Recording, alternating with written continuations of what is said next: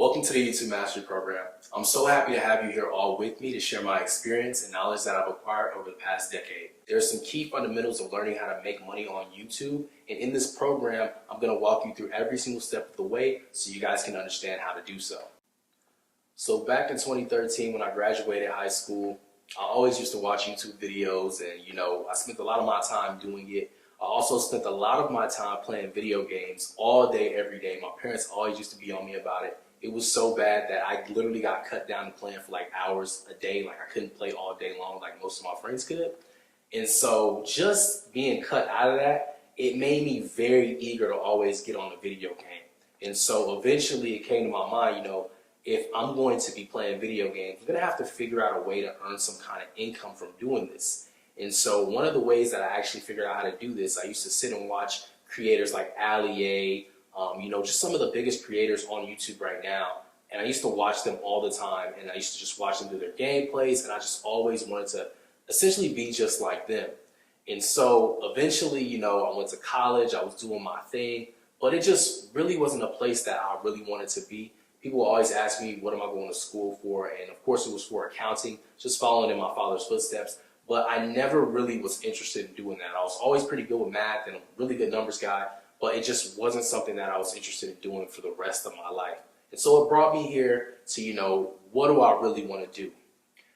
Essentially what ended up happening is I was at the gym with some friends one day. I was still in college. I was at the gym. We were working out, and I got a really bad injury to where I literally was in the hospital my whole entire spring break, right?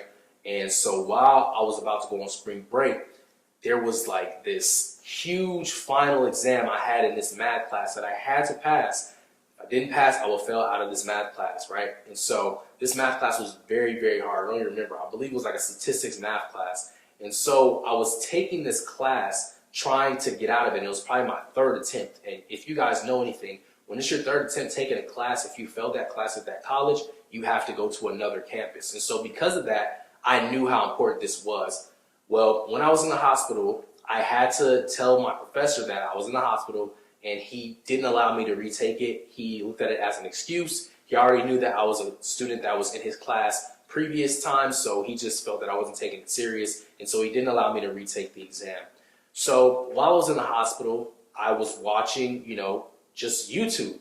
And, when you're in a hospital, you can't do anything. You can't go out and play with your friends. You can't go out and, go out and just hang out and do those things. You have to literally sit in the hospital bed, wait for the nurse to bring you something, ask for food.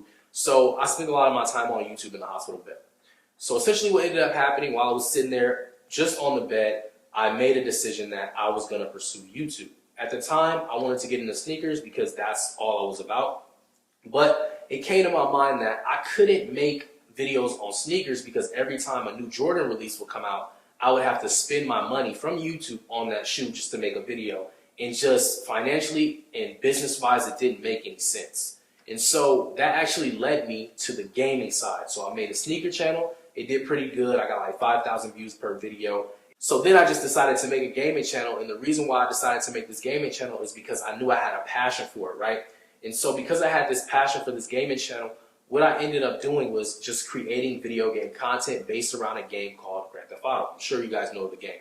And so I started making videos in the Grand Theft Auto niche, and within the first month of me doing it, I made $10,000.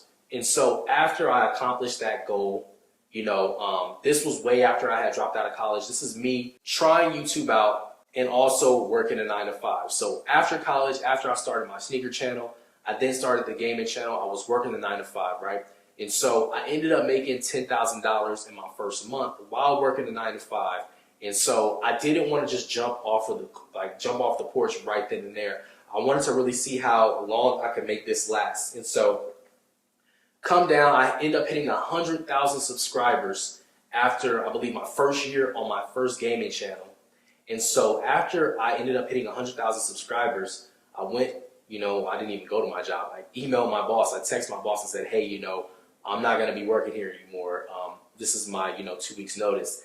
And they asked me if I wanted to come in and pick up my check. I told them they could mail it to me. Like, YouTube was really doing that good for me. And so because of that, I really just was done with school. I didn't want to go back to school. I didn't even want to look at it as a backup plan. and I was done just working like, a normal 9 to 5. Fast forward to now. I've now scaled multiple channels, okay? I have channels in the relaxing sounds niche. I have channels in the NBA niche. I have channels in like the top 10 niche. Pretty much any niche that like I don't require to show my face, I've actually started these channels. A lot of people normally when they start to branch out, they start hiring teams to build out all their channels. But what I did was I actually scaled a lot of these channels on my own. And of course today now these channels are being ran by teams, and I have people that I communicate with on a daily basis that run these channels for me. But for the most part, all of these like channels that I created, I started them myself using the strategies and techniques that you're going to learn in the program. Over the course of the time of me being on YouTube, I've accomplished a lot of goals. One of those goals being hitting 1 million subscribers and gaining close to 1 billion views just accumulated on all of my channels. I have many plaques to show, as you guys can see here. And while on this journey of me scaling these YouTube channels, I've scaled multiple YouTube channels past the 6-figure mark, and I've also scaled many channels past the 7-figure mark. And in total, I've gained well over 7 figures just from YouTube alone. And in this program, I'm going to give you all the knowledge and expertise that you're going to need to learn exactly how I did what I did to get to where I'm at today. So in the mastery program, you guys are going to take away a lot of skills that's going to help you guys scale up your YouTube channel. You guys are going to learn how to edit videos. You're going to learn how to upload videos. You're going to learn how to optimize your videos for the search engine. You're going to learn how to optimize your videos for suggested and also for recommendations. Now, one major thing I want to break down in detail is your analytics. A lot of people don't really explain the analytics too well, but I have so much knowledge on the analytics on YouTube and the settings. You guys are going to learn so much in detail on what each analytic means. So that way, when you're looking at your actual channels, you know why they're performing or why they're underperforming. A lot of times when most creators start, and I'd say about 90% of creators, when they start off on YouTube, they do not pay attention to analytics. I am one of those people when I first started that did not pay attention to my analytics, right? It took me a long time to really just look into what's going on, right? So things like click-through rate, audience, unique viewers, new viewers, every little detail about YouTube analytics, you're going to understand in full depth. So that way, if you have a video that flops or you have a video that does very, very well, you'll know exactly why it happened. So that way, you're going to be able to duplicate that same result. Now, once you guys are complete with this entire program, you guys can always email me if you have any questions. You guys are going to be reaching out to me. This isn't any team running my emails, and it's always going to be like a connection between me and you. So if you have any questions about anything in the program you need help with, you guys can have access to my email down below, and you'll have exclusive email support directly from me. So if you guys ever have any questions, at the end of the program, after you guys complete the program, I always suggest contacting me after the program because there may be questions you have that will be answered throughout the program. So when you guys complete the program, if you have any questions, please reach out to me via email, and I'll be happy to get right back with you guys to help you guys on your successful path. So mindset is very, very important when it comes to just earning income in general. You have to really break your mindset. Back when I was in college, I didn't have the mindset that I have now. Back when I was working a 9 to 5, I did not have the mindset that I have now. Working a 9 to 5, I was probably making about $2,000, not even $2,000. I'd probably say like $1,000 to like $1,500 every 2 weeks, right? Like that's what I was making working in LA. Now that mindset back then was, okay, I'm getting paid every 2 weeks, right? And so my mindset just back then, I was so comfortable with that I thought that anything above that almost didn't sound real. So you have to really open your mind to understanding that there's so much more that you can obtain. I've had months where I've made over 6 figures just with YouTube alone. And I'm telling you that if I had the same mindset that I had when I worked a 9 to 5, I probably would have blown all that money that I made. But because I understand that sky is the limit, I look at a certain dollar amount as, okay, how do I do this again? Instead of, okay, where do I go and spend this money? So you guys are going to learn how to make a lot of money from YouTube, but you're going to have the mindset to know that you need to reinvest back into your business. You're going to have to understand that you're going to take this money and you're not going to just go and blow it on, frivolous things. You're going to look at this as a business. You're going to think like an entrepreneur. Most entrepreneurs, when they get money, they do one of two things. They invest it back into their business, or they invest it back into marketing, okay? Or network groups or things of that nature. So you want to approach YouTube as a business, and you want to think like an entrepreneur and just have that mindset that you are growing a successful online business, and don't look at it as like, I'm just posting videos on a social media platform. You don't want to look at it that way. You just want to have that open mindset that this is something that you can really take to the next level, and that you're going to be able to scale extremely far if you take the key fundamentals that I'm going to give you in the program. Now, when you're on YouTube, or just in any online business in general, you have to understand that any goal is attainable. If you desire a goal, you can achieve it. My goal used to be 1 million subscribers. And when I tell you that felt like a goal that was going to take a lifetime, and when it happened so fast, I just was like, wow, now I got to get to 2 million subscribers, right? And now I'm trying to get to 10 million subscribers. So when you guys are setting goals for yourself, really understand that every goal you set is achievable. If it's a dollar amount on it, you can achieve that goal. I used to think making $100,000 in 1 year was the hardest thing to possibly do.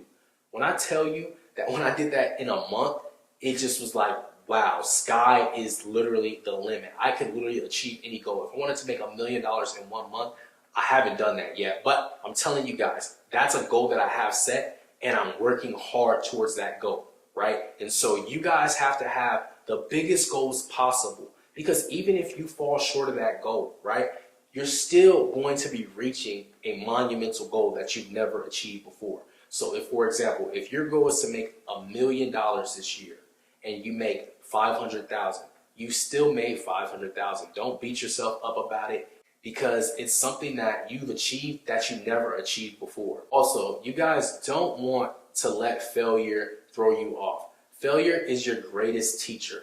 Every time a video doesn't do well, don't beat yourself up about it. Don't let it get you down. Understand that you have to constantly keep pushing at it and get to the next level. Look at what you did wrong and learn from it. Failure is your greatest teacher. You're never ever going to have to look at failure as something that's going to depress you or just make you not want to continue or make you give up. You're going to have to look at failure and allow it to teach you how to meet your next goal. Now, when it comes to mindset, you have to understand that you cannot take advice from just anybody.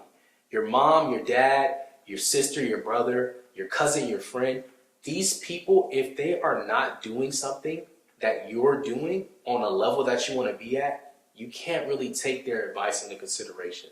Now, of course, I listen to my mother, I listen to my father, I listen to my wife, I listen to my brother, I listen to my sisters, I listen to everybody, right? Because I just give them that respect. But my father isn't a YouTuber with 10 million subscribers, right? That's not where he's at, and that's where I'm trying to be.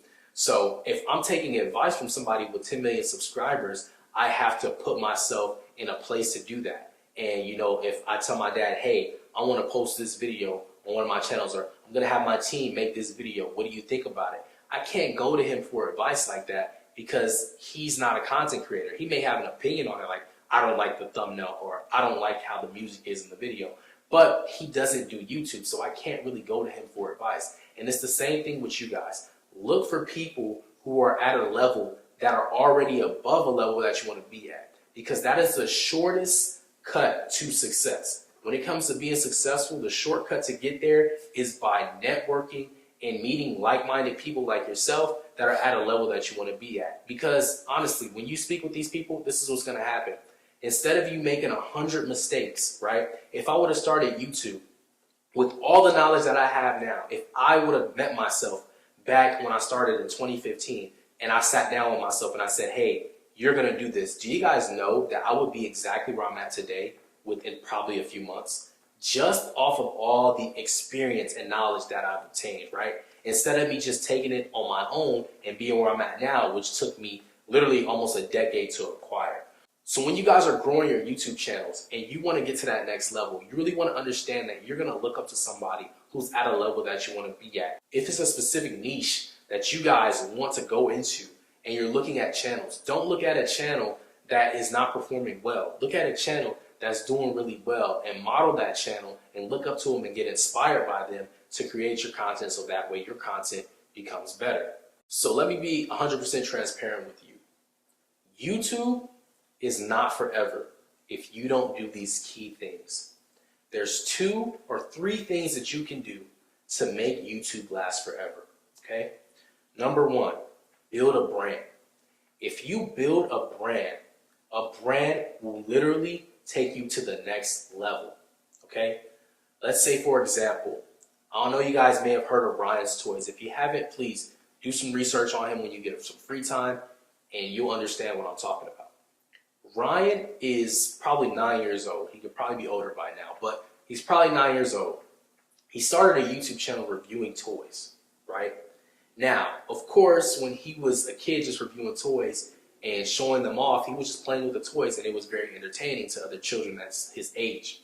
Well, let me tell you that Ryan is the #1 most paid YouTuber. He's been the #1 most paid YouTuber for the past few years. And literally, this kid's probably made over $25 million every single year from playing with toys. Now, let me tell you something about Ryan. Ryan is now in Target. He's in pretty much everywhere that they sell toys, you'll see his face. He has shows on Nickelodeon, Cartoon Network. I'm pretty sure he's on Netflix. You can find Ryan pretty much everywhere. He's one of the largest channels on YouTube. But you know why? It's because Ryan did something very smart. He built a brand. So when Ryan's 18 years old and he's no longer playing with toys, guess what? He's still going to be in Target. He's still going to be in all these places that are selling his products because all of his videos and all his content is built around this brand that can be reused and marketed forever. So, of course, he's not going to be able to do it forever, but because of who he is, maybe one day when he has a kid, he knows the model that he went through and the path that he took to be successful, and he'll be able to remodel the same thing. So that's one way of making YouTube last forever.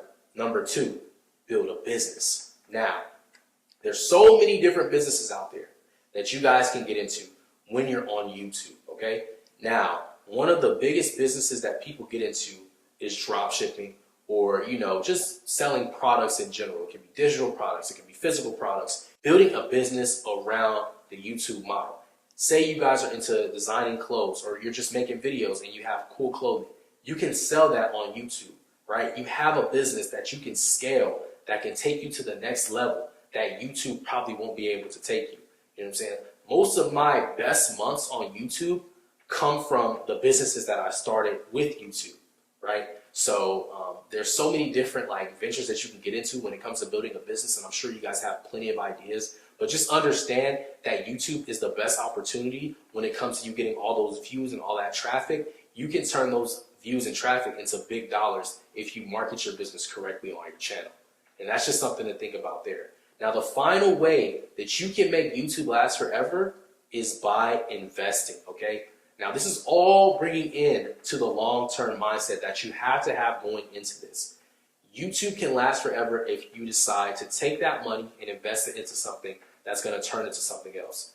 For example, my first home, YouTube bought this first home. It's an investment, right? And so when I go into other, real estate deals and stuff like that, I can use my asset, which is my digital asset, and invest it into something that's more long-term, that's going to grow in equity over time, right? Real estate is one of the biggest investments that you guys can get into. I'm not a financial advisor by any means, but just me being on YouTube with the experience that I've acquired over the time of me being on YouTube, I know that there's a lot of creators that were at a really big point because they weren't smart with their finances. They're literally back to where they were when they just started and they didn't have much. So you just want to be really smart with your finances. Even if this is something that you're just doing on the side, just to help you with bills, take this money and invest it somewhere. Hire a financial advisor. They can help you invest in stocks and, EFTs and all those things, right? Take your finances and invest them into something that's long-term. You can do YouTube for as long as you want to, but it's not something that you want to do forever. So when you're earning a lot of revenue from this entity, you want to take it and just invest it as much as possible. Now, when it comes to choosing a niche on YouTube, you want to make sure that it's something that you're passionate about, okay? I know a lot of people, they get intrigued, they see these niches out here, they're very easy to do, Well, that may not be something that you're interested in. When I first started, as I explained before, I got into gaming and I got into sneakers. Yeah, sneakers wasn't profitable. Gaming was very profitable, and so I went with gaming, but it doesn't have to be about the money all the time. When you're passionate about something, the money's just gonna come. It's gonna come flowing in without you even looking for it to flow in. I have so many channels. Like, I have an actual gaming channel that I still run personally because, as I told you guys, I love playing video games. I literally still run that channel on my own because it's a hobby to me. It makes a lot of money, and most of the time I get the check and I don't even know what it's gonna be because I'm not doing it for the money anymore. I'm just doing it because it's something that I love and I enjoy doing, right? And so pick something that you guys are passionate about, even if it's something that's intriguing to you. Really just do some research on it and just understand if that's something you want to do, and you guys will be able to, profit off of it. Now, the one thing I will say about choosing a niche is once you do choose a niche, you have to understand that you have to stick to that one niche, okay? I'll explain why. So let's say we make a channel based off of basketball, right? And we're just showing basketball clips in the NBA, okay? Let's say we're doing that. And we get a video that gets 1 million views. Or let's just say we get 10 videos that get 100,000 views, right? We built an audience around that one niche. Now, what happens if I post a video the next day talking about golf? Guess what's gonna happen? The people who are so interested, the 1 million people that watch those 10 videos, are so interested in that content. When you post that one video about golf, you're not going to see a quarter of those people in that video because they're just not interested in it. So you have to stick to one niche, because if you switch it up, it'll hurt your channel tremendously. Literally, one video can change the entire way your channel is growing. I'll explain. So this is the way the algorithm works. So we have those 10 videos, right? We got 1 million people that watched them. So we have 100,000 on each video. Let's just say for easy number terms, right? Now, the first video got 100,000 views. This is what's going to happen. Let's say we did it towards search, and I'll show you guys all like the SEO and everything. We're gonna get into that, but let's just start here so you can understand the example.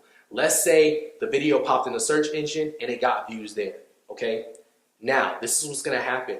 All those people that got eyes on that video, depending on how long they watched it for, once you guys actually post your next video, the next video is going to go onto the recommendations, right? And it's going to be recommended to the people who watched that video for a decent amount of time, right? Or they engaged with it, they liked it, they told YouTube that they liked the video. And so now all of those people, instead of you're still going to be optimizing every video for the search engine because that's extra views on top, right? But you're going to be recommended back to those people, right? So let's just say we've been recommended, and so we're getting over 100,000 views on each video, right? We got 1 million and some views, right? And we get to that 10th video. And that 11th video, you post about golf. Do you know that all those people that are interested in basketball, when they see your video pop on the recommended tab and they don't click it, literally that's going to hurt your CTR, which is your click-through rate, which I'll explain. I'll go through that in the program. It's just going to hurt your channel's performance in general. And so when you post your next video, even if it's about basketball, because so many people didn't click on that one video, you may not be recommended to those people again. It may switch up your entire audience flow, and that's just organic like analytics that you're getting just from that one video you first posted. So when you guys make a channel, you make sure you stick to that one niche because you're trying to grow a loyal audience. Now, I know there's going to be some people out there like, well, David, I'm interested in basketball. I'm interested in, planting. I'm interested in gardening. I'm interested in, amusement parks, whatever it may be, something that you're interested in. And here's what you guys can do. Make a different channel, okay? For every niche you have, make a different channel. I've done this so many times, right? Let's go back to the gaming example, right? I had a channel based on GTA, but I wanted to get into Fortnite. I can't show people that's, in the GTA and into the cars and into the weapons and into the clothing and all that stuff, that realistic lifestyle. I can't throw some cartoon game in front of them. They're gonna look at it and be like, "What are you doing? This is not why we follow you, right?" And so what I did was I had a second channel and I just started posting the Fortnite videos on that channel. And guess what? Both the channels rose to the top. Both performed very well. Both made a lot of money, right? Because I didn't mix it. I didn't try to make people like it. You know what I'm saying? If somebody doesn't like seafood, you can't put seafood in their mouth. You can't give it to them, right? You have to give them what they like. And so that's the same way with the audience. You have to feed the audience the content that they like. So for every single niche that you decide that you're interested in, you want to go ahead and make a channel for it. Even if you're just making the channels, it's fine.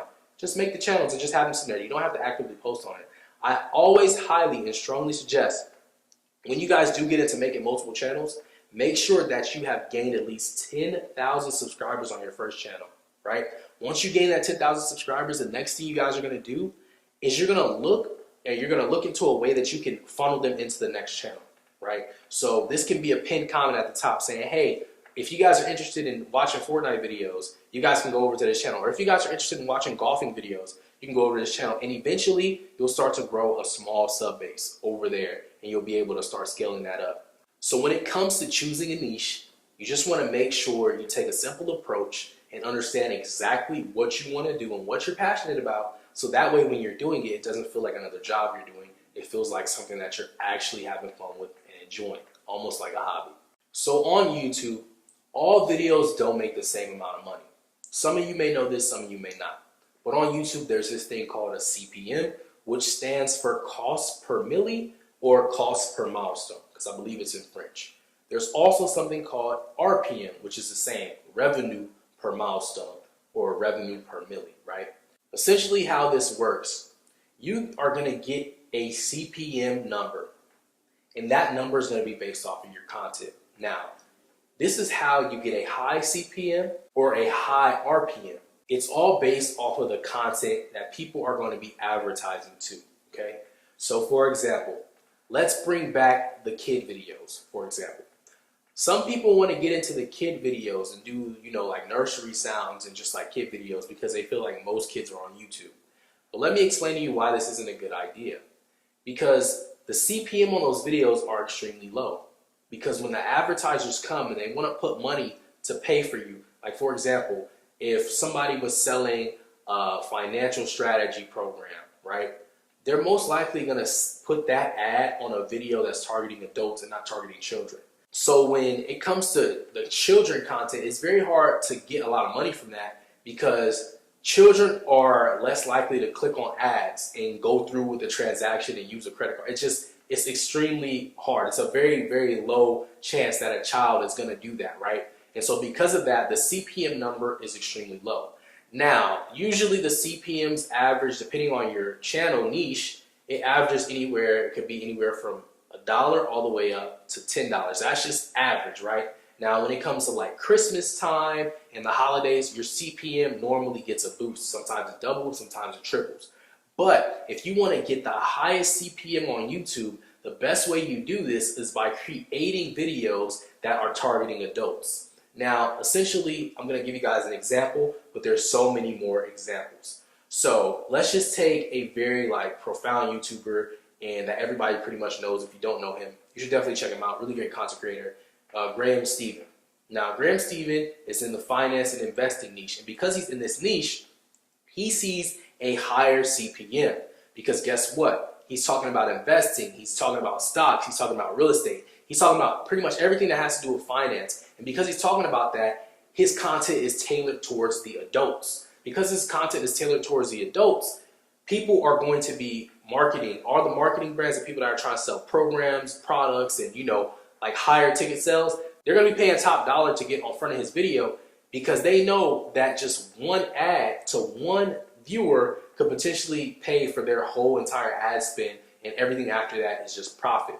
So they're always going to be giving those people the $15, $20, some even $200 CPM and RPMs, right, per 1,000 views. Now, I'm going to explain exactly where that number comes into play and how you actually make money from it, right? So off the top, YouTube already takes 50%. So you won't even see the 50% that they take, right? And so once they take that 50%, you're stuck with this CPM and RPM number. The RPM number is basically the number that you're going to take home, right? So CPM, let's just say you have a $10 CPM and your RPM is $5, right? If your RPM is $5, for every 1,000 views, you'll get paid $5. Now, this can be on one video or all videos in total. So if you have 4 videos that got 250 views and you have an RPM of $5, all those videos combined makes you $5. Now, let's scale this up and put this into a more realistic case, right? So on average, most people that start out on YouTube, if they've been coached, if they've been trained, they're getting anywhere from 1 million to 10 million views per month. But let's just start on a low scale, right? Let's say you get 1 million views per month. Now, that 1 million views that you're getting per month, you want to look at it like this. It's going to be a total of all the views you gained for all the videos you posted. So if you posted 10 videos, 15 videos, 20 videos, all those videos combined together, all the views are going to be the total amount of views that you got for the month, which is going to give you a total amount of revenue, right? So not all views are monetized, right? Not all views have ads running on them. Some people don't get ads, but let's just say, just keep it in a simple form, that you got 1 million monetized views, right? So because you got 1 million monetized views at a $5 RPM, you've made $5,000 for that month. That's basically how it works. Every 1,000 views, you get a certain dollar amount, and that dollar amount is going to add up. So if you get one video that gets 1 million views, you've essentially just made $5,000. Now here's the beautiful thing about it. This is all over time. This all can keep going. It can keep on adding up. And that's a part of the snowball effect, which we'll get to towards the end of the program. But that's just a little glimpse into that, and I'll explain that more in detail. But just a base understanding of like RPM and CPM, it's just the number that you're getting paid per 1,000 views. If your RPM is $10, right? That $10, if you get 1 million views in that 1 month, guess what? You made $10,000.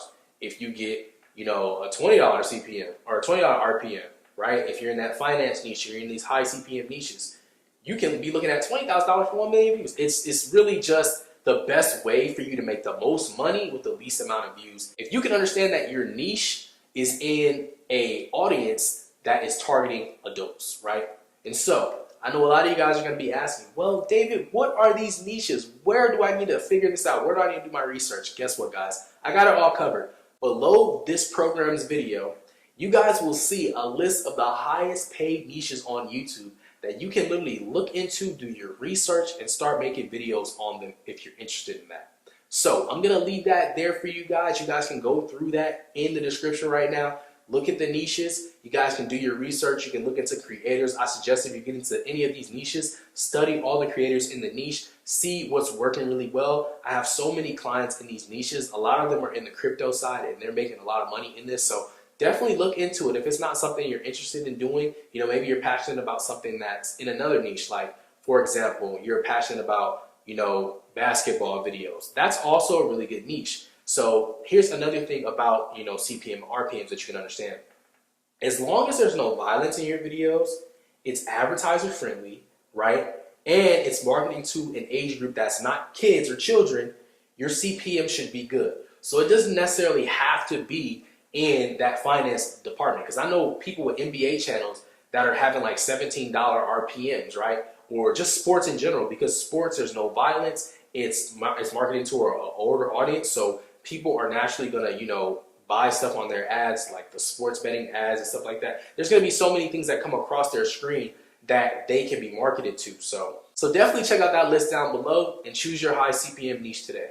So when it comes to doing market research, it comes down to two simple things. One of those things being the niche that you're in, and number two, just figuring out the keywords and the competition around that niche. So for example, guys, we're going to use the keyword pranks. And let's just say, for example, you started a channel and you wanted to start filming pranks. This is the exact market research I personally would do to find out if this is a good niche and it's something that I could actually grow in. And there's a lot of people really interested in this niche.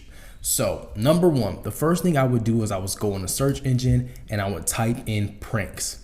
Now, as you guys can see, these are the top keywords that pop up. Walmart pranks. This can be some type of channel names, or this could just be what's like the top in the search engine, okay?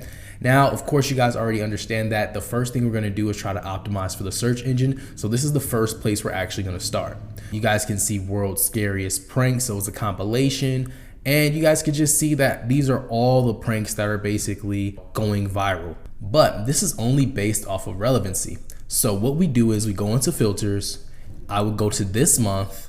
Then after that, I would go over to view count, okay?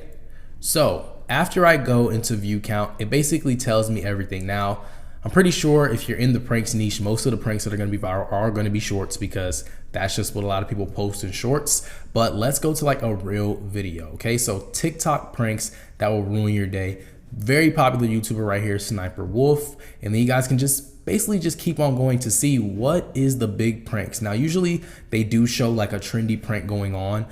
This is just for this specific niche, but this is basically how we will go about finding our niche and making sure before we decide that this is what we want to do on this channel. We basically go through everything and look at what people are posting, what kind of views they're getting, and just to see if it's a popular niche, right?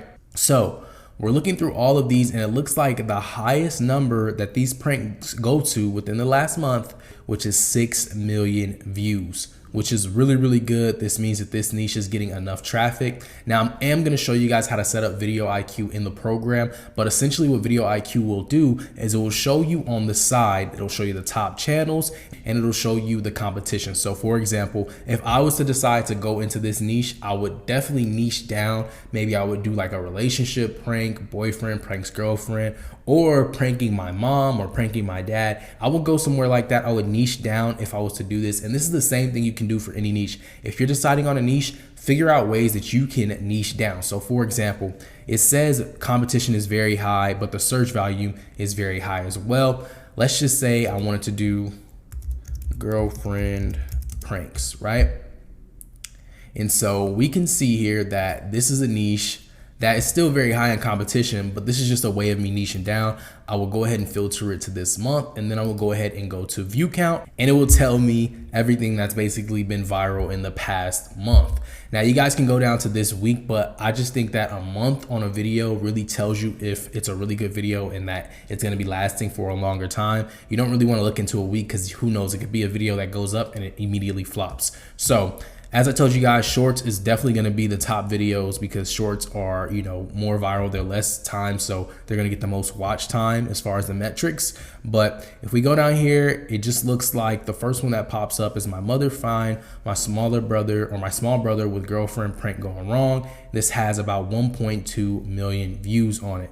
So I don't think this is a terrible niche. It does look like there's a lot of like bigger creators in this niche. So pranks really isn't something to go into unless there's like a huge trend. Like for example, surprising my girlfriend with her dream Valentine's Day. If this was a prank, it would be really good. Like, it will rank in this, but because it's not even a prank, it just looks like they're probably in this niche. They're just throwing this title in here. But this is the second thing I would do to figure out if this is a good niche or not. I already know this is not a great niche to just start off unless you build an audience and then start doing pranks. So next, I would go over to the keywords on vidIQ, and let's just say we wanted to do the girlfriend prank niche. Say we want to prank our girlfriend.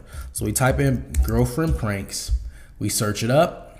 It will literally tell you in vidIQ what it's ranked at. So overall score is low, and that's because it has very high competition in medium search volume, okay? So this isn't really a great niche, but I'm gonna show you guys how you guys can basically break it down and figure out if it is a good niche or it's not, okay? So the number one thing you wanna look for once you get on vidIQ is you wanna go for competition, right? And you wanna sort it by low. And it is gonna tell you everything you need to know if this is a good niche or not, right? So for example, prank on girlfriend is right here. It shows that 500,000 people search this up per month. So it's popular, which is good, right?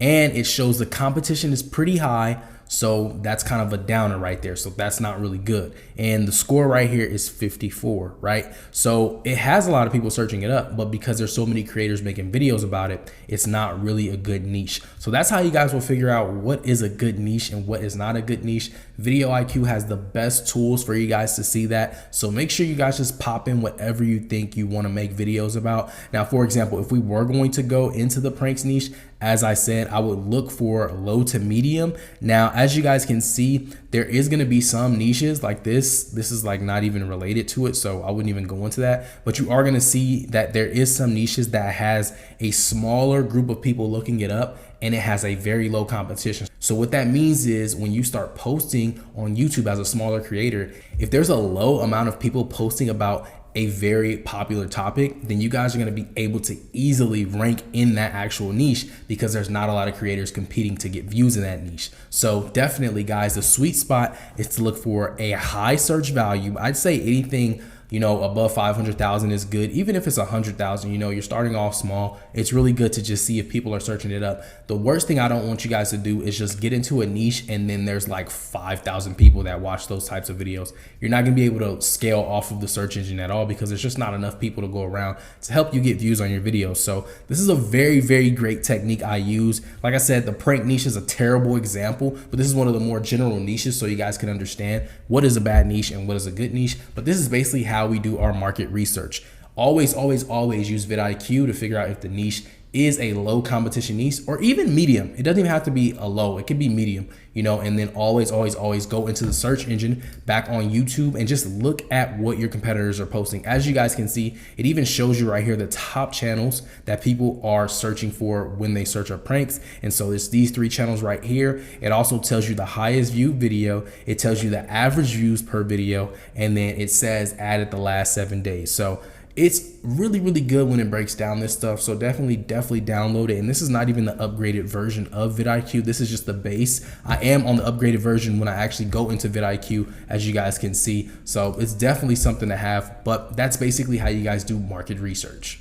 Okay guys, so this is where it all begins. This is how you actually create a YouTube channel. As you guys know, Google bought YouTube. So all you simply have to do is create a Gmail account. But here you guys see, basically what you want to do first, of course, is start off at YouTube, go over here to the right-hand corner. You may not see it because my face cam, but it's a sign-in button. You want to go ahead and click that sign-in button, and it's going to take you over to Google. Once it takes you over to Google, simply just click create account. You can click for myself, unless you're making it for a child or to manage a business. Then simply just put a name. I'm just gonna put YT Mastery. It's gonna ask you for an email. If you already have one, you can connect it to that email address. But for demonstration purposes, I'm just gonna go ahead and create a new account. So I'm gonna go ahead and just put YT Mastery 1234@gmail.com. Then I'm gonna create a password. Afterwards, all you have to do is click next. Then it's going to ask you to put your phone number. After you put your phone number, you guys can basically go ahead and just confirm the account so that it's verified. Then you can put your date of birth, and then of course you can put your gender. So I'm just going to put a bunch of random information and I'm going to show you guys the next step. Okay, so after your number is verified, all you simply have to do is just skip through the rest of this unless you really want to create all this stuff in the detail. You don't necessarily have to. All you have to do is just skip. It's going to ask you to just agree to the terms. So you're going to agree to the terms. Afterwards, it's going to take you to your brand new YouTube channel. What you guys can then do is go over here, go over to create a channel. Then all you have to do is upload a picture. You can then add your name. Then you can officially click create the channel. Afterwards, it's going to take you over to your channel and you guys have officially created your first YouTube channel. Okay guys, now after you've officially created your YouTube channel, it's now time for you guys to go ahead and jump into the settings so that we can put the best settings on the YouTube channel. That way it's optimized for views, subscribers, and everything above. So what you guys are gonna wanna do is you're gonna wanna make your way onto your YouTube channel if you're not already. You're then gonna head over to your profile picture in the right-hand corner. It's gonna be behind my face cam. I do apologize, but everything on the other side of the screen is gonna be very important. So once you guys go over to settings, after you click settings, it's gonna bring you over to this screen. It's gonna show you your account notifications, playback and performance, privacy, connected apps, as well as billing payments, and of course your advanced settings.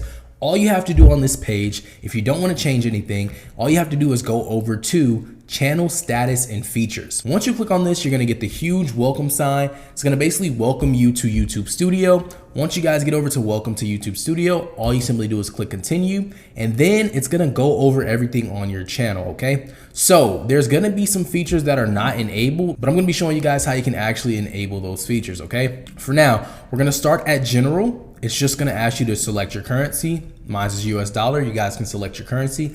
Afterwards, you're going to go over to channel. It's going to say basic info. Simply just put the country you're in. I'm going to go ahead and just put the US. So after you selected your country, now you want to plug in keywords. For now, I'm going to leave this blank. But if your channel, for example, is about cooking, all you're going to simply do is put cooking, click enter, and it's gonna use that as a keyword. Now, if you wanna find the exact keywords, once you guys get to the part in the program where I show you how to use vidIQ, you're gonna wanna go on vidIQ, take those keywords from vidIQ, and come back over to this section and pop in these keywords, okay? So I'm not gonna make this channel about cooking, so I'm just gonna delete that, but I'm gonna come back and add keywords when I'm ready for this channel. Now, the next thing you guys wanna do is go over to advanced settings. Now, I want to explain this thoroughly so that you guys can understand that you do not need to have this feature on, okay? So, ever since COPPA, YouTube got pretty strict about children content, what is children's content and what isn't. If you are marking your content as, yes, it's made for children, your channel is not gonna be generating good revenue at all, because now you basically are telling YouTube that, hey, this is made for kids, and YouTube's gonna be like, oh, well, we can't put ads on your videos, you can't have comments, you can't do all these things. So what you guys wanna make sure you are gonna do is just say no. Set this channel as not made for kids. I never upload that it's made for kids, okay? If you want to review your settings for every video, which is very tedious, just to let you know, always mark it no for kids, okay? Because if you mark it yes, you're gonna lose features, and you're also gonna lose a lot of monetization features, and it's just gonna play with your money, okay? So the best setting right here is to set it as no. This is set as a not made for kids channel, okay? Afterwards, it's gonna ask you to link your Google Ads account, okay? Now, you guys can link a Google Ads account if you have one. You don't necessarily have to. This is not where you actually are linking it for monetization. Next, after Google Ads account linking, then you guys have the automatic captions. Now, it's gonna ask you if you don't want to potentially show inappropriate words, and it's always best to be family friendly, so you guys can just go ahead and click this. The next is a setting about your subscriber count. If you do not want your subscriber count to be shown, you have the power to change that. So I don't really mind it. You know, some channels I don't show it, some channels I do. You know, it doesn't really matter. It doesn't make a difference. But for now, we're just going to display the number of the people subscribed. And, you know, it actually helps you with your audience. A lot of people like to see how many subscribers you have. So I think it's best to just leave it on, but it doesn't affect anything on your channel. For the advertisement tab, it's going to ask you if you would like to disable interest-based ads. Like I said, it's just bringing more money to your channel. So I wouldn't disable any type of ads. And then after that, it's gonna ask you guys for the other settings. Now, this is just manage your YouTube account. You don't have to go into that. And then it says remove your YouTube content. We don't have any content, so we don't have to go into that. Now, it's gonna tell you your feature eligibility. This is very, very important, okay? So standard features are enabled. It says intermediate features. Now, the only way you are actually able to, you know, get this feature completed is number one, you have to verify your account, right? So once you verify your account, it's just through a text message, right? It's gonna allow you guys to upload videos over 15 minutes. Also gonna allow you guys to have custom thumbnails on your videos. It's gonna allow you to live stream, content ID, and a lot of cool things like that. So definitely something to look into. All you have to do is, as I said, it says right here, verify your phone number. Now for advanced features, this kind of just breaks down the eligibility for monetization, and it just shows you guys the requirements for this. This is important as well. You guys can definitely check this one out, but it's nothing that we need to touch right now. We're gonna wait to touch this when we need to, okay? So we're gonna just leave that alone. Then we're gonna go over here to upload defaults. Now, upload defaults, basically, if you guys are going to be making content that's going to be similar every time, or say you just don't want to do your description box every single time you basically put a description on your channel, you guys can just have it already right here and it'll just be set. So every single time you guys upload a video, your description box will already be completed. This is the title as well. This is something I would definitely leave blank because every video should have a different title. There's no reason why you should have the same title for every single video. That's really not gonna help you at all. So I wouldn't suggest doing this unless there's some keywords that you're automatically gonna be using. Even still, it's best to just do the title when you post the video. Now, after that, it's gonna ask you guys the visibility. Always leave this just to private. You don't want to upload a video and then before you add tags, titles, descriptions, it automatically goes public. That's just the worst thing ever. It can really hurt your channel. So make sure the visibility is private. As well with tags, you guys can, like I said, if you have just general tags, general keywords that you're going to make your channel about, you can do this, but I still, even just to be like safe and just to like, you know, optimize your videos at the best that they could possibly be optimized, I will just leave this blank and do it per video. Okay. So the only thing I would suggest making automatic will be the description, but even still, if you want to optimize a video, like every single video differently, and you want to target a different audience for every single video, I would leave all of this blank, okay? Now you do also have advanced settings. So for example, it's going to ask you if you have a standard YouTube license. Most of my channels do. Then you guys can select the category. Now let's just say, for example, we are in, you know, the relaxing sounds niche. I will automatically go to entertainment, okay? It's for people who are sleeping, still entertainment. You know, that's what people are going to be looking up, right? They're entertaining their sleep. If you're doing tutorials, how to, if you're talking about finance, you could do education, and just pretty much whatever you guys are doing. If you're a gaming channel, they have a lot. I believe they don't have an other, so you guys can't do other, but remember, if they don't have your niche here, you can just put none. YouTube's algorithm is pretty smart. It's gonna figure out what audience you need to have. And so you guys can just put none and you will be fine, okay? Now, video language, I should just put in the video language set to English because that's where most of the viewers are. So I will go here and just literally go to English. Pretty simple, pretty straightforward. So click English. Caption certification, you don't have to do anything there. Title and description language, same here. You guys can leave this blank actually, because there's going to be people that are in different countries that do see your videos, and you just kind of want them to have it to where they can read it in their language. Now, I was going to ask you if you want to hold, potentially inappropriate comments for review. This is always a yes, but if you guys are trying to get the best engagement and have the most comments on your channel, you guys are going to just need to learn how to ignore hate comments, okay? On social media, salt and sugar looks exactly the same, okay? And when I say that, a comment is a comment. The more you have, the better, okay? Now, if they're saying like some crazy stuff that's offending people, then of course you can always delete it. But, if you just don't want people to say anything at all, you don't want to like lose sleep at night worrying about somebody commenting something crazy, you guys can have this setting on, okay? Now, it's going to ask you if you want to show how many viewers liked your video. Of course, you guys want to do that. It'll encourage other people to engage with your video and like it. You can turn it off. It is a little sus, but hey, it just all depends on what your content is, but I will always suggest leaving this on. Afterwards, you guys have permissions. Now, permissions basically is if you have a brand account or you just want to add a manager onto the account, this is where you would invite them. Next, you guys have your community, which is really, really cool. This is a really great setting. Say somebody just keeps on saying something that you don't want them to say.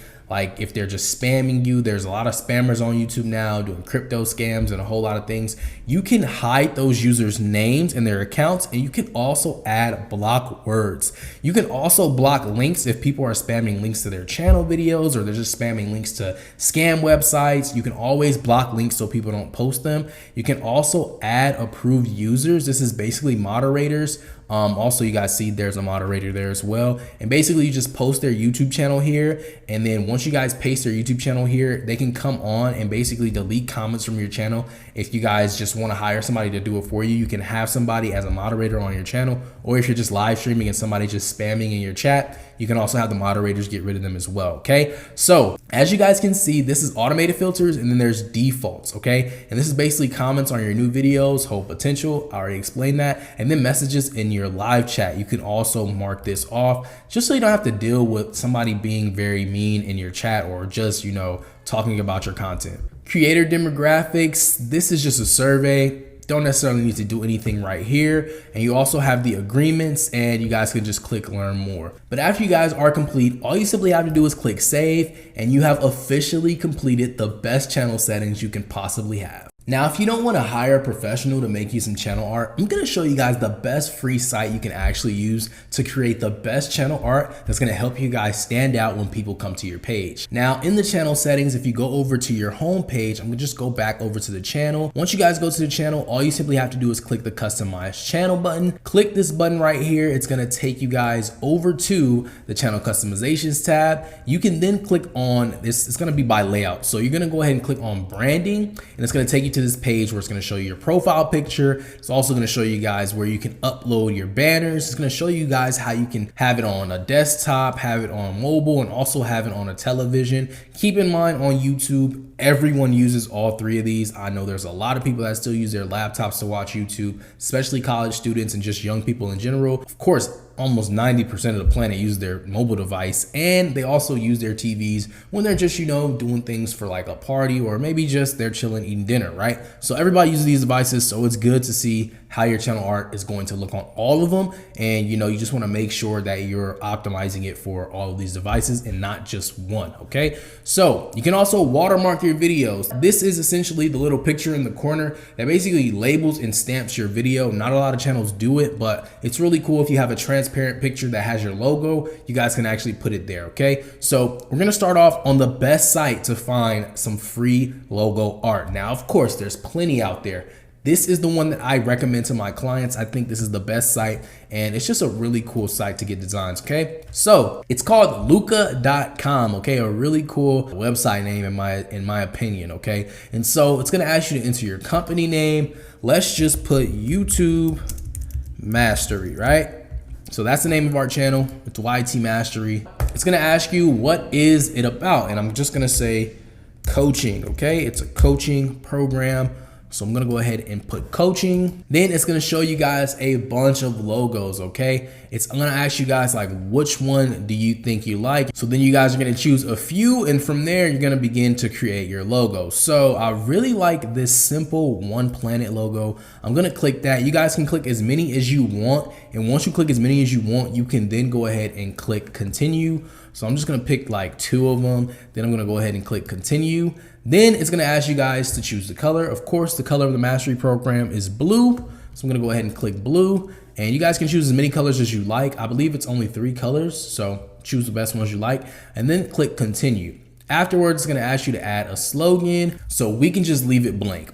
Afterwards, you guys are gonna go ahead and click continue. Afterwards, it's gonna give you guys some keywords, and you can select up to like 3, I believe. And after you select it, it's gonna give you guys your logo. So here's what I'm gonna do. I'm gonna click coaching, learning, and then I'm also going to click consulting. I believe it allows you to click a lot more. So click as many as you can and then click continue. And then it's gonna start generating a ton of logos, okay? Now I'm not gonna go too deep into depth with this. You guys can see here, it's gonna ask you to sign up. You guys can continue as guests. It's perfectly fine. So for demonstration purposes, I'm not gonna create an account or anything like that, but you guys can do that if you like. But once you guys start creating your logo, you can get it for free, but I'm just gonna go ahead and select this. So you guys can click it, and then once you guys click it, it's basically gonna allow you guys to customize it. So if this isn't the color scheme you want, you guys can go ahead and go with a different color scheme, right? So there's so many different variations of this. You guys can just go through it on your own time, but it basically shows you an example of how it looks.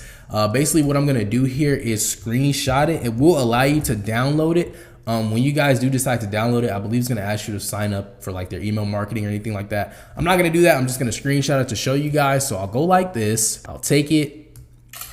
Now I have the screenshot. Then I'm gonna go back over to my channel. I'm gonna click upload. Then now I have my logo. I can basically grab it and place it. This is actually a horrible example because, oh, actually it doesn't even look bad. It looks pretty good. Then I'm gonna do the same thing for the banner. So let me go ahead and upload it to the banner. Now, when you're uploading to the banner, it's gonna show you all of the devices and how it will look. So once you guys click on customize your banner art, it's gonna show you what the actual image is gonna look like on all of the devices. Simply click done. You can adjust it if you like, but I'm gonna go ahead and click done. Then afterwards, I'm gonna just go ahead and go down here. Like I said, you guys can just upload this, and on every single video, it's just gonna show you guys the logo in the corner so people know that's your video. And when they click on this little button, this little watermark, it's actually gonna show a little subscribe button right there. So it's really cool. So I'm gonna go ahead and click done. You guys can select end of video, custom start time. I normally pick the entire video because it's just best to have it here, and it just looks really clean. I would normally go for a transparent background with this, guys. Make sure it's transparent because nobody wants to see a huge like border on their screen while they're watching the video. It's just kind of in the way, all right? So after you guys are complete with this, you can then go over to the publish button. And once you guys publish it, it's going to save, of course. And after it saves, the loading bar is gonna pop up. Just let it go. And then from there, click go to channel. Once you guys go to channel, you can see that you now have your channel art, you have your profile picture, and it looks decent. Now, this isn't something I would do. Normally, I would do a profile picture, something like that, and then I would have a completely different, logo up here. So a variation of this logo or some sort. So if I go back into here, I'd probably go into this and I make this whole thing blue, just like this color right here. And then I'd go back over to my channel and it'll have the entire banner blue and it'll just look very nice. So I wouldn't suggest making your profile picture and your banner the same picture. It will kind of look weird. As I said, you guys want to make your channel look as appealing as you possibly can. And yeah, guys, that's how you guys go ahead and create free channel art without spending a dime. So when it comes to buying channel art, I highly suggest you only buy channel art once your channel has been established, okay? You want to come into this YouTube thing spending little to no money, okay? You want to make sure that, you find the ways to make it free because there's a lot of ways you guys can find it. Also, if you even just Google or YouTube on the YouTube search engine, free channel art, there's so many creators out there that's actually giving you a download to actually download the channel art. I will say be careful with that though. Many viruses are out there, so just make sure you kind of just read the comments to make sure it's legit and you're not getting scammed or anything like that. Make sure you guys look into that before you decide to buy channel art. But here's how I personally buy channel art. I always find the best people that are actually graphic designers that create channel art are on Twitter, okay? And what's cool about Twitter is they literally get their clients and their customers from people saying, I need channel art. So if you go on Twitter and just tweet, I need some really good channel art, you'll probably get like 3 or 4 replies from graphic designers and artists around the world saying, hey, DM me right now. I have a really cool offer for you. I can show you some of my arts and you guys can look into that. And you'll really find a lot of great graphic designers on Twitter just from them contacting you. You can also do your research. You can use the Twitter search bar to look up graphic designers and stuff like that. And once you guys look them up, you can pretty much choose who you want to go with. One of my best thumbnail artists, you guys may know this guy. He's like one of the biggest streamers in the world right now. His name's Aiden Ross. His content, like, created the guy who does his thumbnails, his intros, everything. He actually used to do my thumbnails, right? So I actually still go to Celery if I really wanted to, but I found him through Twitter. That's how I found him. I said, hey, Cel, this is when I was making like other video game content and just IRL content in general he was helping me with. I was like, hey man, I need this thumbnail. Can you do it for me? And he would do it for me. I paid him the price. It was probably like $10, $15 he was charging me for a thumbnail. And, you know, it was just really, really good. It worked really, really well. And its quality was up there. So I highly suggest checking out Twitter. If you're going to buy it, at least find somebody that's really, really good, that's very professional, and give you really good channel art. Because, yes, the channel art does make a difference. It's the first thing people see when they come to their channel. So they see that, they're interested, they're most likely going to subscribe. So you guys can go ahead and buy the channel art. Now, I'm going to have a list down below as well of other places you can buy it, like Fiverr, Upwork. You know, these are more freelancers you can buy channel art from. But you guys, like I said, there's so many other ways you can get it for free. And just with so many different things like Canva, you guys are going to be able to go ahead and literally make it on your own. And it'll come out the same way. But if you're looking for someone professional, definitely check out the list down below in the description so that you guys can go ahead and find your channel art today. The most important part of your video, the thumbnail. This is the key component that can hurt or help your channel. You have to understand that the thumbnail is like the cover of a book. If you go into a bookstore and you're just looking at a book, you're most likely not going to buy the book if the cover isn't appealing to you. Or let's just take it to this day, right? You're scrolling on Netflix and you're looking for a movie to watch. When you're looking for a movie to watch, if that cover of the movie just doesn't look interesting to you, you're most likely not going to click on that movie and watch it. It's the same thing on YouTube. And we subconsciously do this. You always have to look at YouTube from a viewer's perspective, right? You are the creator, but you want to look at it from the viewer's perspective. When you look at it from the viewer's perspective, subconsciously, when you guys are looking for a video to watch on YouTube through the search engine, you subconsciously click on the best thumbnail that's appealing to you. So you have to look at it from a viewer's perspective. When you guys are making thumbnails, ask yourself, will this be something that I would click on? Would this be something that I would like to actually, watch? Really look at that and just make sure you guys are making it look as appealing as possible. When it comes to making thumbnails, you want to look at it in 3 different sizes. The 3 different sizes is the size that it will be on your video, on your page. You also want to look at it how it's going to look in the search box when people search it up. So you want to make it small. And you also want to look at it on how it's going to look on the sub feed. And also you want to look at it on the size it's going to look at on the home page. Okay? You want to make sure you're looking at all of these little things, because these things are going to help you decide. If I'm a viewer and I'm looking up this video and I want to watch this video, is this actually going to be something I'm going to click on? You always want to ask yourself that question. 9 times out of 10, when I'm actually creating a thumbnail, most of the time that's the first step of the video for me. I won't even post the video if the thumbnail is not up to par. So 9 times out of 10, I'm making the thumbnail first, and then I'm using that thumbnail as an idea to create the video. Now there's some, different ways that you can do this, because I know some people do the content first and, they figure out the thumbnail later, but you don't want to get into that habit. Let's say you got this huge production team to make this really nice video, or let's just say you did a video where you're not even showing your face, but the video was amazing, right? But you don't even have a thumbnail idea. The video can be a 10 out of 10. If the thumbnail is a 2 out of 10, literally the video will die. It won't go anywhere. And that's just the real truth, Just me being transparent with you guys. The thumbnail is the most important part of the video. I've had so many videos die just from the thumbnail not being good. And it's really, like I said, failure is your best teacher, right? It's really taught me like, hey, let's work on the thumbnail first. Because if I don't have a thumbnail, I don't even have a video idea since. So you have to look at it like that. You always have to look at the thumbnail as the cover of your book. You always want to make sure it's appealing. It's something that's eye-catching, that the viewer wants to watch. And like I said, always have the perspective of the viewer. That way you can understand how to make the best possible thumbnail to help your channel and not hurt your channel.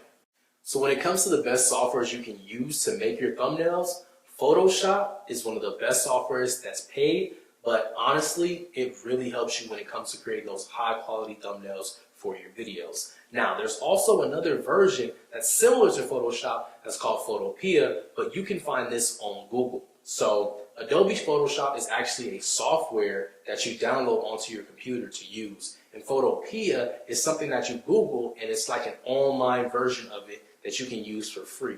Now, I wanted to let you guys know that there is a way you can get the Photoshop for free through a cracked torrent on, just Google or finding it on YouTube. But it's a very, very risky because most people, they lie and they try and scam you when you look up these free versions to download. And if you're not really like computer savvy and you don't really understand what is a decent link and what is not, you shouldn't even try and go this route. Now, I would strongly suggest if you just want to start off from a high quality standpoint to go with Photoshop and go with Adobe Premiere. To start with Photoshop, because Adobe Photoshop is just the best of the best. Now, if the pricing is too much for you guys, I heard during the pandemic, if you were to call them and just, tell them that you wanted to cancel, they would end up giving you 3 months free just because they don't want you to cancel and they want you to continue to use their software. So that's just something to keep in mind. A really cool tip I heard from a friend that you guys can use if you want to just get it and just use it for, free. But if you guys are looking to get it, you guys can click the link in the description below. It has the full details on how you guys can download Adobe Photoshop to your PC. And also for Photopea, you guys can click the link as well. It'll take you over to the website and you guys can just play around with it and make your thumbnails and just see what your style is so you can get used to it. That way when you do jump on a Photoshop, you'll have some type of background in it, you'll have some type of experience, and so it won't all seem new to you.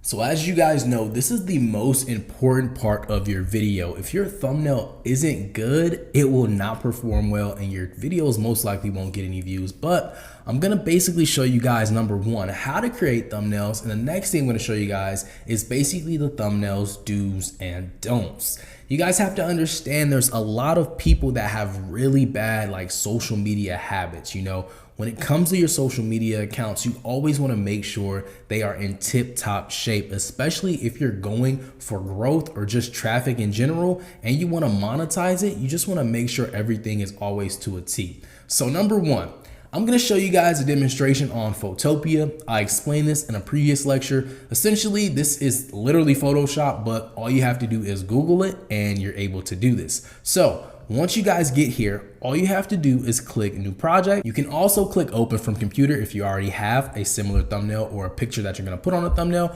or if you have Photoshop templates, maybe you have something on a drive where your Photoshop account or your Photoshop software is on a different computer, you guys can just go ahead and get the template from that and then upload it here. But let's go ahead and just go to new project. From here, it's for a YouTube thumbnail, so we're gonna select the YouTube cover.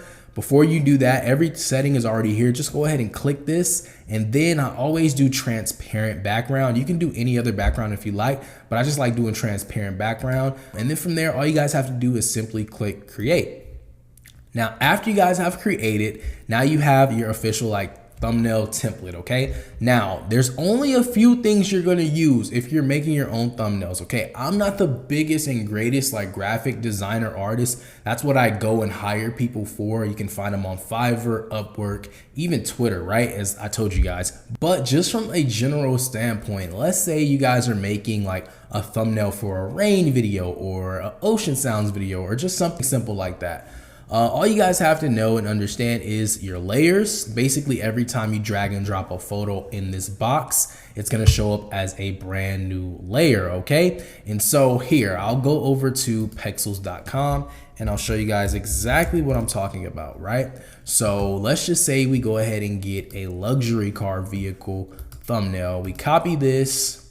This is simply all you have to do. I know I'm moving kind of fast. All you do is find your image, copy it, go back over here, and then you're simply gonna click copy paste, right? Then all you have to do, if you see the image is not filling the entire thing, click on transform controls. It's gonna show you guys the box, and I would normally go for something that actually fits this size, because it looks like if I just stretch it this way, it's not gonna look right. So you guys can see it's like already distorted and it looks really bad. So if you guys ever mess up, all you simply have to do is click edit and click undo.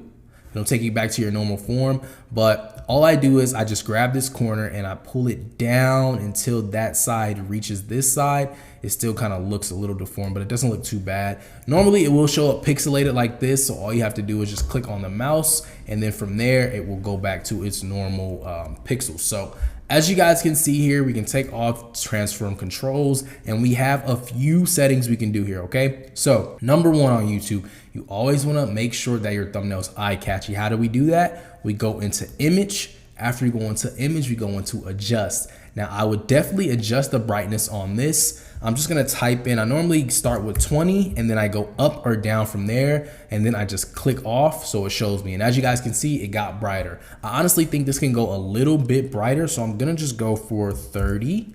Then I'm gonna click off again and it just looks really good. Or actually it just went back to 20, what's going on? Okay, so I'm gonna click that and it went brighter.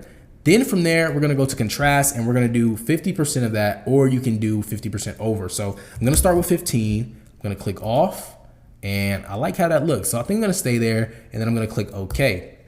So now that your thumbnail looks bright, it looks good.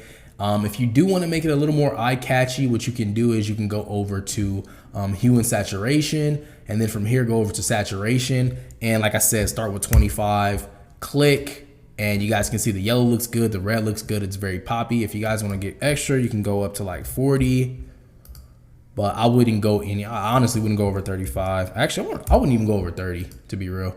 Yeah, that looks good. I don't want it to look super cartoony, so I won't go over that, but this is just another way to make your image look a little more appealing, okay? So from here, this is where basically you can get very creative, okay? There's so many different things you can do here, okay? If you wanna cut this image out, say we just wanted to cut out a small car in this actual thumbnail, what you can do is you can go over to the pen tool, right?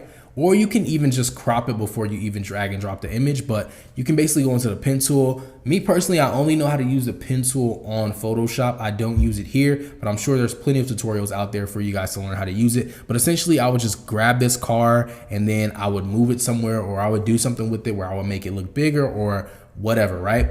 Now, after you guys have figured that out, you guys can then add text to the screen if you would like to. You can also, like I said, crop it if you would like to. There's so many settings here. If you want to erase something, you can go ahead and erase the image as much as you want, just like that. You guys can use the paint tool on this if you would like. There's so many different things you guys can do. What I would normally do if I was using this as a thumbnail, I would probably put some type of writing on it, but I'm gonna go ahead and go into the version of this lecture where I talk about the do's and don'ts of thumbnails, so you guys can be clear on what not to do when you're making a thumbnail, okay? But this is just the basic like knowledge on how to create a thumbnail. There's so many different ways you can do it. Normally, I'd look at my competitors and I just see what they're doing on their thumbnails, and then I just go ahead and figure out a way to make it look similar to theirs, okay? And this is if I'm not getting a thumbnail artist, right? This is just me doing it on my own. But now, as you guys can see, we have a brand new thumbnail, and I'm gonna show you guys two really good thumbnails after I show you guys what not to do with this thumbnail, okay? So most amateurs, what they do is they like put a text bar here, right? And let's make it bigger. And let's just put cool crossover moves, right? Or something of that sort, right? And so what most amateurs would do, it's gonna be funny, but this is what they do. This is what I see all the time.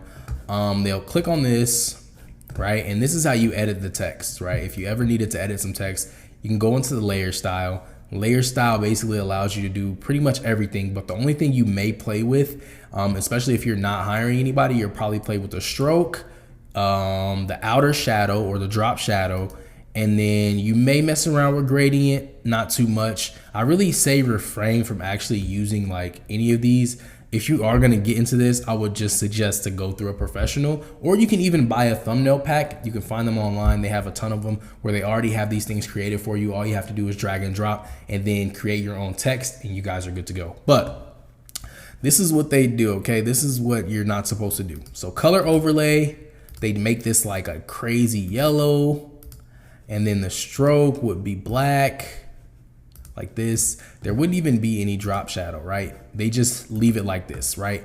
And then the text would be very big, okay? So this is like what you don't want to do, okay? You don't want your thumbnails to look like this, okay? It just looks very unpresentable. Nobody's gonna click on this. Like they don't even know what they're looking at. If this pops up in the search engine, it's just not gonna do well, right? So I'm gonna show you guys, what you can do to make thumbnails very appealing, okay? So scratch everything we just talked about, okay? The number one biggest no-no is just not putting words on the thumbnail, okay? You can put words on a thumbnail, but it has to make sense, and I'm gonna show you a way of doing that, okay?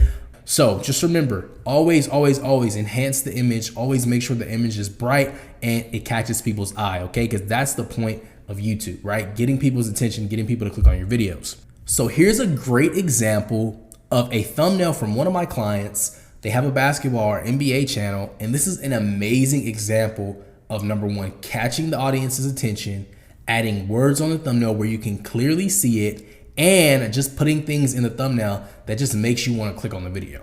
So the first thing you can point out is with my eyes closed. That's probably the first thing somebody's gonna see, and then they're gonna see an arrow. These types of thumbnails are made for people to literally just see them and click them immediately because it just catches their attention. Now, as you guys can see, it's LeBron James at the free throw line, but when it shows him about to shoot, they put an arrow going to the floor, which makes everybody very interested and they want to see what's going on.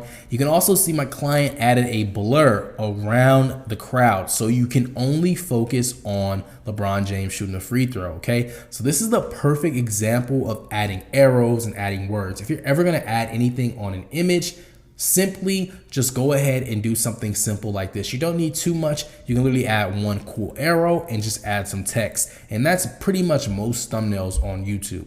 Now I'm gonna show you guys another really cool example, and this is gonna be utilizing circles. So a great thumbnail has focus points. This right here, you can see is Swaggy P. It looks like he shot a basketball backwards, and it looks like it's gonna be an embarrassing moment because it actually didn't go into the hoop. It went all the way onto the backboard.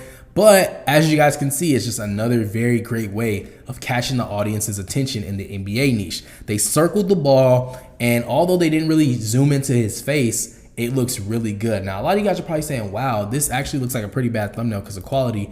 Well, some of these thumbnails, because this is a pretty old picture, the quality is not that great, but you have to look at it from a perspective of it showing up on somebody's suggested feed, the search engine, or even just the recommendations. So when it shows up on any of those, it's gonna look like this because it's gonna be that small, and people are gonna see this and they're automatically gonna click on it. So when you guys are making your thumbnails, don't worry too much about the quality of the picture. I mean, of course, if your subscribers are gonna be the main people watching it, you wanna make sure that it actually has a better quality. But as you guys can see, from far away, it doesn't look too bad.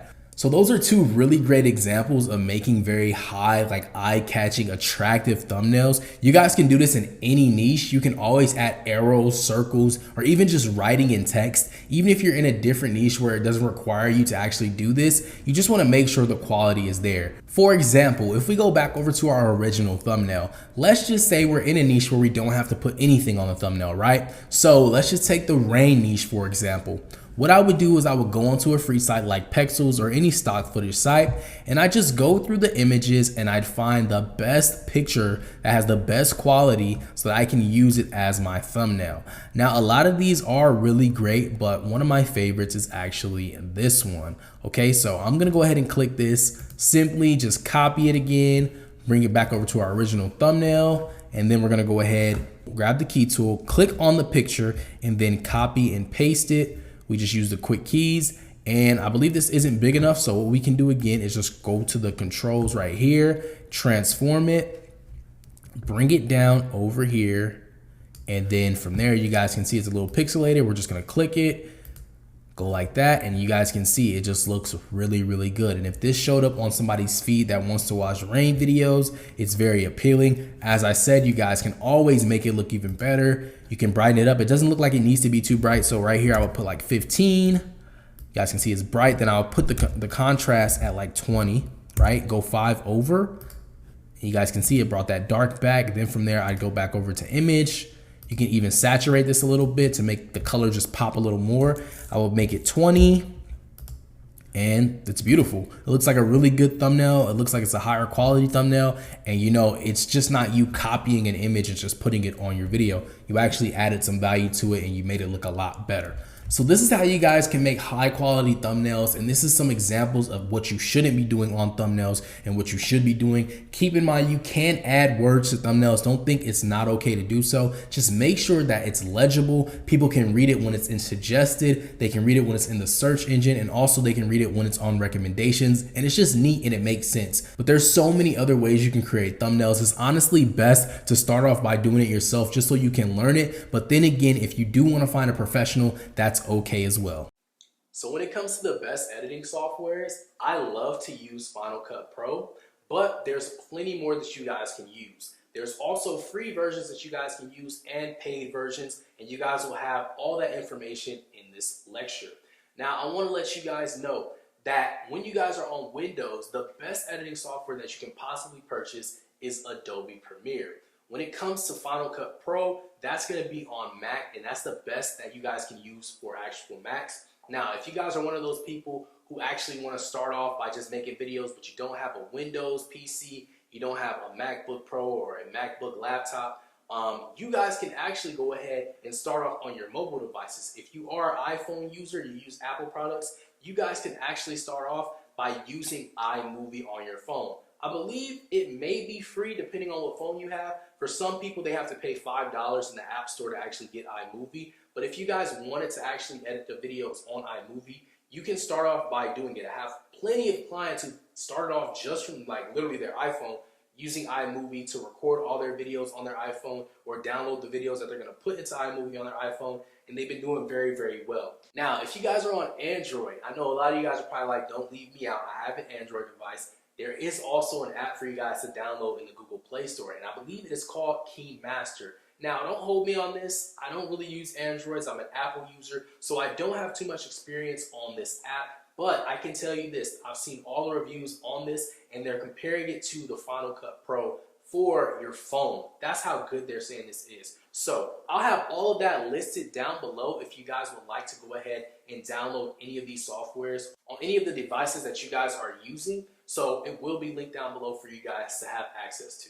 So I'm gonna be showing you guys a video editing tutorial, but before we get into it, I just wanna let you guys know, personally, my favorite editing software is Final Cut Pro. So you guys are gonna see this whole demonstration on Final Cut Pro. Keep in mind, most of the things I'm gonna be doing is very, very simple, very basic stuff for beginners to learn. So you can pretty much do this on any editing platform that you use. So to go into any project or starting off when you're editing a video, number one, what you guys are gonna wanna do is you're gonna wanna create a project or a video file. Most of them are gonna be called projects on any platform that you use. So for example, I'm gonna use this project and I'm gonna call it YT. It's gonna tell me the date. It's also gonna tell me, my video editing format. Usually for every YouTube video, you always wanna aim for 1080p. You also wanna make sure it's at least 60 FPS, okay? That's gonna be the best quality for YouTube. You can also do 4K videos if you have the equipment to do so, but to start off, you just wanna make sure you have this setting set. So for this example, I'm just gonna use a few clips of Lamborghinis.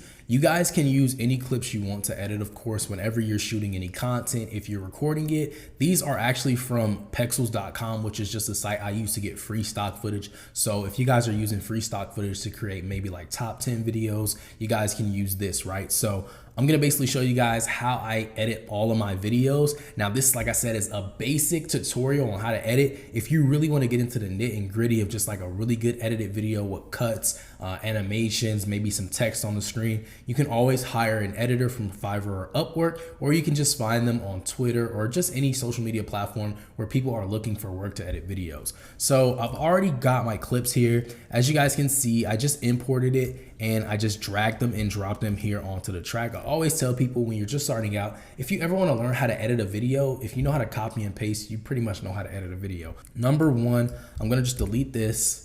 And say, for example, we wanted to lower the volume. You're always going to see this setting set. It's going to say dB. Okay. All you're going to do is just turn it down, or you can turn it up depending on if you want to use the sound of the clip. For this example, I'm not going to use the sound of the clip, so I'm going to mute it, and it's just going to show this negative infinity sign. Then from there, what you guys are going to want to do is you're going to want to go ahead and clip this video. Okay, so this is how you clip a video. Now on Final Cut Pro, I believe you have to go to trim, blade. On iMovie, you can do it just from here.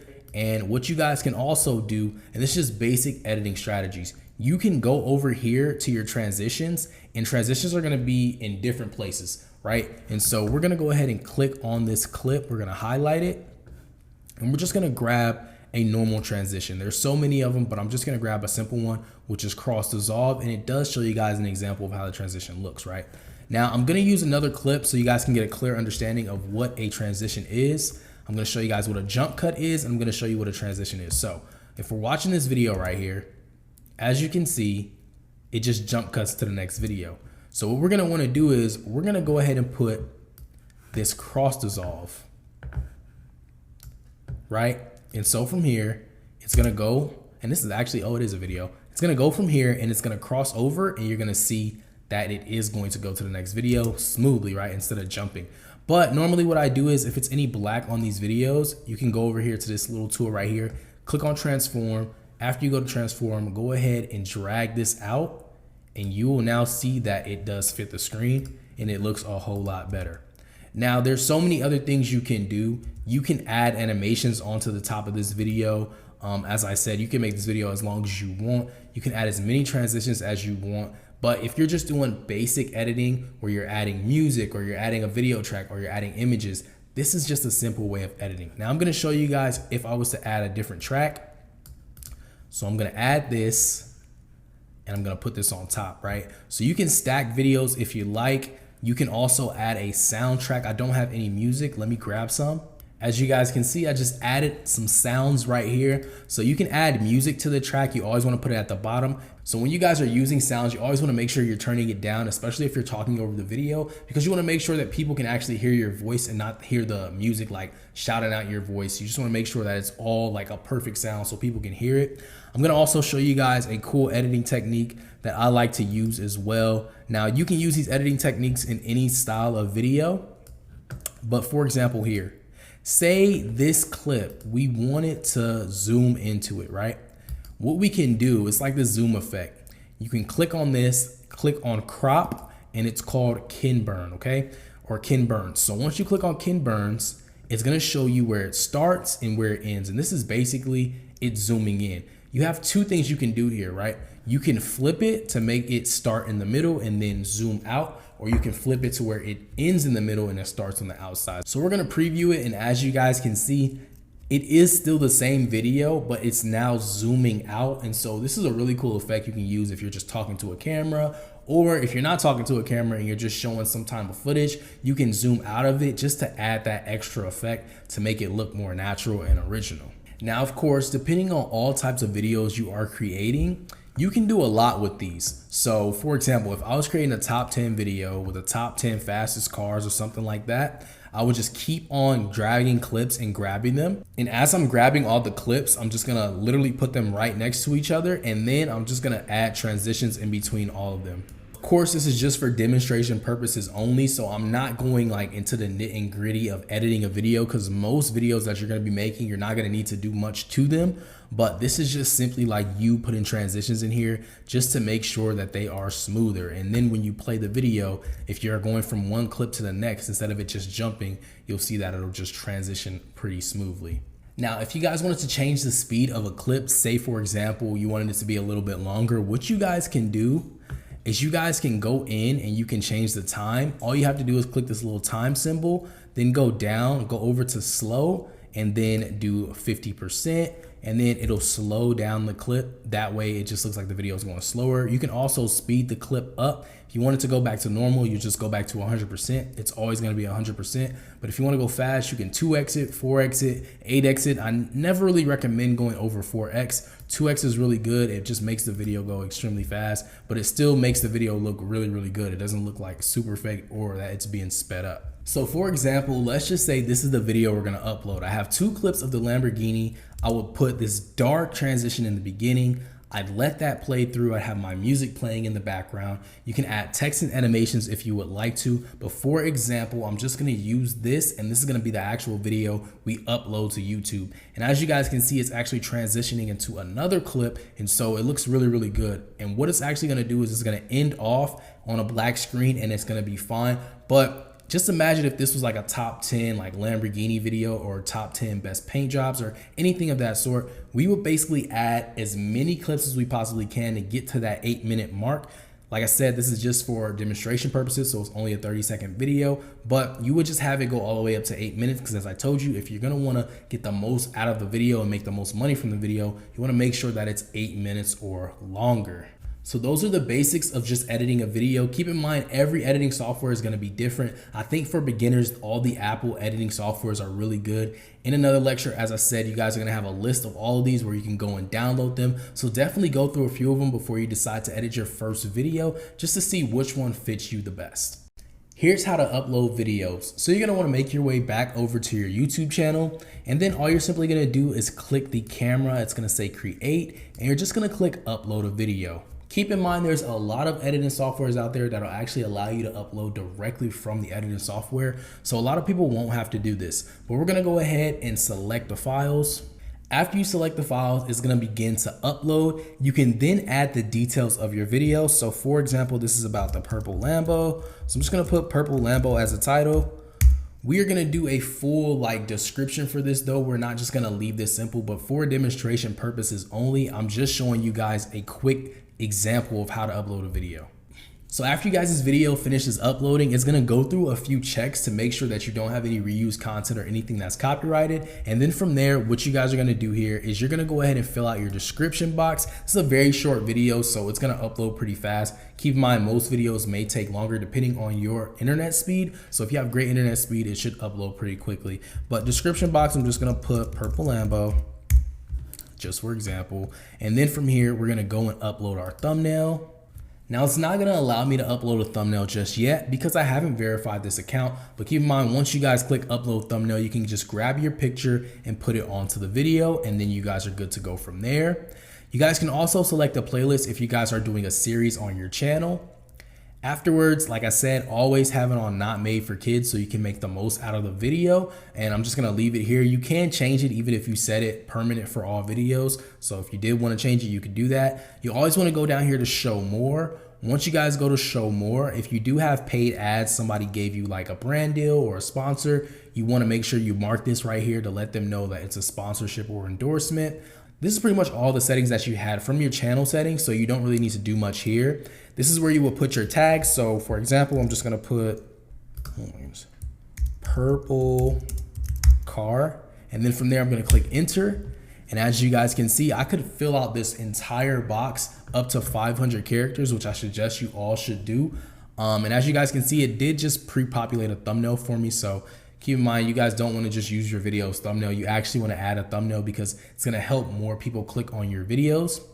It's going to show you guys the video language, the caption certification, of course, the recording date. All of these things you could just leave the same, the license as well. And then you guys just want to make sure you change the category. Although I already set my channel's category as a specific category, you guys want to make sure that this is always set to the category of the video. So this video specifically is about cars, but we're just gonna say auto and vehicles. It actually has that. So we're gonna go ahead and put auto and vehicles for the category.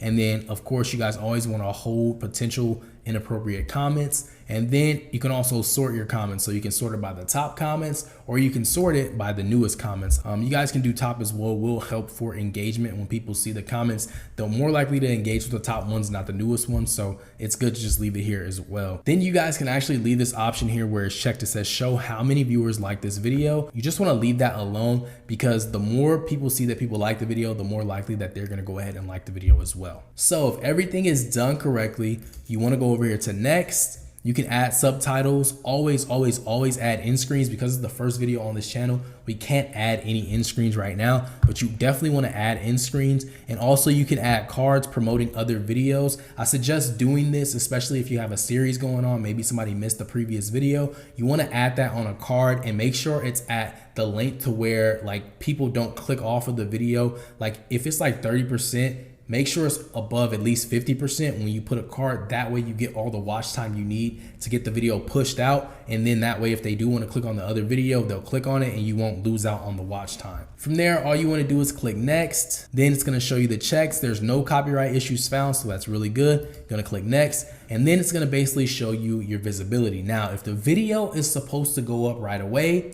you can public it if you've done all your metadata with the tags, title, and description. If you guys are gonna go ahead and unlist this video, maybe you have a brand that's asking you guys to submit the video, so you guys can go ahead and click unlist it, send the link over to the brand, and then they'll be able to check out the video before it even goes live or anybody even sees it. Or you guys can go over here to public. Like I said, if you're just publishing it right away. There's also another new feature that you can do. Say for example, if you wanted to do like a premiere where you get a lot of people in an audience just live viewing the video, you guys can premiere it. That way people can see it before it goes live, and it just builds hype for the video to release. I don't do that too much. I will only do that if it's like a huge announcement for your channel or for your content in general. You guys can also schedule it. I speak a lot about this, like especially if you guys are going on vacation, or say you guys have to go to work and you just need to wake up early and go to work. You don't have any time to upload a video. You guys can schedule your videos to go live right when you're going to work or right when you want it to upload. Say you just aren't going to have access to your computer or your phone at a certain time.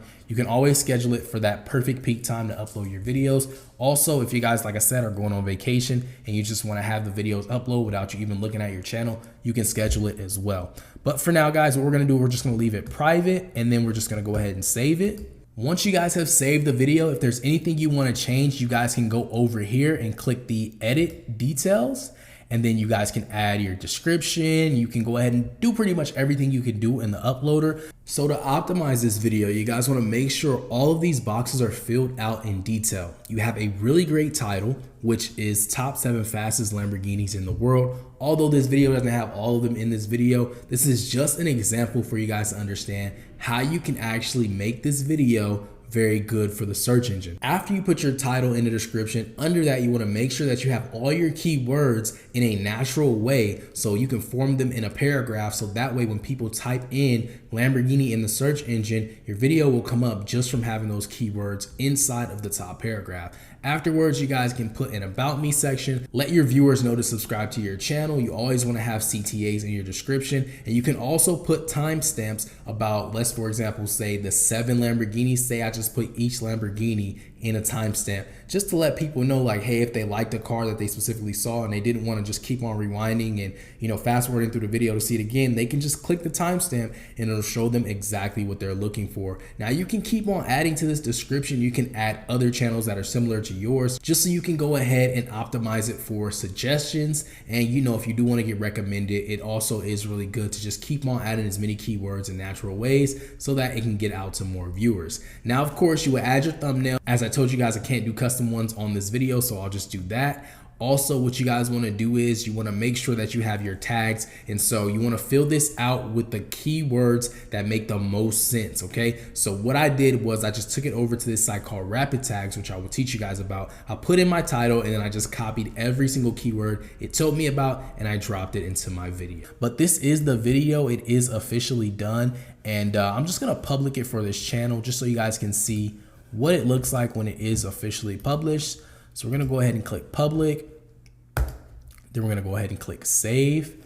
Then we can go over to our YouTube channel and you guys will see the first official video has been uploaded to the channel. So there it is. It shows the purple Lambo. It shows your YouTube channel name. It shows your description box, and it also shows the comment. You guys can like your own video. I always suggest being your first like and also leaving a pinned comment telling people to subscribe or like the video or just comment something they enjoyed about the video. So this is how you can actually download any video directly from YouTube. Number one, there is this site called 4K Video Downloader. Essentially, this site will allow you guys to download any video and will also allow you to download it in 4K. So I'm gonna type in 4K Video Downloader, and I'm gonna show you guys the logo so you guys can actually see what it looks like. So this is the logo, this is what it looks like. You wanna make sure when you see this logo, you click on this one and you download it. When you download it, it'll look something exactly like this here on the right side of my screen. And all you wanna do is, let's just say, for example, we take this video right here, or we just take this video right here, right? We pause it, and then we go ahead and we click the copy button to copy the link, right? Even if it's an ad, you just copy the link, take it back over here, and it has a paste link button. I'm gonna actually move this over so you guys can see it because I know my face cam's there. You just click paste link here. After that, it's gonna start parsing, and after it parses, it's gonna allow you guys to select the quality of the video. Now this isn't actually a really good video because it only is 720. I'd only download 1080 because it's gonna downscale depending on what video editor you have. It's gonna downscale it either way, so make sure you get the highest quality possible. But like I said, 1080p 60 FPS is the best. But all you simply have to do is click download. After you download, it'll show up here. All you have to do is, if you're on Mac, you can just click show in Finder, or if you're on Windows, it's gonna show up where your downloads actually go. Now, after you guys download this video, you can do anything you'd like. If you wanna go ahead and put this video in a compilation with other videos, or say you just need the sound from the video, or you need music from the video, whatever it is, you guys can download it directly and put it onto your video editor. It's just a really cool tool to have on YouTube. I think it's really cool if you guys just need a high quality video and say you just wanna react to something or you just wanna show something off. It's a really cool thing to have. So definitely download 4K Downloader. I'm gonna have it linked in the description below just in case you guys don't know how to find it on Google or you are afraid of downloading something that's not like that. You guys can go ahead and click the link below in the description to download 4K Downloader right now. Next, we're gonna get into the meat of the video. Once you've uploaded the video, you have everything ready. Now it's time to dress the sandwich up, all right? So this is the most important part of your video because this is gonna determine where your video goes in the YouTube algorithm. So number one, when you're creating a title, right? Your title has to have keywords to target a key audience, okay? We're gonna get into keywords a little later, but I'm gonna tell you guys that you're gonna have to understand how to title your videos. You're gonna have to understand how to fill your description box accordingly, so that way it is going to the right audience. And also you guys are gonna have to understand how to use tags. Now I'm gonna be showing you guys specific tools that you can use that's gonna help you guys make your titles the best titles they possibly can be.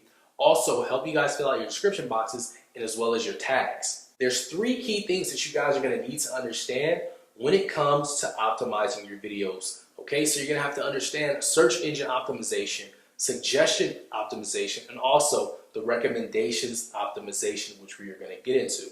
Now, these all are factors of your keywords. The keywords is the brain of the operation when it comes to your video, okay? If your video doesn't have any keywords, it's not going to go to the specific audience. For example, we're just going to use this title as a structure to just kind of break it down so you guys can understand keywords a little better.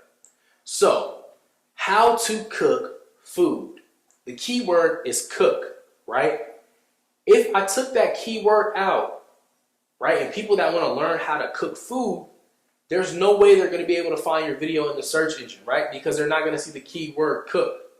Normally, what I would do is I would type in my title in the actual search bar, and we're going to get into that. I would type in the title in the search bar, and I would see what will pop up. And that would normally tell me all my keywords right there, and I'll be able to take that and put it on my actual video. So that way I know once this is searched up, people are gonna see this and they're gonna click on it because it's already being searched up in the search engine.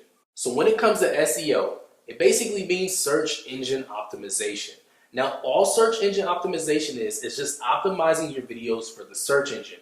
The way the search engine works is when you post a video, depending on the keywords you use, the way you titled it, the way the thumbnail is performing, all those factors will determine where your video is ranked in the search engine.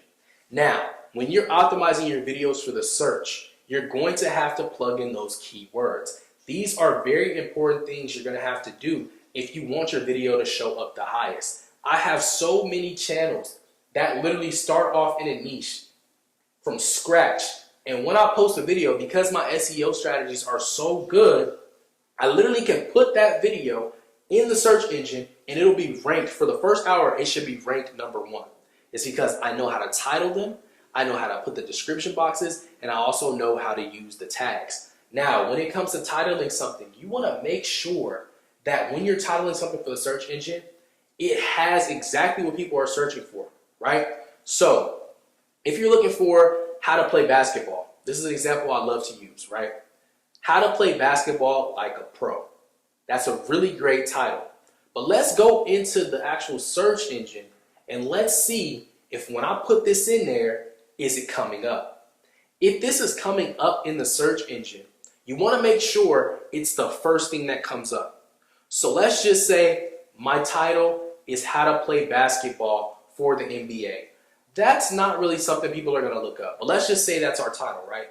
We're going to plug that into the search bar at the top. When we plug that into the search bar, you're going to see other titles pop up. Those titles that you're going to see that's going to pop up, those are going to be the titles that you want to use for your video because they have the highest amount of search value, okay? When it comes to selecting your niche, after you've decided the niche, the best thing you guys want to do is figure out if the niche has a high search value and a low competition. This is very easy when it comes to search engine optimization because it's going to allow your video to rank.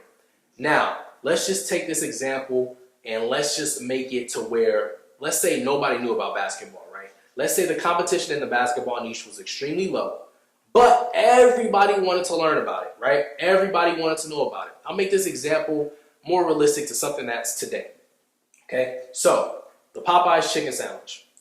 No one knew about the chicken sandwich until they announced it and it went viral, right?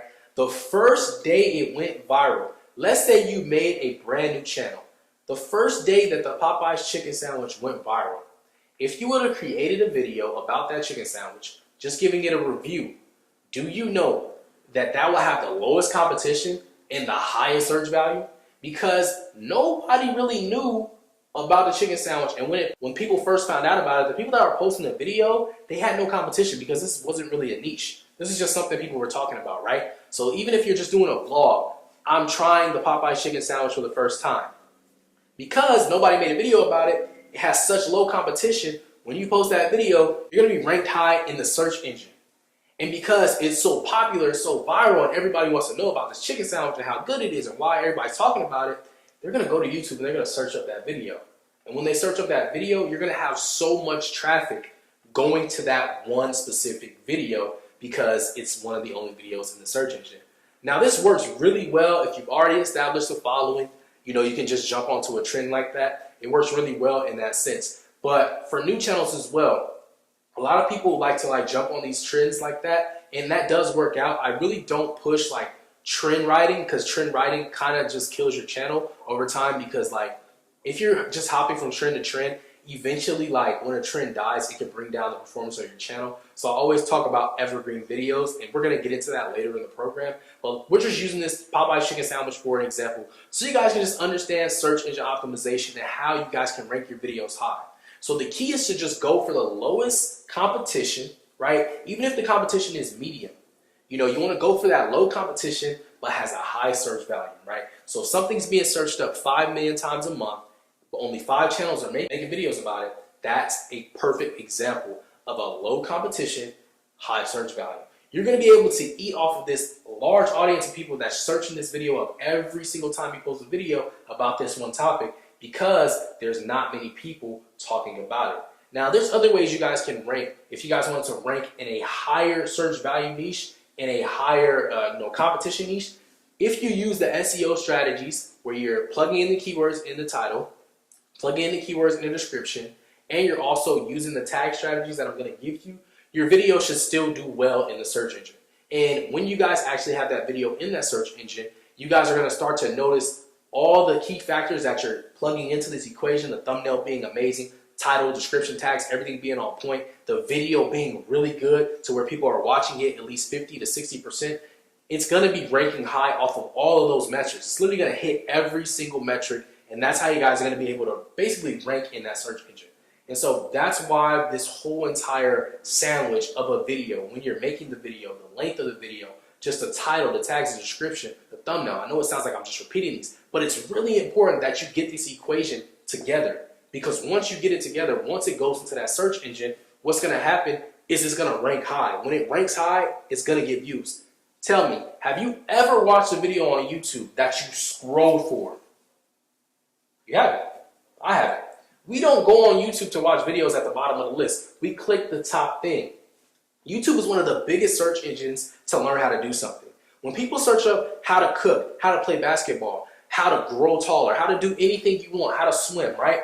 They're looking at the top videos. They're not going to go to the 30th page to see, John talking about how he learned how to swim when he was 3 years old. Like, there's nobody's doing that, right? So you just want to make sure that when you're actually titling your videos, make sure it's one of the key topics or the key titles in the search engine already, right?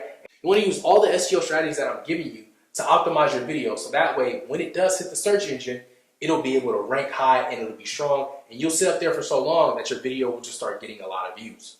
When it comes to optimizing your video for suggestion, it's pretty simple, okay? So what is the suggestion tab? What am I talking about? When you go on YouTube, you click on a video to watch. You're also going to be suggested a bunch of videos. If you're on desktop, it's going to be on the side of your video. If you're on mobile, it's going to be on the bottom of your video.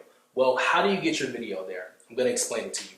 So essentially, you have to have similar metadata to somebody who has already created the video that you're going to remake, right? So this is honestly one of the best ways to get a ton of views, because it's like you're already going to be doing something. You're not going to be reinventing the wheel. You're going to be finding a really cool topic to make a video about. You're going to see it do really successful, and you're not going to just copy. We're not copying these videos. We're not going to copy and paste them. We're going to see the videos that perform really well. We're going to make them extremely better. So when I say this, you're going to find that video. Let's just take this example. We find a really good video, right, about how to swim. The video is doing really well in the search engine. Or, I'll use a realistic example, all right? Top 10 ugliest houses in the world. Let's just say that. Top 10 ugliest houses in the world, right? We're going to try and remake this video, right? So, number one, we're going to change up the title a little bit. Once we change up the title a little bit, we're going to read the person's descriptions, see all the keywords that they use in their description, and we're going to make it in a natural way and put it into our description, right? So we're going to make it a similar description, okay? Then, after that, the thumbnail, we're going to make the thumbnail a lot better than theirs, okay? You're not going to make it the same thumbnail. Maybe they used a different color, or maybe they did it a different way, or they used a different picture. There's so many ways you can do this. If it's an ugly house that they're showing on the thumbnail, you can show like a neighborhood of houses and then have a red circle around the ugliest house, and it can be really small so people can't really see it, so that way they click on the video to see what the house actually looks like, right? So many different ways you can approach this, right? So let's go back to this. So the video that you want to recreate has 10 million views, right? Let's just say the video is getting 1 million views every single month. Because it's getting so much traffic to that video, all the videos that are being suggested around it, guess what? If 10 million people clicked on that video and your video is the #1 suggested on that video, your video might get 5 million views off the video, 2 million views off the video, 1 million views, whatever it is. If everything you're doing is correct, that you've learned in the program, you're optimizing your video for like the search engine, the suggestions and recommendations, your metadata is perfect. You should be suggested under these videos, and you should be getting the views from those videos that are already going viral, right? So let's go back to this. Now, you've recreated the video, right? You've made it better. You have similar metadata. So what happens is that audience that is interested in that video on the suggestion tab, they're already interested in your content. It's basically free views. They're already interested in it. So if they want to watch another video similar to it, they will click on your next video. Now, this really works well when it comes to tutorials. because you know, you're always watching tutorials on YouTube, and sometimes you watch one tutorial, the person's maybe they're not speaking clear enough, their quality in their video is not great.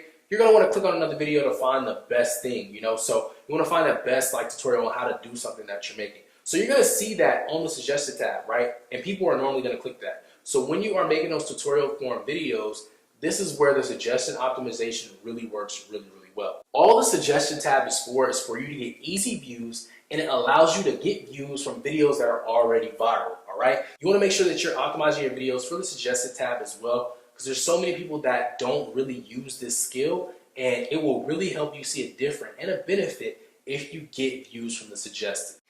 The best way to build a loyal audience is from the recommendations page, and I'll tell you why.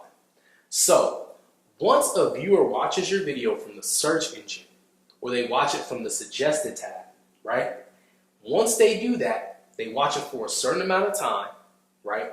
When they watch it for a certain amount of time, if they've engaged with the post, what's gonna happen is they are going to be recommended your content again, okay? So this happens all the time, and this is the best way for a very small channel to grow very big, right? It's to just be constantly getting suggested or constantly getting recommended, right? So this is where the consistency really comes into play. You're gonna have to be consistent with an upload schedule. Make sure when you guys are uploading videos, never upload more than 3 videos per day. If you're uploading 3 videos a day, make sure they are at least 4 hours apart. I really don't suggest going too hard on uploading that many videos when you first start off. Start off with 1 or 2 videos per day if you really just want to hit it that hard. 1 video is fine. If you guys are just going to be posting a lot of videos, you want to make sure that you're uploading daily, okay? If you guys are uploading daily, or if you guys cannot upload daily, what you want to do is you want to make sure you never go more than 2 to 3 days without uploading. I'll explain why. So, the reason why you don't want to go more than 2 to 3 days without uploading is because of the recommendations page. Every time you post a video, if you had a lot of like traffic on your last video and you reached a lot of people and they really enjoyed it, they're going to most likely watch your next video once it pops up on the recommendations page. And this is how you're building that loyal audience, okay? Let's go back to our example. You made a video about how to play basketball, right? Or you just made a video about basketball in general, and it was very, very entertaining, and you got a lot of new people, a lot of new subscribers from it, right? So, this is what's gonna happen. Once they watch that video, it's gonna go on to the recommended when you guys post your next video. And most of those viewers should watch your next video, okay? Now, if you're not consistent, if you didn't post in a year, unless you're like already like, you know, popular online and you already have that following, that's the only reason why they're probably gonna watch you. But if you're just a new channel and you just came out of the blue, you made a new channel and you don't post for 2 months, 3 months, this is gonna really hurt your channel if you don't stay consistent. So make sure you're staying consistent when you're optimizing your videos for the recommendations, okay? So, number 1, it all goes back to just the key metrics of your video and how it performs, and I'm already gonna break that down for you in the program so you will understand that. But if everything is hit, if all those key points are hit and the video is doing really well, thumbnail's great, the metadata is great, the watch time's good, the click-through rate is at a decent percentage, if all those things are in place, what's gonna happen is the video should perform well, which is gonna make your next video perform even better, right? And when your next video performs even better, it's gonna mainly be from the recommendations tab, okay? Now, this is why I wanna just reiterate this. You do not wanna switch niches or change up anything that you're doing, because what's gonna happen is when you post that next video, it's gonna go to that audience that watched the most recent video. And if it's not something that they're interested in, it'll hurt your channel because they're not gonna watch the next video. So make sure you stay on the same topic, okay? One of the most popular niches that I talk about is the relaxing sounds niche, where you're posting rain videos, ocean sounds, fireplace videos. You don't want to post the ocean sounds video and the next video be a fireplace video, right? If people want to hear relaxing ocean sounds, that's what they want to listen to. They don't want to listen to a fireplace next. So you want to make sure when you're optimizing your videos for recommendations that you're sticking to that same niche. All of these metrics, all of these things all go hand in hand. It's just a huge equation. Once you get the equation right, once you get the formula, as long as you're hitting every one on those points, you literally will have the answer to the equation. And you'll just get the same result every single time that you do this formula. So in this section, I'm gonna help you guys understand your analytics. This is the most important part of your channel. It's like your body, okay? 95% of beginners who start off on YouTube do not look at their analytics, and it's not okay, okay? This can hurt your channel tremendously if you don't look at them. I know it may seem a little complex at first. I know it may seem just something that's not new to you, right? You're not really understanding it. But once I break it down for you in this section, you guys are gonna understand every little metric that you need to know, and it'll tell you exactly why a video is performing really well or underperforming, okay? So in this section, I'm gonna break down everything you need to know about your audience, about your overview, about your reach, right? About your revenue. You're gonna know all of these things in this section, and I'm gonna break it down for you on the screen. Now, I wanted to let you guys know that this is a vital understanding that you have to have about your analytics. Your analytics are like the human body, okay? Your heart, your major organs in your body are your analytics. Your heart, your brain, everything that's important in your body. If you don't pay attention to it, if you're just feeding yourself all this bad food and you're doing these things that's hurting your body, you can die, right? And that's essentially the same thing with your channel. If you're not paying attention to what kind of videos you're just putting on your channel, you're feeding your channel, you're uploading all these videos, you're doing these things, but you're not even looking at your analytics, so you don't know how your channel is performing. Your channel can potentially die if you don't pay attention to the things that go on with your analytics. So please, really take your time on this section. I would rewatch this as many times as possible to understand your analytics, because this is the most vital point for your YouTube channel to grow and be successful. Understanding these just 4 key things will literally help you guys expand your YouTube channels to the moon just from understanding these 4 metrics on the YouTube analytics. So when you're in the video analytics, you have a section called overview. And essentially all overview is basically showing you an overview of your video's performance. So there's 4 sections in this. The first section being the views, the next section being the watch time, the other section being the subscribers, and of course the revenue, which is all we care about, right? So essentially what this video is going to tell you a quote up here. It's either going to tell you it's underperforming, it's performing well, it's doing a certain percentage, or it's going to say something like this. This video has gotten 2.2 times more views than usual. More people are watching it from the YouTube search results. So it's going to give you a little quote there letting you know how your video is performing. This specific video isn't doing too bad. It's got 126,000 views on it. The watch hours are pretty good as well. It gained 1,000 subscribers and it also made $500. But there's going to be 2 sections within the views. It's going to tell you how it's actually performing. So as you guys can see in this video, you see a blue line and you also see a gray area. So this gray area that you see is typically what your video would perform at. And the blue dot is basically the line that shows you how the video is actually doing. So this is how you're going to be able to tell if your video is overperforming or underperforming or just doing about average how it normally does. So for this video, as you can see, it started off doing pretty terrible. It wasn't actually doing the typical, but then it had the golden cross, all of them met together, and eventually the video crossed over that typical mark and it actually started performing a whole lot better than most videos would. So this video, as I said, got over 100,000 views and I believe it was about 25 days. So the month of February, this video is pretty much performing on its own, doing really well. And if you scroll down, it'll actually tell you what's going on in detail. So as you guys can see, it's basically explaining that this video was showing up in the search results. So it's really great. It also shows you your impressions in the search results.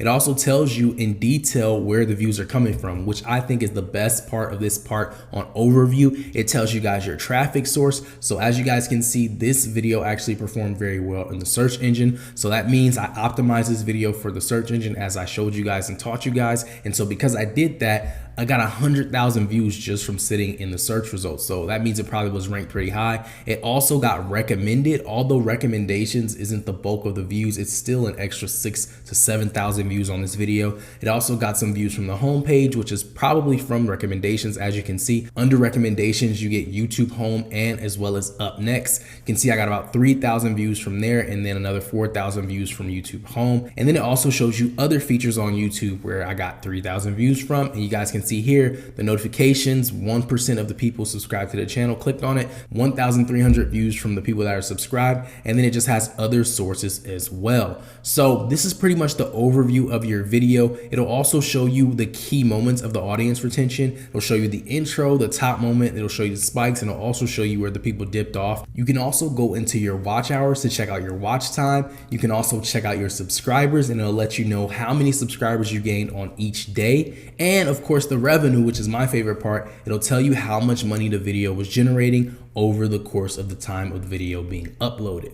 So that's pretty much an overview of the video analytics, and that's basically how the overview of the video analytics are broken down. So the next part of the video analytics that you need to understand is going to be the reach. This is going to be the best tool in the entire analytics for your video that you need to always be looking at, because this is going to tell you if your videos are actually reaching the right audience, and it's going to let you know how many people actually saw the video before clicking through to it. So the first thing we're going to talk about off the bat is the impressions click-through rate, the CTR. Now the CTR is one of the most important analytics on YouTube in general.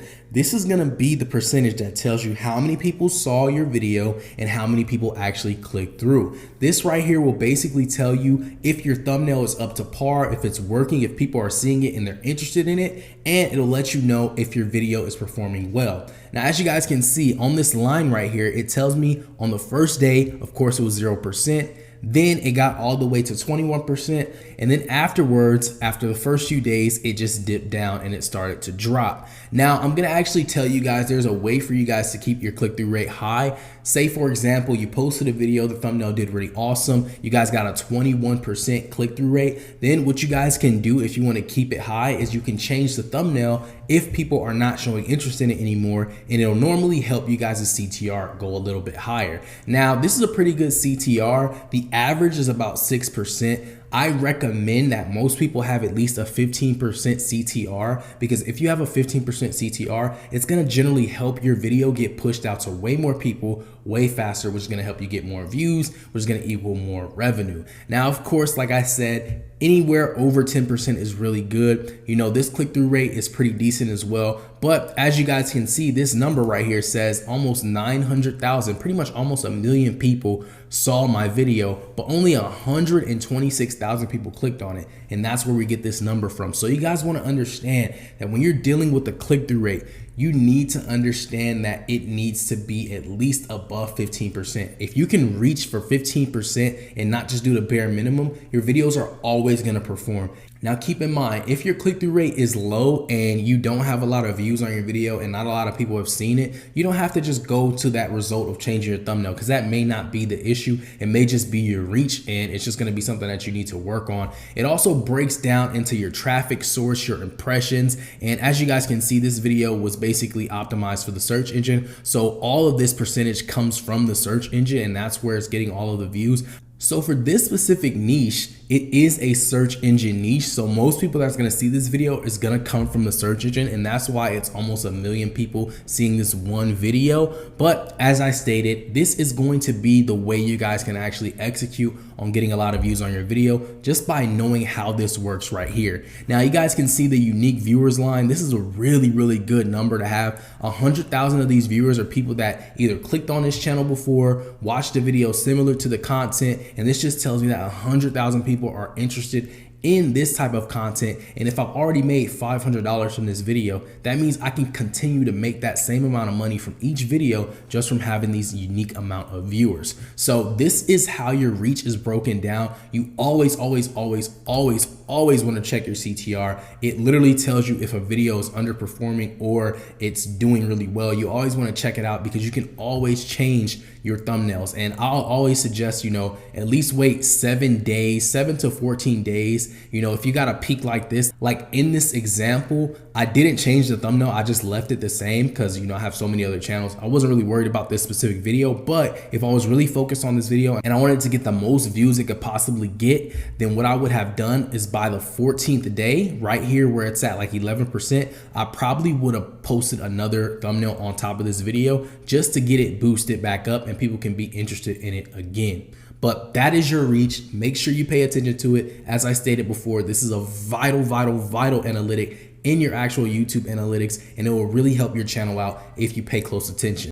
So next we have the engagement on the video. This will basically break down the amount of time it's been watched for people watching the video. So it'll break down your watch time. It'll show you guys another graph of the watch time. It'll also show you that typical performance, and then it'll also show you what the actual video is doing right here. And it also gives you guys an average duration for this video. Okay, so this video's average duration is actually up to 3 minutes, which is really good. So as you guys can see, it's gonna help this video get pushed out even more. It even goes down into breaking down you guys' average duration over here with your audience retention, and it also has an average percentage viewed, which is 36%. Now this video kind of underperformed, but what you guys want to reach for on any video is at least, and this is at least, like the least. If you guys are going to be executing on the audience retention metric, you're going to want to have at least 40% of the video being watched. Okay, this specific video was about 8 minutes long, and it's got about 3 minutes watched. So it's right under that 40% mark. So you guys are going to want to focus on getting to that 40%, because this is what's going to happen. It's going to tell YouTube that people are enjoying this video,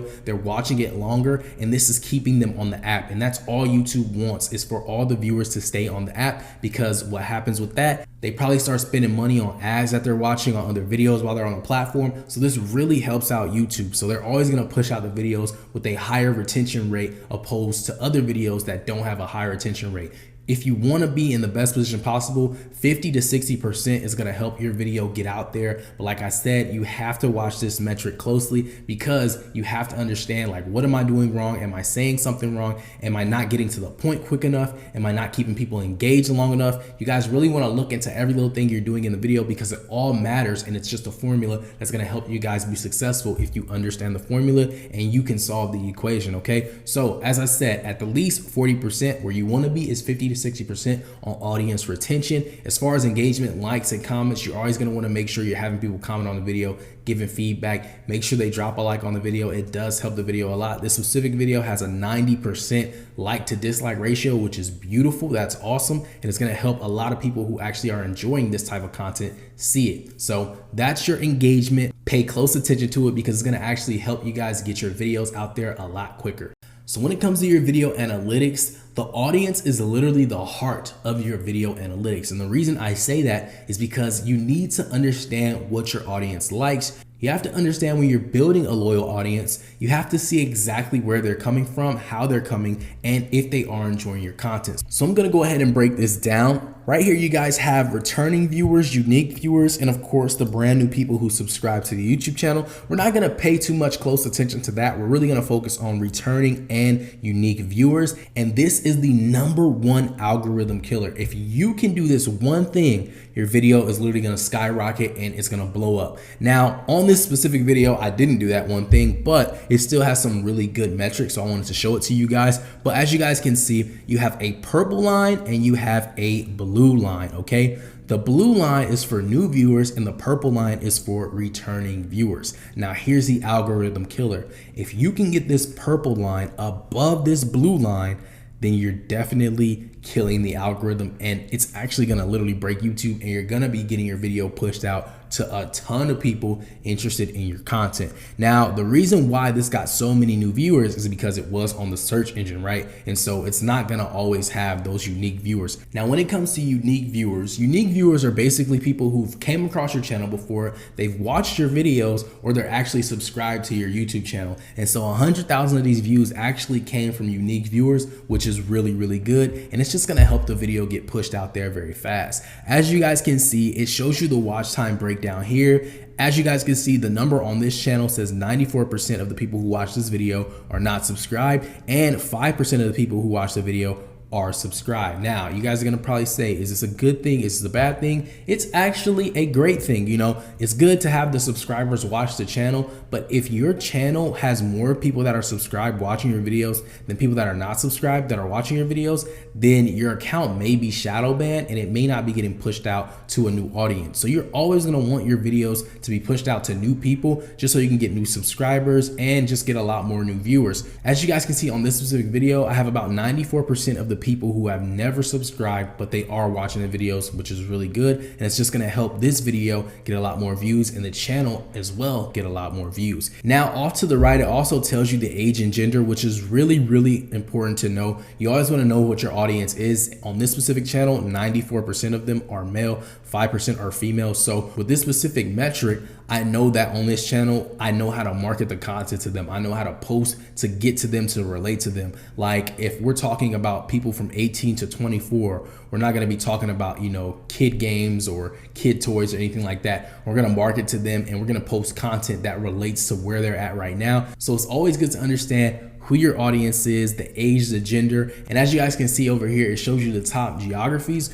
which actually tells you where all of your subscribers and viewers are located, which also helps you, you know, with your posting time and just knowing how to relate to that viewer. So that way your content can gain a loyal subscriber or a loyal viewer or just a loyal audience in general. Now, of course, everybody's favorite one, the revenue. This is gonna break down exactly how you make money on YouTube. So let's go ahead and jump right into it. This specific video, it's just one video, which is amazing, made $560, and I believe it's been about 2 or 3 weeks, right? And so it's really cool to see your revenue broken down. It can tell you exactly what you made every single day of the video being uploaded. And it really is awesome because it shows you a really cool way of how you're making money on a daily basis from your channel's videos. And it's really cool to see this number added up in total with all the other videos you have uploaded. Now, this is broken down into 3 sections. It has your estimated revenue, your RPM, and your CPM. As I previously explained to you guys, this is basically the amount of money you're making per 1,000 views. So for 1,000 views on this channel, the CPM is about $7, which isn't bad at all. And as you guys can see, the RPM, which is what I'm gonna take from this actual CPM, is $5 per 1,000 views, right? So because this video got about 100,000 views, a little over, it made $500. If this video gets 1,000,000 views, it's actually gonna make $5,000, okay? For this specific video, I would consider this like an average RPM. You know, a really good RPM is $10 and above. I know some people that have $200 RPMs, which is absolutely crazy. So they're making a lot of money on YouTube, and you guys will be able to see those niches. I'll have them listed somewhere in the program. I'm sure you will find the most profitable niches. But yeah, it breaks down pretty much everything. As you guys can see, it tells you the date. It shows you the revenue sources. So estimated ad revenue. This, it says estimated, but this is actually what you're gonna make. Like this is the amount of money that you're gonna make. It'll show you this number and it'll always say estimated, but it is literally the amount of money you're going to be taking home, okay? It also shows you your YouTube premium revenue, and it breaks that down as well. You normally won't see too much money coming in from that because not many people are on YouTube premium. It also shows you the ad types. Of course, the most money you'll make from specific ads is always going to be skippable ads. That's always going to be the one because people have the will to skip it, and most people, you know, they forget to skip it or they leave their TV running, so they never skip the ad. And so if the ad isn't skipped, of course it's going to be generating more money because more time is being spent on it. Also, there's bumper ads, which is the next one, non-skippable video ads, which is the third, display ads, which really don't get much traction, and then unknown, which of course is 0%. So it just shows you the ad types. Of course, skippable ads are going to be the best way for you to make money, but that doesn't necessarily mean when you're actually posting a video that you set your ads to skippable ads. You still want to have every single ad populated. Even though this makes the most, you still want to have them all populated because you don't want somebody watching your video and they're skipping through like 10 ads. It's just the worst experience ever, and that's how you lose a subscriber, okay? So that's basically the revenue, guys. This breaks down exactly how you're going to be making money on YouTube. My favorite part, man. It's my favorite thing to see when I wake up in the morning, just to see what my video is making. Now, it's not going to populate the same day you post a video. Like, this is not live. I mean, it's live, but once you guys like go past like 48 hours of a video being published, you'll see what it's making. And then every 24 hours after the first 48 hours, it will be updating on a daily basis, showing you how much your video made every single day. So this is revenue. Keep in mind your RPM does change on every single video. It's not always going to be the same for each video because every single topic is different and every single audience for every video is different. So just keep that in mind. There are many ways you guys can monetize your YouTube channel. One of the main ways you guys can actually monetize your YouTube channel is through the AdSense program. Now, some years back, Google actually came out and they bought YouTube. When YouTube was bought by Google, Google gave us the ability to start making money from ads on our videos. And so the way this is possible, and it's been made possible, is from something called Google AdSense. Now, essentially what you guys can do is you can head over to Google AdSense, create an account, and once you guys have met the requirements to be a part of the YouTube Partner Program, you guys can connect the Google AdSense account to your YouTube channel and start putting ads on your videos. So essentially, here's how you get into the YouTube Partner Program. You need 1,000 subscribers, and you also need 4,000 watch hours or 240,000 minutes watched on your YouTube channel. Once you guys meet that requirement, you guys will be able to apply for the YouTube Partner Program. And once you apply for the YouTube Partner Program, you're going to normally get approved in like 24 to 48 hours. Once you do get approved, you'll be able to start putting ads on your videos. And that's how you guys are going to get those high RPM numbers to start making money on your videos. So when it comes to placing ads on your videos, every time you upload a video, there's going to be a monetization tab. You're going to click the monetization tab. There's going to be some check boxes. And when you see the check boxes, you're going to check every single box. And you're going to make sure that your video is advertiser friendly. After that, you're going to accept that. And then it's going to allow you to place as many ads in the video as you would like. Now, me personally, in the beginning, I was young. I was just placing as many ads as I possibly can place because I thought the more ads, the more money. Not necessarily, okay? They're not going to play every single ad you place. So if you have a 10-minute video and you put 20 ads in the video, they're not going to do that to the viewers, okay? So just be logical about it when you're placing ads. I normally do every 2 to 3 minutes. I think that's like, genuine. You guys can just put every 2 to 3 minutes depending on the length of your video. If you have a 4-minute video, you can probably just, have one in the beginning and one at the end. Keep in mind, you can only add mid-roll ads if your video is 8 minutes long, 8 minutes or longer, okay? So if you make a video that's 7 minutes and 59 seconds, YouTube's not gonna allow you to put ads in between the video, right? So when you have those shorter videos, you're not gonna make as much money as you would make if you had those longer videos. Now, the longer the video is, of course, the more money is gonna be made, but you have to understand that you are sacrificing watch time. A lot of times, with the day and age that we're in, there's TikTok, there's Reels, there's YouTube Shorts.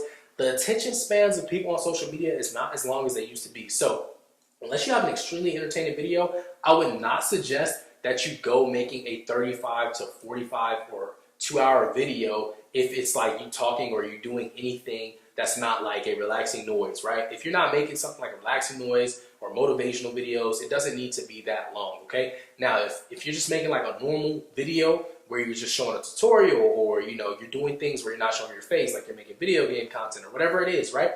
You guys want to make that video at least 8 minutes long, just so you can get the benefit of putting more ads in your video so that the video can make a lot more money, right? Also, a lot of times YouTube, they used to do this. They used to reward this trick I used to do. Sometimes I wouldn't be going for like the money, so I'd just be making like 4-minute videos, and so my watch time would be crazy high, and so YouTube will always put me at the top of the search engine. I'd be suggested, I'd be in people's recommendations. Now YouTube isn't really pushing it that way. The algorithm has changed a little bit. So now YouTube wants to see that you have long form content, but you have a high watch time rate. You have a high retention rate, right? You want to make sure that your videos are being watched long enough, right? So that way it can be pushed more. But back to monetization.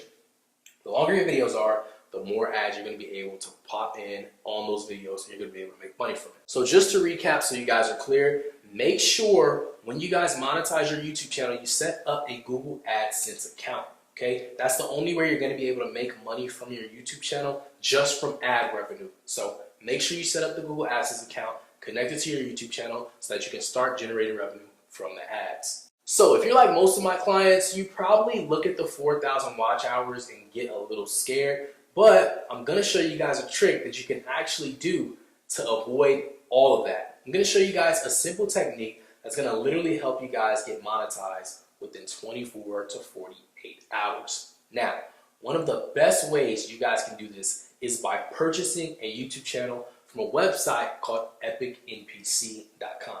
I'm not affiliated with this site at all. I will link them down in the description below so you guys can have access to it. If you guys don't want to just grind the watch time and grind the subscribers, you guys can buy channels that are already monetized and just connect your Google AdSense account to them so you can start generating money the first day you start uploading videos on YouTube.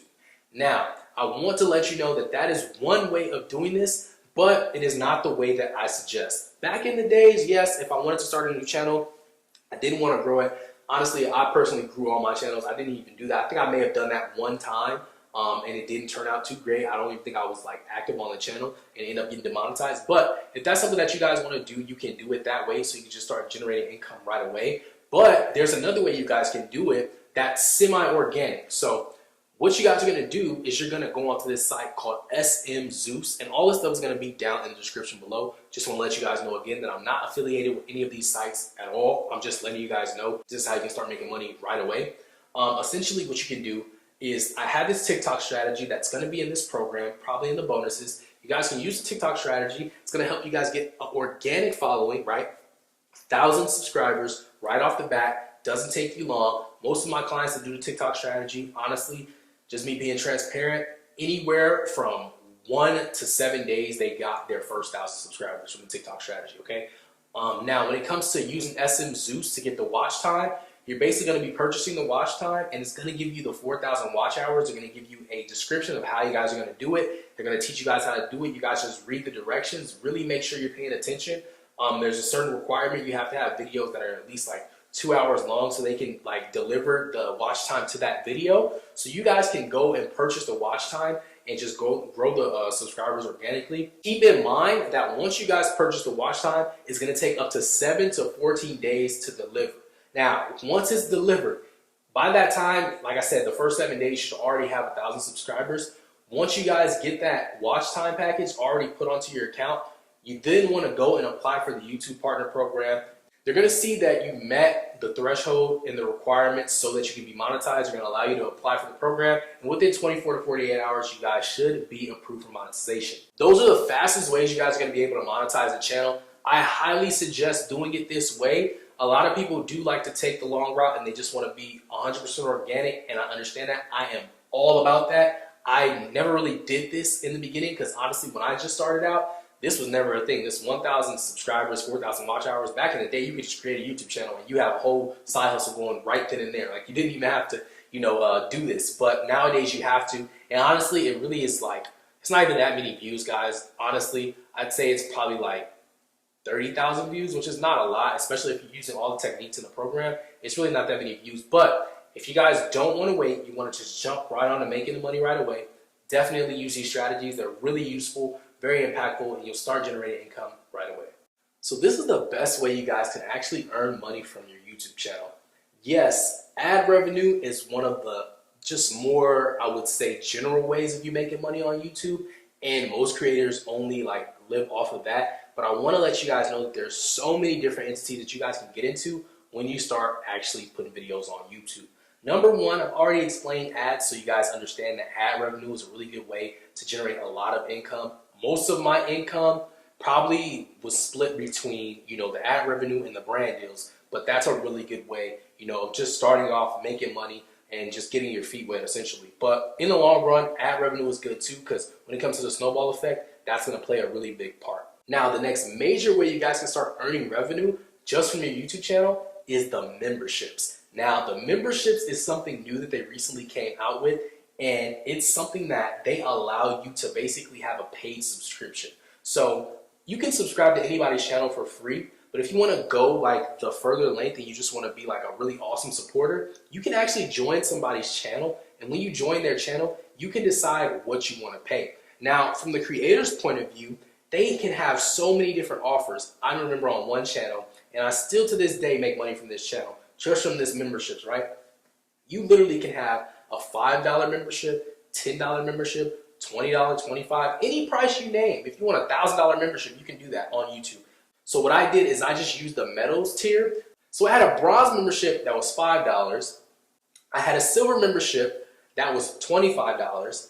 Then I had a gold membership that was $50. Then I had a diamond membership that was $100. And when I tell you that people would get that diamond membership and they'd be on for at least 3 months, just $300 just from them being a member of the channel. Now, there's perks that you can offer with your memberships. You can give people access to private videos, like You can make a video just for your members that they can only see and no one else can see. You can have private streams for your members. You can do so many different things. You can host giveaways for your members. Now, I would be careful with that because on YouTube's terms of service and their policies, you're not supposed to really give them something to become a member. It's more so of them just showing support to you. But if you're offering some really cool perks and you tell your viewers about it and you say, hey, if you guys want to just go the extra length to support this YouTube channel, you can ask them to become a member. You can just have it linked in your description below. What I normally do is I link it in the description below, and I also have it pinned at the top of the comment section. And so when people see that, they engage with it and they do become members, and you do make a lot of money from it. I literally have a channel generating at least $1,000, $2,000 every single month just off of the memberships alone. And I don't even really upload videos on the channel anymore. So it's just something to really look into when you're monetizing your channel. And it's another really good way to monetize your YouTube channel. Now, I don't really talk much about this in this program, but streaming is a really good way that you can make money from your YouTube channel. And one of the ways is through donations. So when you guys are streaming, people are going to have, the ability to go ahead and drop donations on your stream. I remember my biggest donation somebody gave me was $500, and I legit lost my mind. Like I was gaming and I was playing Fortnite and I was streaming, and somebody just dropped $500, and I thought it was just kids watching me. So it really, really felt good, and it's a really good way, you can generate some extra, passive income just from you streaming. And even if it's not, you're playing a game or you're like out doing something, you could be live streaming maybe a rain sound video, or you could be live streaming an ocean sound video, and people will be donating money to you while you're actually streaming. So it's just another really cool way to generate some more income from your YouTube channel and just have it monetized that way. Now, I also want to let you guys know that if you do show a premiere video, instead of just posting a video and making it go public, you can schedule it as a premiere, and it kind of treats it as like a live stream. And so what happens is your viewers are able to come in, they're able to just basically chat up under the video as if it's a live stream, but it's not really a live stream because it's just a video being premiered. And they're also able to donate to your premiere. So if you're not into streaming and you don't really want to get into that, but you just want to focus on, like just posting videos and just premiering content, you can premiere a video, and it'll also give you the version of like a donation bar where people can come in and donate money to your video if they really enjoy your content and they want to support you even further. Now, the final best way that I've made money from YouTube through monetizing my channel was brand deals, okay? Now, there's so many brand deals out there. There's so many brands out there that'll pay you top dollar just to be in front of your video, okay? So let's just take, for example, what I used to do, okay? I used to connect my YouTube channels to a brand called Matchmade, and Matchmade will be in the description below.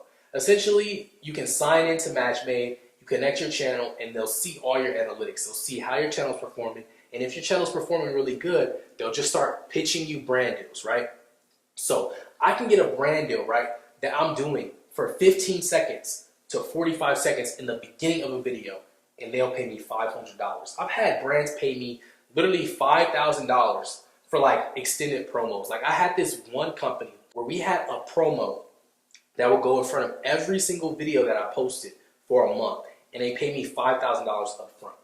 When I tell you, this was the most easiest passive income I've ever made in my life, because number one, I only had to record the promo once. I just had to record it one time. So I recorded the promo one time, and all I had to do was copy and paste it on each video that I was actually publishing on my YouTube channel. And when I did that, like I said, they were getting business from the back end from actually seeing it being promoted, and they were making a lot of money. So as my channel was getting more views and it was growing, more companies would come in and say, hey, can we get a placement ad on this video? Can we get a placement ad on this video? You can get so much money from brand deals, and honestly, I would say, just like being transparent, probably 35 to 45% of my income just from YouTube alone has came from those brand deals. And that's just me, connecting with brands. I don't really reach out to brands, but I know that's a way that most influencers do it. So if you want to reach out to a company and just pitch to them and say, hey, I think this would be perfect for your product. I have a strong audience that's really engaged in this type of content, and I think that you can sell this item to them or this product to them, they will most likely get back to you. You can pitch their idea, they'll pitch you an idea, you'll figure something out, and then they'll come out with the payment, and you guys can just start doing that. I know, a lot of creators that are friends of mine making hundreds of thousands of dollars off a brand deal. I mean, Target is giving people money, Gap, Calvin Klein, all these brands, they will pay you a substantial amount of money for literally a ad. And sometimes the ad is so subtle. For example, this chair I'm sitting in, right? Let's just say I told you the brand of this chair, or it was stitched on the chair. This company would pay me $10,000 for recording this whole program just sitting in this chair. And I never mentioned the chair. You just saw it. It's literally brand deals just like that out there for people just like us, just to put our stuff in videos, just to put their products in videos, and they'll pay you just to have eyes seen. It's just a subconscious thing. Most people will see these types of, furniture items, strollers, or clothing. They'll see it and they want to get it. And so subconsciously, they'll automatically look into it. And these companies feed off of that. And so brand deals is a really, really great way for you guys to just take your business to the next level, take your YouTube channel to the next level, and just really monetize that, because at the end of the day, a brand deal can pay your bills for a year. Like, it really can. And if you get really good relationships with these brands, they'll keep coming back and keep coming back and keep coming back and keep coming back. So that's the goal for your YouTube channel. That's what it should be as far as monetizing. Yes, Google AdSense will make you a ton of money passively.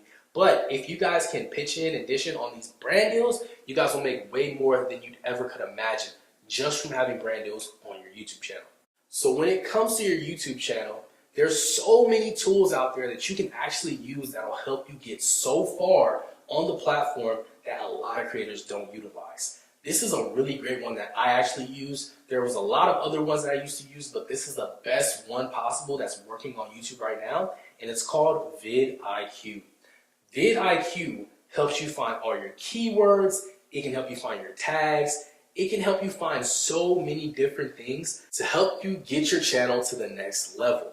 Now, I'm gonna have a demonstration video for you guys to actually see how vidIQ works. So in this lecture, there's actually gonna be a video that's gonna explain everything in detail on how to use vidIQ. And if you guys actually wanna apply vidIQ right now, there's gonna be a link in the description below for you guys to click on it. And you guys can actually sign up with vidIQ, and so you can start optimizing your videos to the best ability so that your channel can get to the next level.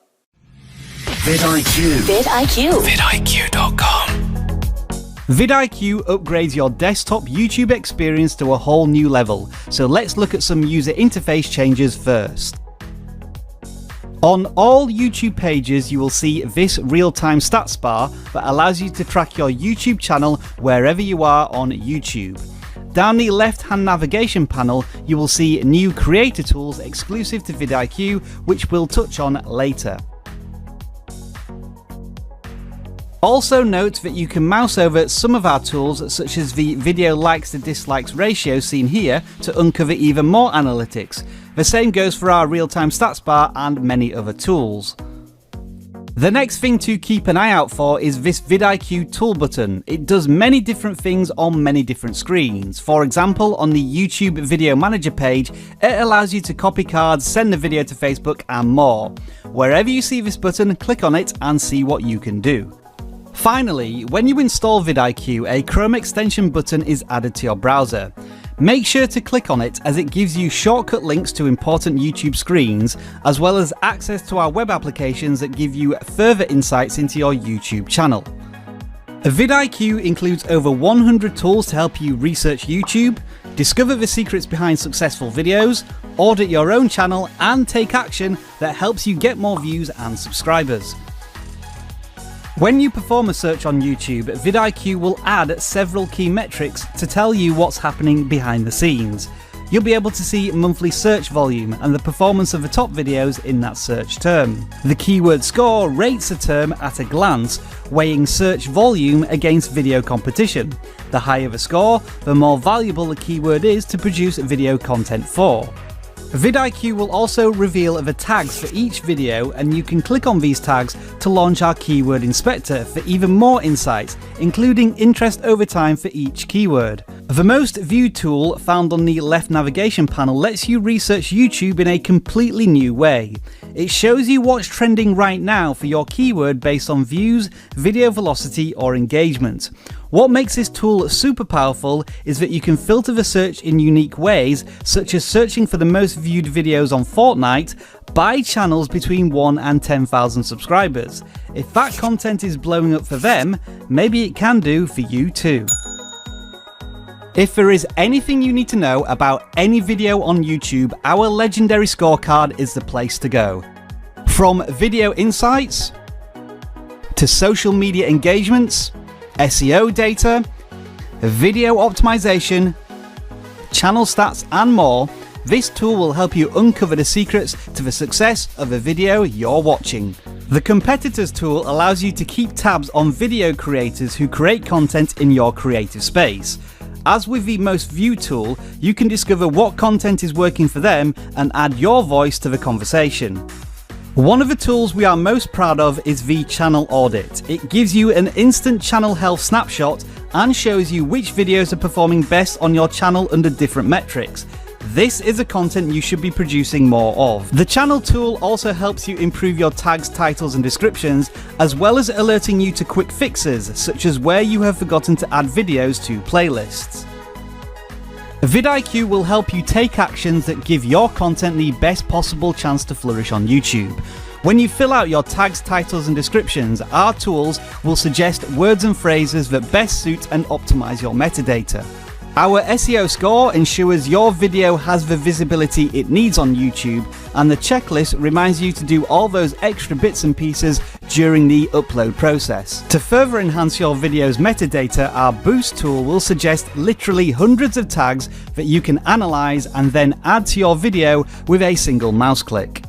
We have a lot more tools we're excited to show you, including the best time to publish your videos on YouTube, our bulk SEO tool that analyzes old videos and suggests new tags to add, the comment template tool that lets you create stock answers to reply to stock comments with a single mouse click, and the trend alert tool that monitors key phrases for you and emails you when there may be videos that you need to watch. For detailed tutorials on all of the tools you've seen in this beginner's guide, plus dozens more, make sure to visit and subscribe to our vidIQ YouTube channel. Okay, so when it comes to putting tags on your videos, I know it can seem tedious just typing each tag out. It's kind of like tedious, like I said. You guys just don't want to do that because it'll take up a lot of your time. And so here's a cool tip and a cool trick that I use. There's this website called RapidTags.io, okay? RapidTags.io. What this allows you to do is take one keyword that's about your video. So if our video is about learning basketball, right? We can take the keyword learning basketball, go over to RapidTags, plug it in, and it will generate all the tags that'll fit the YouTube box exactly, not a number over or a number under. It'll fit the box exactly how you need it to be, so you don't have to type out all those tags, and it will be every single keyword that you need. So Rapid Tags is a really good site for you guys to use. You can go onto this website, as I said, plug in the keyword that's about your video, copy all those tags, then go back over to your YouTube channel, go back over to your YouTube video that you're about to post, and just paste those tags into the actual tag box. Now, when using Rapid Tags, sometimes it does kind of go down. The site will have issues, but I think they fixed a lot of those bugs, so you shouldn't have any issues with it. There's tons of like tag generators out there, but this is the one that I use, and I think it's really great for you guys to use for your channel. If you guys want to check out RapidTags.io, it is linked in the description below under this lecture, so you guys can go ahead and try it out for yourself. Just pop in a few keywords, see how it works, and I'm sure you guys will really enjoy it. So for you guys being a part of this program, I'm actually going to be giving you guys the YouTube cheat sheet for free. This has been created to elevate your YouTube channel with 50 easy tips and tricks that's going to help you guys get to the next level, and it's just going to boost your viewership overall. So there's 25 YouTube ideas on this YouTube cheat sheet that you guys can actually go ahead and utilize if you guys have trouble choosing a niche and you want to get some more ideas. In this cheat sheet down below, you guys can actually go ahead and download it, and you'll be able to see the 25 channel ideas that are the most popular on YouTube. You also get access to 15 YouTube cheats that I personally use to help me boost my YouTube performance, so you guys can actually have access to that, and you'll also have access to a list of the 10 highest paid niches that will actually help you guys make more money with less views. The document is actually attached in the description below. You guys can go ahead and click download, and once you download it, you will have access to the YouTube cheat sheet. So when it comes to YouTube Shorts, it's pretty much YouTube's version of TikTok and Instagram Reels. Everything you've learned about YouTube is pretty much compiled into the YouTube Shorts, just in a short form. I know that's kind of funny, but it's a little different from TikTok and Instagram Reels. The reason being is because TikTok, you're targeting an audience that's brand new. With YouTube Shorts, you're not going to be targeting an audience that's brand new. You're going to be targeting the audience that you already have. Now, I'm going to give you guys a really good tip about YouTube Shorts, and I strongly suggest you guys do this. I know you guys are probably going to be like, man, I really want to post shorts on this channel. But guys, the best way to utilize shorts is creating another channel. You want to treat YouTube Shorts like a completely different niche. And the reason why I say this is because you never want to mix short form content with long form content. As I explained to you guys have to understand that there are people that don't really have the same attention span that they used to have because of TikTok and IG Reels. So you guys want to make sure if you're going to be going and attacking, YouTube Shorts and you're going to be trying it out, make sure you try it out on a channel that's only for YouTube Shorts, because you never want to mix long form content with short form content. Now, when it comes to YouTube Shorts, there's best times to post, okay? Now, normally on TikTok, best times to post are the times that you're in your time zone, but on YouTube, it's completely different, okay? So when it comes to YouTube Shorts, you want to post at 11 a.m. Eastern time, okay? Or you want to post at 3 p.m. Eastern time, or you want to post at 7 p.m. Eastern time, okay? Once you guys reach 50,000 subscribers on your YouTube Shorts channel or on your channel in general, YouTube's going to have an analytic for you guys to see when the best time to post, okay? And that's going to be basically a bunch of highlights that are purple. The higher the light, like the lighter the purple, that means the more people are online, okay? And so once you hit 50,000 subscribers, you're going to be able to go back into your analytics and actually see what exactly are the times that your people are online, and you no longer have to go with the 11 o'clock, 3 p.m. or 11 a.m. to 3 p.m. and the 7 p.m. time slots. You don't have to do that, okay? So when it comes to doing YouTube Shorts, you just want to make sure you're targeting an audience that's already online, that has subscribed to your channel. Now, another really cool tip about YouTube Shorts, and this is kind of a hack. So I don't know if you guys know about the community tab, but the community tab is something that a lot of creators really don't utilize. But do you know, if you utilize the community tab, it reaches a brand new audience, and every single person that reacts to your community tab post, guess what? It's just like the recommendations. As soon as they tap or interact with your community post, they will be recommended your newest video. You have to think about YouTube almost like a car that you see that you've never heard of before. Once you see that car the first time in traffic, you'll always start to notice it, right? It's something that you noticed, but you never really thought existed, right? So that's exactly how your YouTube channel is going to be. And so when you're using the community tab, when somebody notices your community poll, or they vote for it, or they like it, or they interact with it, it can be something just random, like who likes burgers or hot dogs. Like people will decide who likes pizza or burgers. Like people will just go ahead and decide exactly what they like more, right? They'll vote for it subconsciously, not even knowing that now that they interacted with your community post, that your video is going to pop up in front of them. Now, when it comes to using YouTube Shorts and you're just trying to reach a broader audience, it is going to be a lot easier for you to go viral, but only if you're using these key things. Now, as you guys know on TikTok, if you are going viral, you have to use a popular sound. It's the same thing with YouTube Shorts. Now, when it comes to YouTube Shorts, you want to make sure you're using a sound with at least 100,000 videos made to it. If it doesn't have more than 100,000 videos made to it, do not even touch the sound, because most likely it's not popular enough for people to actually go ahead and see it pop up on their Shorts tab. And the same thing just with your YouTube channel. With your YouTube Shorts channel, you're going to want to make sure you niche down and you're just sticking to one niche and one niche alone. You can't be hopping from niche to niche, because when you're hopping from niche to niche on the YouTube Shorts, it's just going to keep throwing it to different audiences, and it is going to go ahead and hurt your YouTube channel if you guys just keep on switching niches and your audience isn't really engaged with the content that you're posting. So when it comes to the best video length with YouTube Shorts, I always use the rule of thumb, 15 seconds. You're making a short video, you don't want to make it any longer than 15 seconds. The reason I say this is because YouTube Shorts is just like YouTube. It's heavily based on watch time. The more watch time you have, the more YouTube will push your content out to new viewers. So when you guys are making these YouTube Shorts, you want to make sure that you actually have a video that's only 15 seconds. The higher the watch time, as I stated, the more people will view it. You also want to make sure that you're targeting audiences that have the short attention spans. Because if you're targeting an audience that is used to like long form content, they're most likely not really going to click on your YouTube Short, or they're going to keep scrolling past it, right? So when you guys are creating your shorts, if they're too long, you just want to make sure that you're cutting it down to make sure it's at least 15 seconds. And I wouldn't go shorter than 9 seconds, okay? The algorithm does tend to change, so in the future, it may change. But for the most part, whenever the algorithm changes, 15 seconds is normally the rule of thumb that you guys can use it for. Just remember, you're going to be optimizing your shorts for watch time. So you're going to need to have a hook.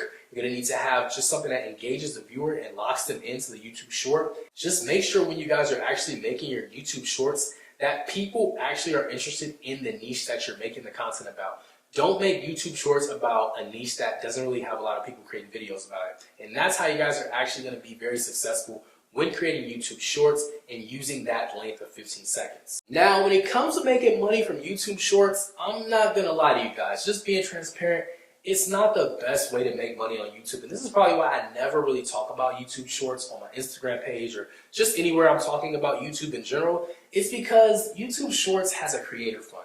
YouTube has this creator fund for $100 million. And right now that sounds like a lot of money. But when you just put all the channels that are doing so well, it's kind of really hard for you guys to make money from YouTube Shorts if there's so many other channels getting millions upon millions of views, right? So there's channels that's getting like 100 million views on these YouTube Shorts, and they're the main bulk of the channels that are actually going to be getting paid from YouTube Shorts. Now, you can also do affiliate marketing, but it's just really difficult because, number one, the only way that somebody clicks a description to read it on YouTube Shorts is the 3 dots in the corner. Once they click that 3 dots, it's going to show you the description, and cool, yeah, you could sell something in that description. But the chances of you actually getting a sale from a YouTube Short is kind of impossible, unless it's like you're doing drop shipping or something like that, or you are just marketing a product that you're trying to sell on YouTube Shorts. And it's like a catchy product that people are just really like interested in. It has like this wow factor to it. Maybe it's very convenient for people. Maybe it's something like that. But when it comes to making money from YouTube Shorts, it's really, really hard. You have to really have a lot of videos that have millions upon millions upon millions of views. And honestly, it can be very time consuming if you're focusing on that. So if you're approaching YouTube trying to get into YouTube Shorts for money, I don't think you should do it for that. If you guys are going to be using YouTube Shorts, the only way I would use YouTube Shorts is to leverage the main channel. When I say leverage the main channel, all I mean is make a shorter form content of the main content on your main channel and just kind of use that as a bridge for people to cross over to your main channel to start getting viewers and subscribers on that channel. Because as you know, if YouTube Shorts are blowing up way faster than normal videos, you're getting hundreds of millions of views, then you guys want to leverage that as much as possible. Imagine blowing up your YouTube channel, getting 100,000 subscribers in 1 month from literally a couple of videos that's on a different channel, which is YouTube Shorts. So that's how I would do it. That's how I would approach it. I wouldn't really use YouTube Shorts to make money because it's a really low chance of you making any money from it. I know people that get millions of views on their shorts and they don't even make $25. So it's just something that you shouldn't focus on. So have you ever been stuck? You want to start YouTube, you want to start making viral videos, but you just have no idea of where to start, where to begin, how to even find ideas on how to create viral videos. You want to post a video on the channel, but you don't want to worry about it just not doing well and not getting views and you just wasting your time. Well, I'm going to teach you guys a really cool trick that's going to help you guys find out how to go viral instantly. All right. So essentially how YouTube works is pretty much everything's already been done for you. You don't really have to come and recreate the wheel, right? You don't have to remake it because everything's already been done. Any niche that you can think about, anything that you are interested in, I'm guaranteeing you that there's a channel out there that's already done it and they perfected it so that you can go ahead and see exactly what they did and you can perfect it as well. Now, I'm going to use the NBA niche as an example, and I'm also going to be showing you guys one of my clients' channels who actually did this and they're doing pretty well in it. So this is the niche, NBA moments, right? That is the niche, okay? And so essentially this is how you actually find out if this is a good niche to make videos in that'll go viral. So off the bat, I already see that this Golden Hoop page, it looks like they are like #1 in the search engine for this. And keep in mind, this is something that pops up in recommendations. This niche is not really based on, search engine because nobody's gonna type in NBA moments. So as you guys can see, this guy right here, I'll click on his channel and it just looks like he's really doing his thing. And just in the past 3 days, it looks like every video has gotten over at least 100K. And this video looks like by the 24th hour, it'll probably have 100K as well. So let's just say this is the niche you want to decide you want to go into, okay? You see that there's a lot of people looking at these videos, watching these videos. You want to try and do something like this. This is the #1 thing you don't want to do. So when you see channels like this, you do not want to go and copy exactly what they're doing, because I'm telling you right now, this channel has 1 million subscribers. Because it has 1 million subscribers, you don't know if a percentage of these subscribers are watching these videos. You don't know that. So what you want to do is you want to look for channels that don't really have a following. Now, when I say they don't have a following, I don't necessarily mean like they don't have any followers. You just want to make sure they're small enough to where their views are more than their subscribers. This guy has 1 million subscribers. If he's getting 100,000 views, that can easily be all from his subscribers and not from YouTube. If you post this similar video, when you post this video and you don't have any subscribers, you're not going to see the same results because number one, you don't have the amount of subscribers he has, and you don't know if they're coming from the search engine, the suggestion tab, or even the recommendations tab. So we're going to do research. And once we do all of our research, we're going to find a channel that is either brand new or very small. This is considered a small channel. This is one of my clients' channels. As you can see, he has 33,000 subscribers, which is not a lot of subscribers at all. And you guys can see in the past 3 days, the last video he posted got 621,000 views, okay? So what we're gonna do is we're gonna basically study this channel to see exactly what they're doing correctly, and then you guys can go and make the content better, okay? This is how you guys are gonna be finding viral videos. You can do this in any niche, I guarantee it, okay? So number one, the first thing I do is I go over to the channel and I go to the about section.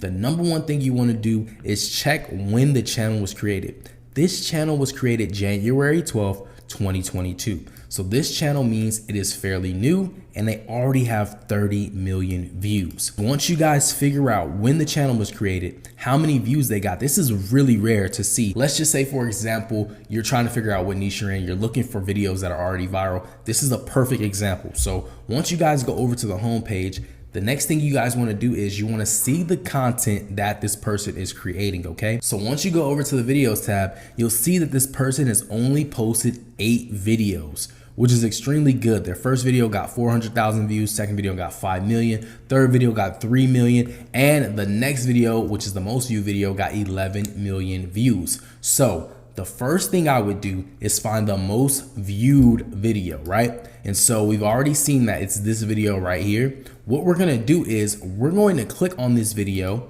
Once we click on this video, we're gonna go ahead and see exactly what they did, and then we're gonna mimic it and make it better, okay? So as you can see, they optimized the video. They didn't really put a full description, and on vidIQ is gonna be telling you guys the tags and everything you can use. You're gonna see it all on the side. You're gonna be able to take those exact tags. So what you wanna do is when you create the video, you make it similar or you make it better. You always want to make it better. You just don't want to copy somebody. At least make the video better so you get suggested. This is what you want to happen. You see this guy right here, King Swish? He's very smart. You know why? Because he's popping up under a video that has 11 million views. You're going to want your video to pop up under this video, okay? If you're in this niche or any other niche in general, right? So from here, what you guys are going to want to do, as you guys can see, the title is NBA Embarrassing Moments. Maybe you want to add another keyword in there. Maybe you want to add more keywords in the description. You want to add the tags. You want to take all the metadata from this video and make it better. Another thing this person did, you want to make sure that you make your videos at least 8 minutes long, because he has like the most viewed video and he doesn't even have an 8-minute long video. If this video was 8 minutes long, he probably would have easily made at least, and it's an NBA niche, at least $30,000 to $50,000 just from this one video. If he would have just had it at least, what?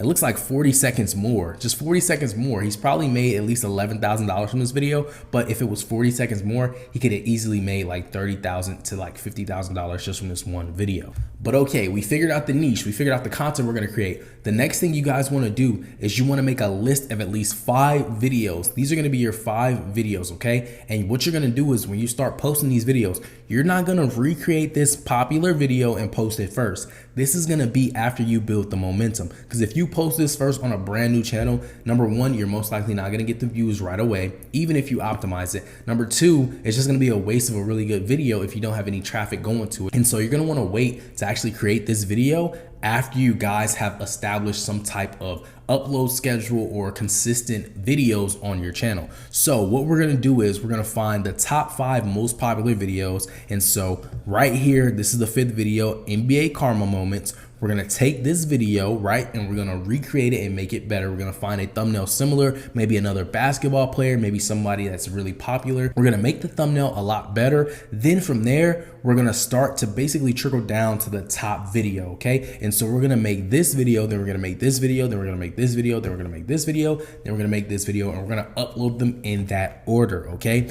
And so this is what's gonna happen next. Once you find those viral videos, this is like the easiest trick to find viral videos. Then what you are going to do is you're just gonna repeat the process over and over. So you're gonna have 5, 5, 5, 5, 5, and you're gonna just keep on going with that. And the reason why you're gonna do that is because number one, you figured out your niche, you figured out the audience that likes your content. What you wanna do is you wanna rinse and repeat to make sure that you keep on growing the audience, because if there's people that like your content, there's probably similar people just like that audience that likes it, and you just wanna keep on doing the same thing. Now, I'm not gonna say make the same video and post it again. You're just gonna wanna make it similar. So for example, NBA karma moments, what I would do is if I wanted to make this video again, I would get another player standing in an awkward position or Photoshop him inside of the picture. Then I'm gonna put a ball and then I'm gonna put the circle. I'm gonna do it completely different and make it look a lot more like bizarre and make people wanna click on it. And then from there, I'm gonna move on to the next video and I'm gonna do the same thing over and over and over again. This client is a really great client. He actually has multiple channels and this is one of the channels he's experimenting with. But like I said, guys, this is a really great example of just how to find viral videos. If you're struggling on figuring out what you want to do, you always want to do that market research, figure out the niche you're in, figure out the content you want to post, find somebody who's already successful in it, and make sure they're a small channel. Do not go for the big channels because you can never gauge if it's their subscribers watching it or it's actually coming from the algorithm. So this is a great example. I hope this helps you guys out a lot. I've been doing this for years and it's worked every single time. So definitely take full advantage of this strategy. So if you've been following me for a while, you've probably heard me say the word evergreen. And in today's lecture, I'm gonna be basically telling you guys the difference between evergreen and trendy topics on YouTube, why evergreen is better and why you should always look to make videos that are evergreen, and why trendy is good to kind of blow up, but it's not necessarily the best thing to do if you're trying to make this thing long term. So for example, I have two titles and two different niches that explains the clear difference between an evergreen video and also a trendy video. Now, when it comes to evergreen videos, all that simply means is it's a video that has the potential to live on the platform almost forever. Now, on the other side of that, you have trendy videos, and basically all a trendy video is a video that has the potential to get a lot of views very, very fast in the first few days of you uploading the video, but that potential on as far as longevity, it has no longevity at all. Literally, the video will blow up really fast when it first releases, and then a month after, the video probably won't be getting any views. And so we're gonna go ahead and basically look at two different topics when it comes to evergreen versus trendy. And number one, we're gonna start on the evergreen side. So I typed in a title, and the title is Top 10 Luxury Cars in the World. And as you guys can see, on this topic, you can see there's multiple videos posted, and as you guys can see, they have a lot of views. Now, all of these videos have the potential to live on the platform forever. They're always gonna come up in search. They're not really based on a current topic or a current event that's going around in the world. So you guys will see all of these videos here, and honestly, they all, like I said, have the potential to get views forever. So I'm gonna just click on a video. This looks like a video that's actually evergreen. So if I click on this video right here, we're gonna just pause it for a second. You guys can see it's the top 10 most expensive cars in the world. Very simple title. This video was posted in October of 2019. So I believe this video honestly is still getting views to this day. And how we can actually check that is if we go over here and we click new first. You can see that 1 day ago, somebody actually commented on this video, 4 days ago, 5 days ago. So although this isn't ranked at the top of the search engine, you can just see by the comments how recent they were that this video is still getting a lot of views every single day. So let's shift gears over to trendy videos so you guys can understand why evergreen videos are a lot better. You guys all remember the milk crate challenge. Now, essentially this challenge just had people climbing up a tower of milk crates, and a lot of them got injured pretty bad. They all fell off the crates, as you can see by this thumbnail right here. But I'm gonna show you guys the point of why these videos are trends and they're not gonna last long, which means they don't have the potential to live forever, which means you're not gonna be able to make money from them forever. So I'm gonna click on one of these videos and I'm gonna show you guys exactly what I mean by a video just not living long on the platform. So we're just gonna click on the funniest milk crate challenge 2. We're gonna go down to the comment section and sort by newest. And as you guys can see, the most recent comment was about 2 weeks ago, The one before that was 3 weeks ago, and the one before that was about a month ago. And so you guys can tell that this video isn't getting as many views as it was in the beginning, although it does have almost 500,000 views on the video. That's really good, but the goal on YouTube is to have longevity and to just complete the snowball effect at perfection. And the way you do that is by having a ton of videos that can live forever and that can actually generate passive income over time. Now, don't get me wrong, there are some instances where you can post a trendy video and it does live on the platform for a long time. But 9 times out of 10, there's not one evergreen video that does not live on the platform for at least a year's time, okay? Now, a lot of you guys also like the niche, the relaxing sounds niche, and that is also an evergreen niche. I'm gonna go ahead and show you guys right now. I'm gonna type in relaxing sounds, and as you guys can see, a lot of these videos have millions and millions of views. This one right here is from about 2 years ago. It's ranked #1 on the search engine. We're gonna go ahead and click it, pause it, and we're also gonna go ahead and sort the comments. And if you go to newest first, you can see 6 hours ago, somebody commented on this. So this is a really great niche, and it is a great example of evergreen content. So this is just something you guys can look into doing if you're interested in getting into the relaxing sounds niche. But like I said, man, this video right here, over 35 million views, and it's still generating more and more views. But I hope you guys have a clear understanding of evergreen videos versus trendy videos. Always, always, always try and make at least 10 evergreen videos per month.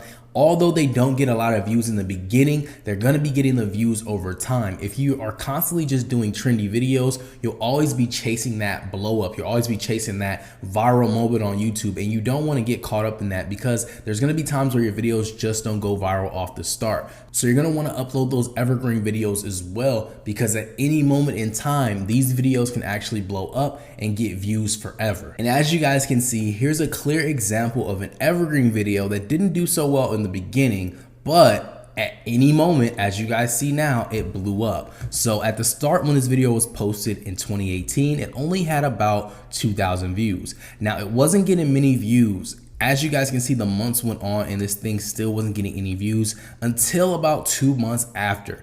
As you guys can see, the views literally skyrocketed. About 3 months after the video was posted, it got 60,000 views on one single day. And this just took this video to the next level. And as you guys can see, it carried on and it was just generating cash flow. As you guys can see here, this video right here literally started off making about $10 all the way down to like 50 cents a day. But as soon as it hit its peak, it was generating almost $100. Look, you guys can see $150 in one day, down to 15, back up to $70. And it just kept on bringing in that constant passive income every single day. And keep in mind, I posted this video back on November 4th of 2018. So just to see some crazy income coming in from this, and I didn't even expect it. Now just imagine I had 100 of these videos doing this exact same thing where they just blew up randomly. Do you know how much passive income you could generate literally just from having so many evergreen videos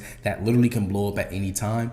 Honestly, guys, really put this into works. Don't focus on the trendy videos too much. It's good to get some traction, but if you're trying to focus on longevity, the evergreen video strategy is the way to go. So when it comes to tips and tricks on YouTube, I am not holding back anything. When I tell you that I have generated so much, like most of the money from YouTube, from this simple technique, okay?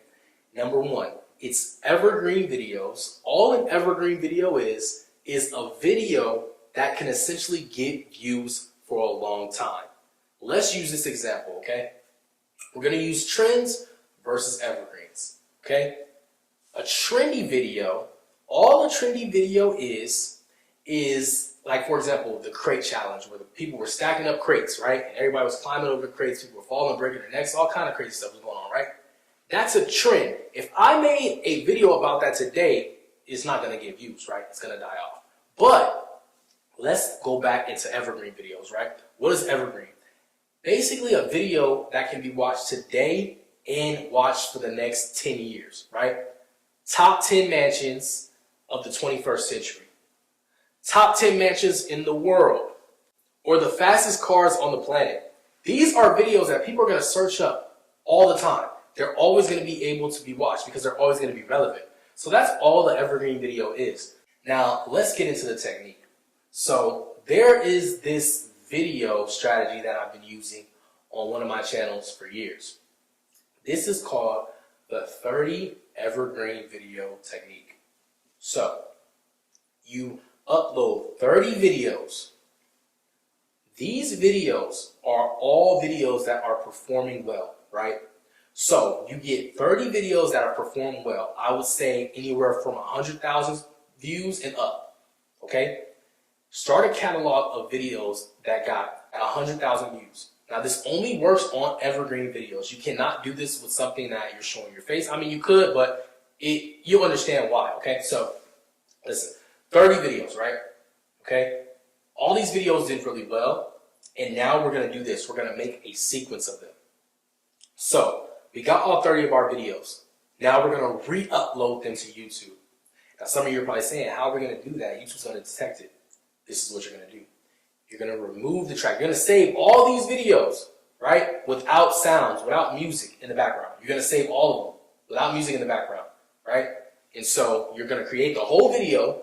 Once you create the whole video, you're going to take the sound out before you upload it or before you download it. Take the sound out, download it. Then add the music, the background music to it, right? Or just add a little effect or animation to it, right? Just to do one little thing that's different, right?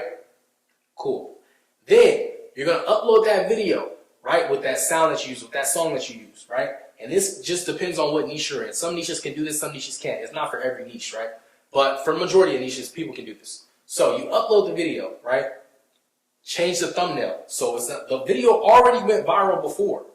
You can do it again, but you just have to repackage and repurpose it. Take the sound out, you add a new song, and you just add a different effect. You have to remember it's in a 30 video sequence. So you're not going to get a comment that's going to say, I already watched this. No, it's not targeting people. It's not going to be like that. You're targeting new viewers. You're getting new subscribers from this video. So you're going to have 30 videos. You really think by the 30th video, somebody's going to say, I watched this first video. No.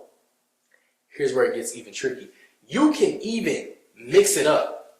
So you can do odd numbers. For example, we upload the 30 videos, right? 30 videos. We already made these videos. So we're constantly making money off the same 30 videos we already made, right? So let's just say we go all the way up to, what, 500 videos. But it's all the same 30 videos, right? We're just uploading them. You can upload them in different sequence. So you can do odd numbers. So you can do video 1, video 3, video 5. Or you can do video 2, video 4, video 6. And have them in order like that. Or you can do 1 through 30. It's a video sequence. Nobody's going to remember that video. Okay? And so this works really well in the top 10s niche. This is one of the niches I did it in. So like, just for example, like talking about luxury homes or just talking about cars, right? And I had my team do this. It literally lowered the cost, so I didn't have to keep paying my team to make these videos. The videos already made. All I had to do was add a sound to it and change the thumbnail. That's it. And that's basically the 30 evergreen video effect. These videos have to be proven to perform though. Sometimes you will repost it, and what will happen is it won't perform, but that's okay because it's a sequence. And this can be passive too. I got it to a point to where literally these 30 videos, they just kept going. I had them scheduled. So I didn't have to do anything. The thumbnails were already there. I have a thumbnail artist that was creating thumbnails for all of them. Changing something slightly different. The titles, slightly different. Everything can be slightly different. Now, you can get away with this on YouTube because, honestly, the YouTube bot is not going to detect that the video was the same. If you upload the same exact video that you just posted or you posted a year ago, YouTube can detect that. But if you change like a song, if you change like a clip, you add a new video clip talking about, like, for example, if we're talking about top 10 most expensive houses, and I just changed one of the clips, I add a clip on top of the clip that's already on the main video track, showing this house from a different angle, that's considered a whole new video because you changed something in it. And so that's the evergreen video trick that you should definitely try. I would say only do 30 videos. Don't do 15, don't do 10, don't do 14. You want to make sure it's at least a 30 video sequence. That way, nobody will realize it, right? And because nobody will realize it, nobody's ever going to call you out on it. And you can generate so much income from 30 videos. So imagine you invest in a team to make the best 30 videos you could possibly make. And you just keep reposting them. Repackage and repurpose. All you got to do is change the thumbnail, change the sound of the video or animation or an edit, and change the title, and you're good to go. Networking on YouTube is probably one of the most important things that every creator should do. When I first started out on YouTube, one of my first videos that went viral, a creator reached out to me. He's still friends with me to this day. This was over 7 years ago. He reached out to me. He said, hey, I saw your video show up in my recommended. You're doing really good. Do you know he had probably 300,000 subscribers and I probably only had 1,000 subscribers. This man taught me a lot. I'm probably, when it comes to expertise, I'm probably more experienced now because I'm in just so many different niches. And, we still help each other out. But when I say that if it was not for him, a lot of the things that I've attained, like just in the gaming space in general, I would not have got there without his expertise. And without the little things that he knew that showed me, it just added to me. And so you want to network with people. You don't want to be an introvert in this space. You want people to essentially give you the sauce, give you the game, give you the gems that you need to get to the next level, right? And so you want to network for growth. One of the ways you can do that, there's always a community. You'll notice this.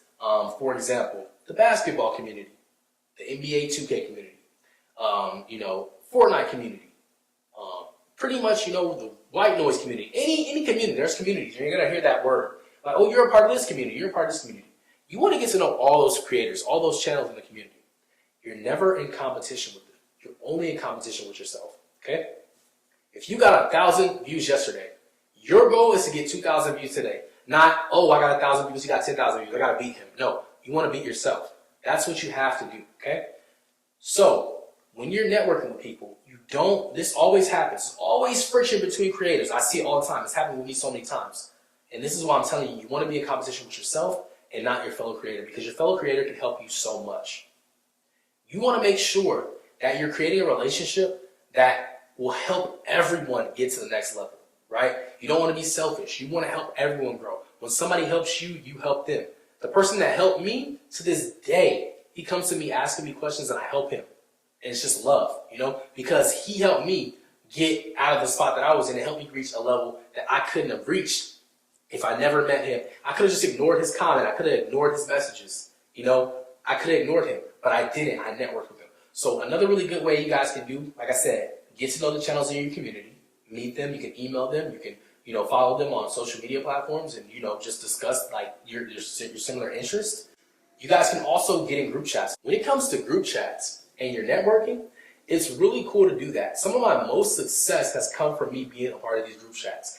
I am in group chats now to this day with channels that literally have people doing literally over 7 figures every single year, and they're getting so many subscribers. Some of the biggest creators on the platform that you may know, literally I'm in group chats with them, and we're always talking, sharing ideas, and that's something that you really want to do. You want to find yourself in a group chat, even if it's on Twitter, Instagram, just find a group chat and get in there and just share ideas, because that's ultimately going to help you guys grow extremely fast just from getting around people in your niche. Granted, I can help you grow in pretty much any niche, but I haven't made a video in every single niche. So when you guys get into those niches, you want to meet other people, network with them, create a mastermind group, and try and grow to that next level together. And any tips or any struggles you have along the way, you always have access to contact me. But who knows, there may be somebody in your niche specifically that can help you generate more income in that specific space just from them being experienced in that realm.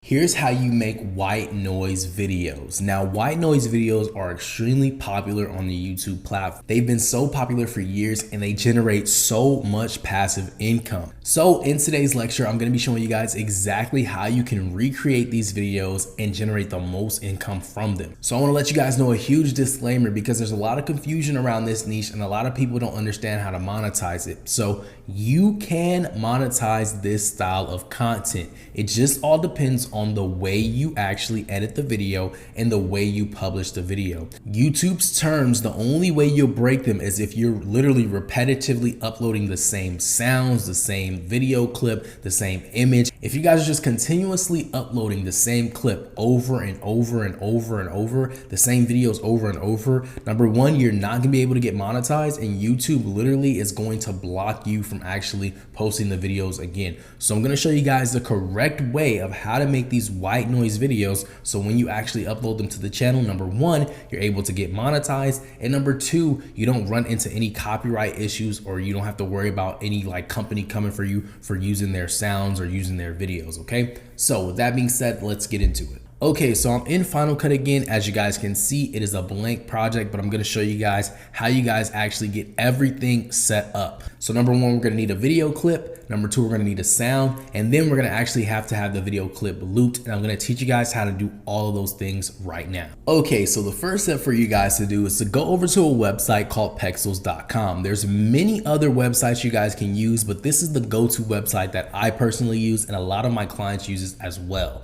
So once you guys go over here, you want to make sure you type in rain, or if you're doing ocean videos, or if you're doing fireplace videos, any type of relaxing sound or white noise videos you're doing, you'll pretty much be able to find it in this search engine. So you're going to go ahead and click rain. It's going to load up. You want to make sure you click on videos. Once you guys click on videos, you then want to choose a video. For demonstration purposes only, I'm going to use this first video here. So I'm going to click this video, and then you guys are going to see it playing. All you simply want to do is just click the free download button. So I'm going to go ahead and click this. You can also go ahead and put it in 4K if you like to, full HD. I always suggest full HD because that's the best way to do it, okay? So it's going to download. It's going to ask you guys to go ahead and donate. You don't have to do that. Don't worry about that. Just click off of that. So now we have our video. The next thing you're going to want to do is you want to go over to this site, and it's called Capwing. Now there's so many loop sites out there. This is one of the sites that you have to pay them, I believe, once you sign up to get the logo removed. You guys don't necessarily have to loop the video, but if you're a perfectionist like me and you just want that loop to look clean and you don't want to worry, you guys can go through the looping site, but this is not a necessary step. This is only if you just want your videos to look clean when they actually go to the next clip, okay?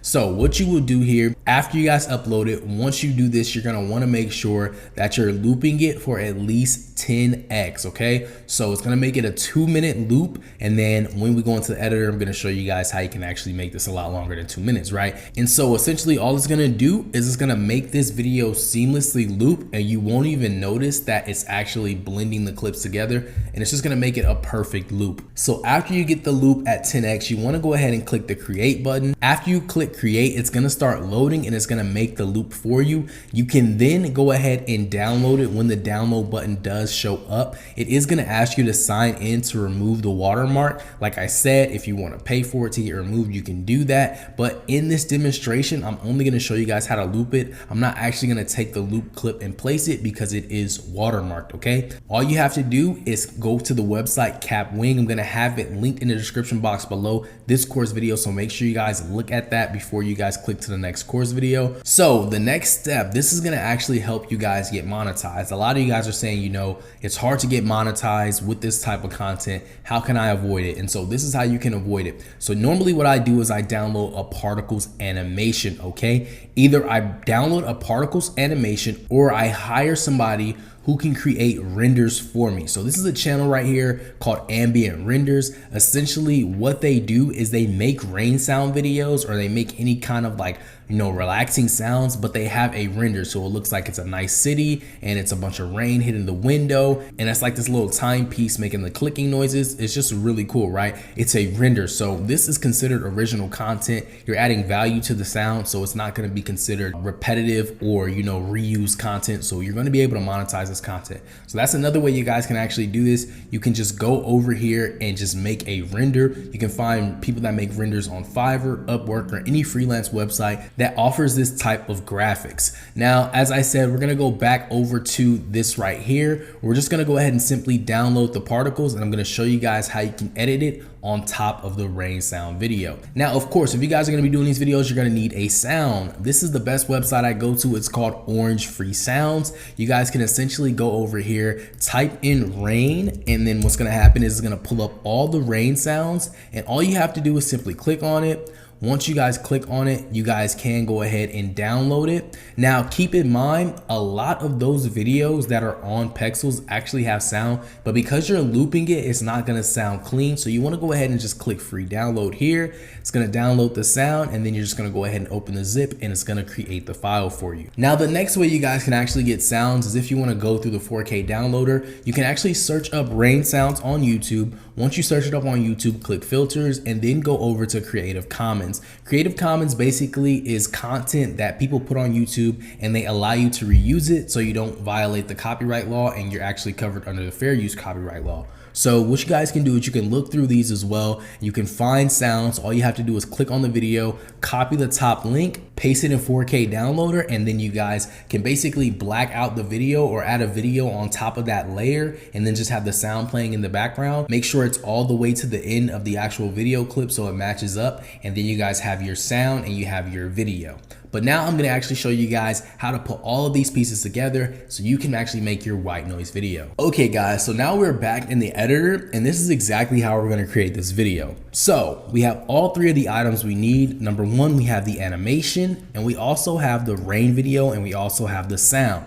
So we're gonna keep the sound at 0 dB because this is what's gonna be the only thing heard. We're gonna mute the video clip, and then what we're gonna actually do is start with the top track first, okay? So this is how this particles things work. So now for demonstration purposes only, I'm gonna mute the rain sound so you guys don't hear it while I'm talking, just so you guys can understand how it works, okay? So as you guys can see, the top clip is a particles video. So what you're gonna do is you're gonna wanna make sure that you can see this rain video, and the way you're gonna do that is by clicking on this track. And so what you're gonna wanna do is actually adjust the opacity of the top clip. That way we can actually see this rain sounds video. So you're gonna right click and you're gonna go down to show video animation. You're gonna go over to the opacity, and once you guys go over to the opacity, it should be at 100. You can actually bring it down to about 50%. So after you guys are done with that, you can then close the video animation,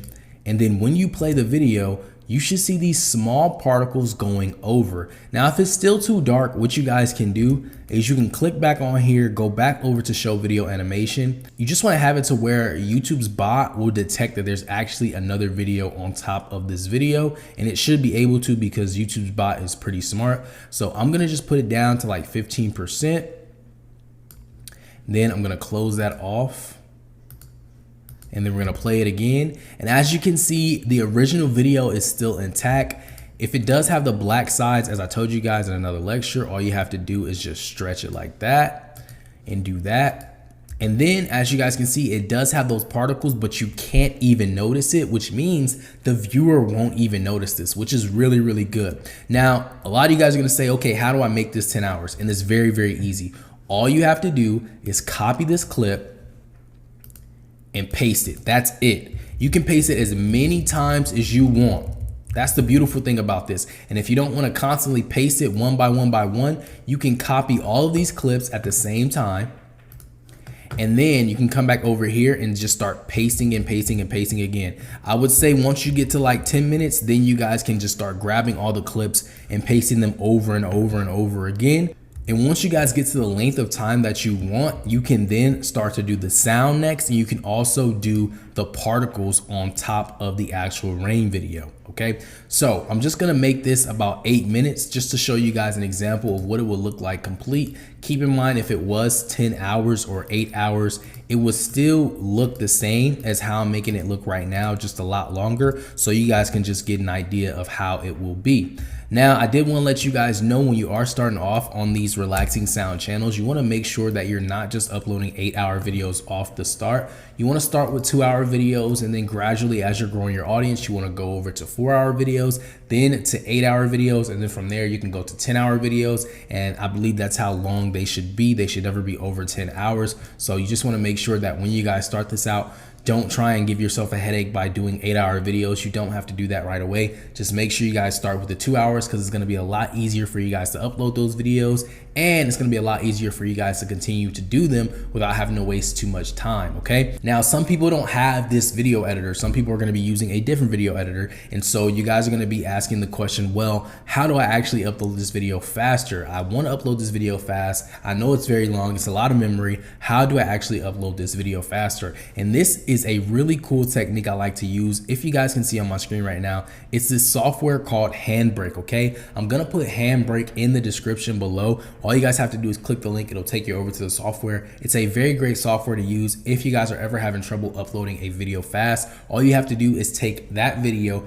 place it into Handbrake. It'll downsize the video without ruining any of the video's quality, which makes the video look even better and it uploads even faster, and it just makes the process a whole lot smoother. And now, as you guys can see, we've completed our first relaxing sound video together, and this is exactly how you guys are going to want to do it. You should have no copyright issues with videos like this as long as you have an animation layer at the top. You also want to make sure that the rain video here, if you guys do want to make it look cleaner, you can loop it. If this still looks too dark for you guys, what you can then do is you can go clip by clip, go over to the exposure, and then you can just raise the exposure to make it a lot brighter. I would say like 10% is really good. Then from there, when you play the video, it will literally look exactly how it looks, and the YouTube bot will still recognize that it does have a layer on top, and you guys won't have to worry about, you know, copyright issues or being demonetized with these types of videos. Just a reminder, when you guys are making these videos, you want to make sure that you're not being repetitive. That means change every single sound.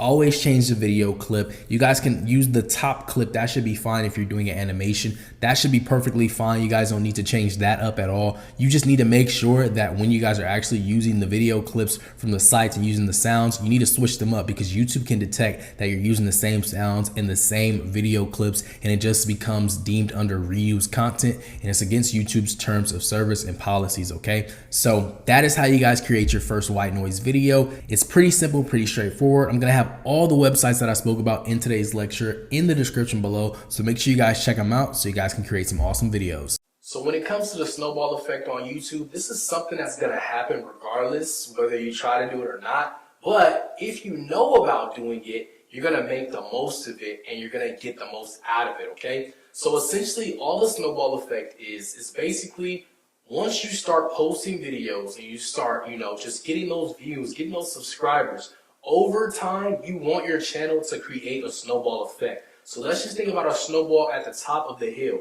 When the snowball's at the top of the hill, as it comes down the hill, it's only getting bigger because more snow is getting piled up onto the snowball. Okay, so let's think of your channel as that snowball, and let's think of just everything that you can gain from YouTube as the snow that's going to pile onto it. Okay, so as your channel grows, it's going to do this snowball effect. You're going to see more views coming in, which is going to make your channel bigger.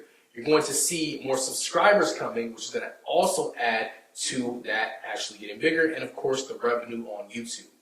So let's just say you started from 0 on YouTube and you grew to 1 million subscribers in your first year. The way the snowball effect should work is by the time you get to the end of the year, your videos from the earliest stage should still be getting views, subscribers, and earning revenue, right? And by the time you get to that million, by the end of the year, all of your videos compiled together should be just adding to that snowball. So essentially you have views from the first video you posted to the last video you posted. Let's just say they're all generating 100 to 1,000 views every single day. You're getting 10 subscribers from each video every single day. You're getting at least $1 from each video every single day. All of that is just adding up onto that snowball effect. And so as your channel constantly continues to grow, by that 2-year mark, you should be generating so much passive income, getting so many passive views, passive subscribers, and you're literally going to be able to step away from YouTube, and without doing anything, you should still be passively making at least $5,000 a month just from the snowball effect effectively happening on your channel. Now, when it comes to one of the major techniques with the snowball effect, you want to make sure that at the end of every single video, there's going to be this thing called an end screen. Every single end of your video needs to have that end screen, and what needs to be on that end screen? It needs to be a profile circle, which allows people to subscribe to your channel, and also your last video. This also helps that snowball effect constantly get bigger and bigger, okay? So when you guys get to the end of the video, you're going to always put last video. So if you put this end screen on every single video, is going to show the latest video that you posted, the newest video that you just posted, right? It's going to show that. When it shows that newest video on the end screen, if you have that on all of your channel videos, say you have 100 videos, so you post your newest video. Once you post your newest video, all of those views going to that 100 videos, if they get to the end of that video, they're most likely going to click to see the next video. And so that's also how you can basically piece together the entire snowball effect by adding that end screen. That end screen on that video is one of the most important keys to your YouTube channel because it connects all of your videos together. And if you're not getting as many views as you normally get, just from that snowball effect, if you have one video, just one video going viral, that one video at the end of that video can feed the newest video without you even doing anything. So I know a lot of you guys want to do the passive side of YouTube. You want to be able to go and travel the world. You want to be able to go and work from anywhere around the world with the laptop, chilling on the beach, wherever you're at, you're able to still make money on YouTube. Well, I'm going to show you guys how you can actually vacation while still being active on YouTube. One of the coolest features on YouTube is it actually allows you to schedule your videos. So when you guys are about to go out of town, say for example, you're just going on a trip for about a week, what you can do is you can schedule a video to upload every single day of that trip. So while you guys are out of the country or you're just going somewhere to vacation and you don't even want to think about work, you don't even want to think about making money, your YouTube channel is still working for you. And when you return, your viewers, they won't even know that you left because you're still having content uploaded on a channel. You can schedule it at any time you want the video to go live. You can pretty much do anything you want. As long as you do the work before you leave, you can literally vacation for as long as you want. I remember one time when I was going on vacation, I actually did like 20 videos. I went to LA on a one-way ticket, okay? And I didn't buy a ticket back. But I knew I had 20 videos that I could literally just keep uploading on the schedule. So by the time I was ready to leave LA, when I had came back to my place, everything was already done for me. Literally, all the videos were uploaded. When I got back, it didn't feel like I missed out on any views, any revenue, or any new subscribers. I literally was able to come back and jump right back on my workflow without missing out on anything. And that's essentially how you guys are going to be able to vacation while doing YouTube. So I'm sure most of you guys wonder, what is the biggest YouTube secret to growing extremely fast on the platform? And I'm going to go ahead and explain it to you guys, and I'm going to demonstrate why this is the biggest secret. So in short words, TikTok. Yes, guys, TikTok is the secret way for you to grow extremely fast on YouTube, and I'm going to explain exactly how. Now, a lot of people always say, you know, I just started a YouTube channel, my content is amazing, I'm putting a lot of time and effort into my videos, I'm doing the best that I can, and I'm just not seeing any success or any growth in my YouTube channel. And here's the reason. YouTube's algorithm is extremely slow, guys. It's like the slowest out of all the social medias. Like if I had to compare it to any other social media, it's probably slower than Instagram. And Instagram is pretty slow when it comes to just reaching out and getting engagement from all around the world.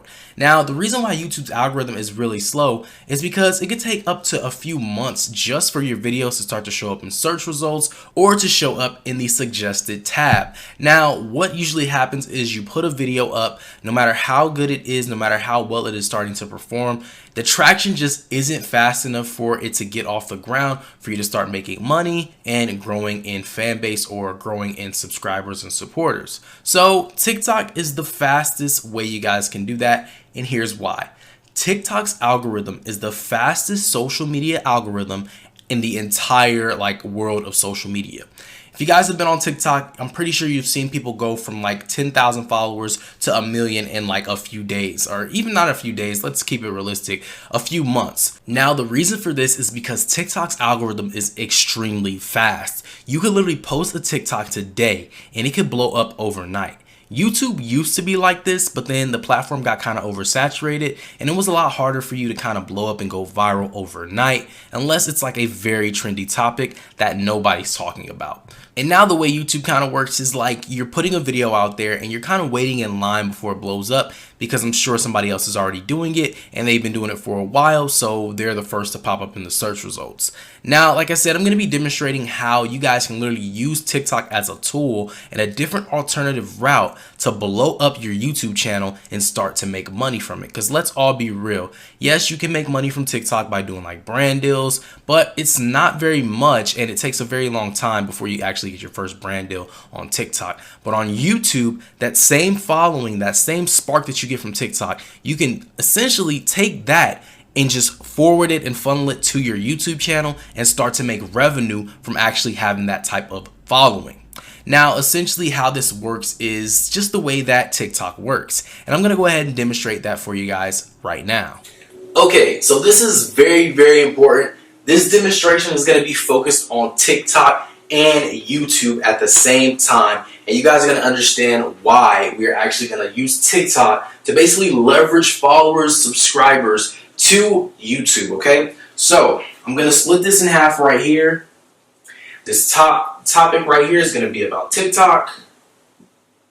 And this down here is gonna be focused on YouTube. And I wrote that really big, but that's okay. Now, essentially, this is how TikTok's algorithm works, okay? So, you need to basically focus on videos that are at least 11 to 17 seconds long. And the reason this is why you need to focus on this is because watch time is very important on TikTok. So if you did a video, this video for 11 to 17 seconds, okay, anywhere in between there, this video, if it's lower on the lower end of 11 seconds, it needs to be at least 100% watched for it to go crazy, okay? But if it's a little closer to 17 seconds, then you're pushing back on the 50%, okay? So, for example, all right, we have this bar here of watch time, okay? And let's just say a majority of your followers watch 75% of the video, okay? And the rest, they just go and they keep scrolling, okay?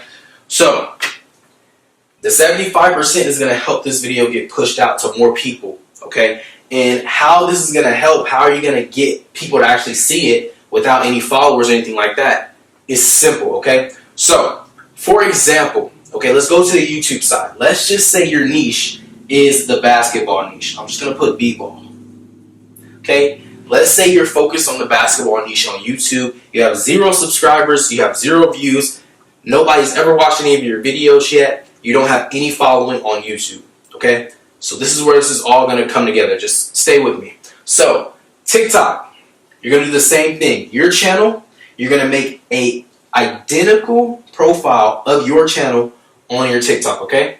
And so, how TikTok works is based off hashtags, okay?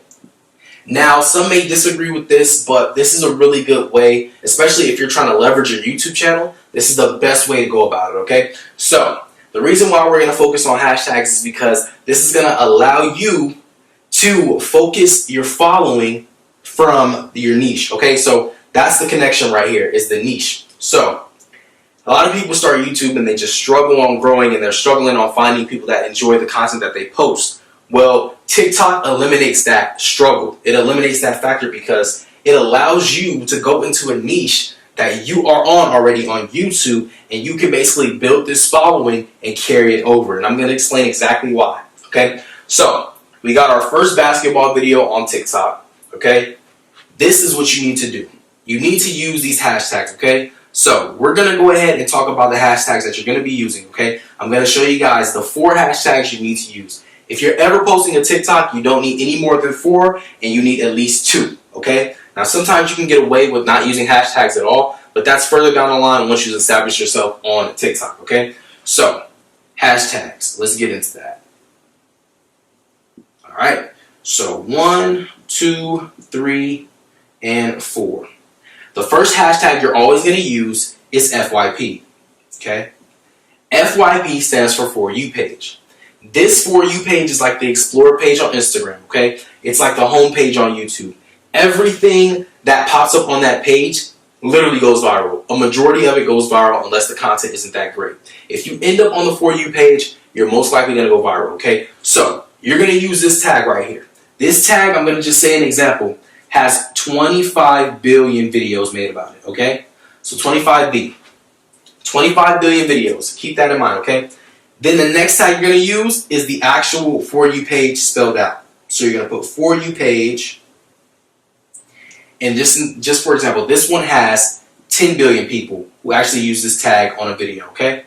So keep in mind what I'm doing here, okay? Keep in mind the order I'm going in. Now, the next thing you're going to do is going to be based off of your niche, okay? So this right here, this first video should be whatever your channel is about. So this right here needs to be about basketball, okay? So let's just go ahead and put basketball for an example. I'm sure there's going to be other, hashtags you can use, but I'm going to explain how you guys can do that, okay? So we're just going to put b-ball again, but keep in mind this will probably be basketball or basketball clips or whatever is the most popular basketball tag that's under 10 billion, okay? Keep in mind it has to be under the second tag.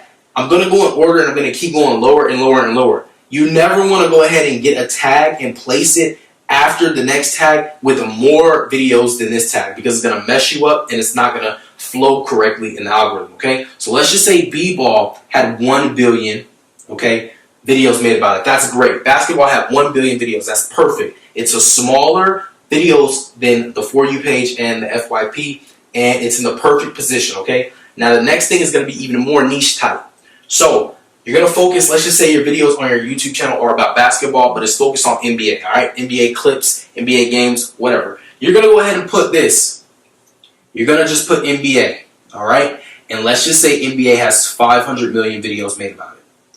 There's 500 million videos with the tag NBA on it, okay? So essentially, this is what's going to happen here now. So if your video has followed all these steps, it's got at least 75% watch time, okay? It goes to the For You page, all right? It's going to go to the For You page. If it's ranked, it's gonna go crazy, okay? But I'm going to explain everything right now. So essentially what happens is your video is going to get on the For You page. Once your video gets on the For You page, you're going to start to see traction extremely fast. Now, a lot of people are going to be frustrated in the first few hours, but I guarantee you if you follow this technique right here, your TikTok will at least get 10,000 views in the first day of you being on TikTok. I can guarantee this. This is proven to work. This is what I've been doing with all of my new channels, and they have taken off in growth like exponentially, like fast, okay? So, now, how are you going to get these people to convert over to YouTube, okay? This is the main purpose of this course. This is how you guys are going to be able to grow extremely fast based from TikTok going to YouTube. This is how you're going to convert. So, this video, what you're going to do is you are going to give a call to action. So, the first thing you're going to do is you're going to leave a hook, okay? The hook is going to make you are going to make the people who watch your video stay longer, okay? So for example, this is just an example of a bad hook. This is like, don't ever do this, okay? Don't be boring in the beginning of your video because then people are not going to watch it. So if you start off by saying, man, that basketball game last night was amazing, most people are not going to stay and watch that. But if you say, oh my goodness, LeBron James got a crazy injury, or oh my goodness, you won't believe what happened to LeBron James last night in the NBA game. Like if you say something like that, people are going to want to watch and they're going to stay longer, and that watch time is going to show and it's going to go viral, and then you're going to grow even faster, okay? So the hook is the most important part, right? You need a hook. You need a hook in this video. The second thing you need is an incentive, okay? Or a call to action. Now, if you do a call to action, C2A, you can say, like this TikTok, follow me on TikTok, or watch the full video on my YouTube channel, okay? Now, most people who are interested in this are going to go. So let's just say 100,000 people, all right, 100,000 people, 100,000 views saw this video. And you use a C2A saying to like it. If you're using C2As to like boost the actual video, that's good, but it can be hurting you at the same time. And not for TikTok reasons. It'll help your TikTok, but it won't help your YouTube, okay? So you want to keep in mind that the main focus is to grow your channel, not to grow a TikTok channel. Because literally TikTok, you can make money from it, but it's way more complicated than making money from YouTube, okay? So 100,000 people, you do a C2A and you tell them to like, follow, or just go check out the video on your channel. So check out YT. Okay, let's just say this was a clip of the video on your YouTube channel and you want to convert these people over. Now, If 100K people see this, I'm telling you, probably less than 10,000 people are going to go to your YouTube channel. Because people don't care. People don't care, man. They just don't care. So what you're going to need to do is you're going to need to use this technique that's going to work efficiently 100% of the time. And it is the incentive, okay? So I'm just going to put I. Now, it's a very simple technique, and it's only going to cost you a few dollars, okay? You don't have to go crazy. You don't have to do anything like ridiculous. All you have to do is go to a grocery store. When you go to the grocery store, get a $10 to $25 Amazon gift card, okay? So, I'm just going to type GC. This is what you're going to say in your TikTok video. You're going to say, go watch the YouTube channel or go watch the rest of the video on my YouTube channel for a chance to win an Amazon gift card. Or you can say, go at the very end. It doesn't have to be at the very end. I mean, closer to the end. So let's just say from like 14 seconds to 17 seconds, or wherever the video is, from 12 seconds to 15 seconds. Right at the end, all you need to do is say, go subscribe to my YouTube channel if you would like to win an Amazon gift card. Choosing the winner today or choosing the winner tomorrow, okay? And you guys can decide however you want to choose the winner. It's your gift card. You can give it away however you want to give it away, okay? Now, this is going to work 100% of the time, okay? Now, not all 100,000 people are going to go subscribe. If they did, then everybody will be doing this. But look, I can guarantee you that at least 20,000 people are going to click on the channel. And I can guarantee you that at least 2,000 people are going to subscribe to your YouTube channel. So, now, let's take this, right? And let's duplicate it. Let's do this multiple times. So once you do this over and over, let's just say you are consistent, okay? Usually when I do a TikTok channel, it's based on gaming. So I do like 6 TikToks a day. And I usually do it from, oh yeah, I gotta tell you guys the time, because this is very important, okay? So when you are posting a TikTok, you always want to start at 10 a.m., okay? Wait until 10 a.m., don't do 9:45, 9:59, 10 a.m. your time, okay, to 1 p.m. Don't post a minute past 1, or the algorithm is going to mess up, okay? And then, if you guys miss this time, you wake up late, or you just are too busy to do a TikTok, when you get home at 6 p.m., usually all the way through the night, I just wouldn't go past like 10 p.m., because that's when people are usually asleep, especially kids and stuff like that. These are the times, okay? 10 a.m. to 1 p.m., and then in the middle of the day, don't do anything. Just don't. I'm going to put a big X right there. Just wait until 6. Okay? Wait until 6. Once 6 arrives, you guys can start posting. Now, what I would do if you were trying to go extremely fast, it's all based on you guys, depending on how fast you want to go. You can post 1 TikTok a day, and you can gain, 200, 500 subscribers in that day, and you're content. But if you want to go straight to 100,000 subscribers in less than 2 to 3 months, then you're going to have to really execute this process. You're going to have to keep on being consistent and posting more. I would say 3 to 6 TikToks per day if you want to go really fast as far as growth. 3 to 6 TikToks per day will take you guys extremely far, extremely fast, okay?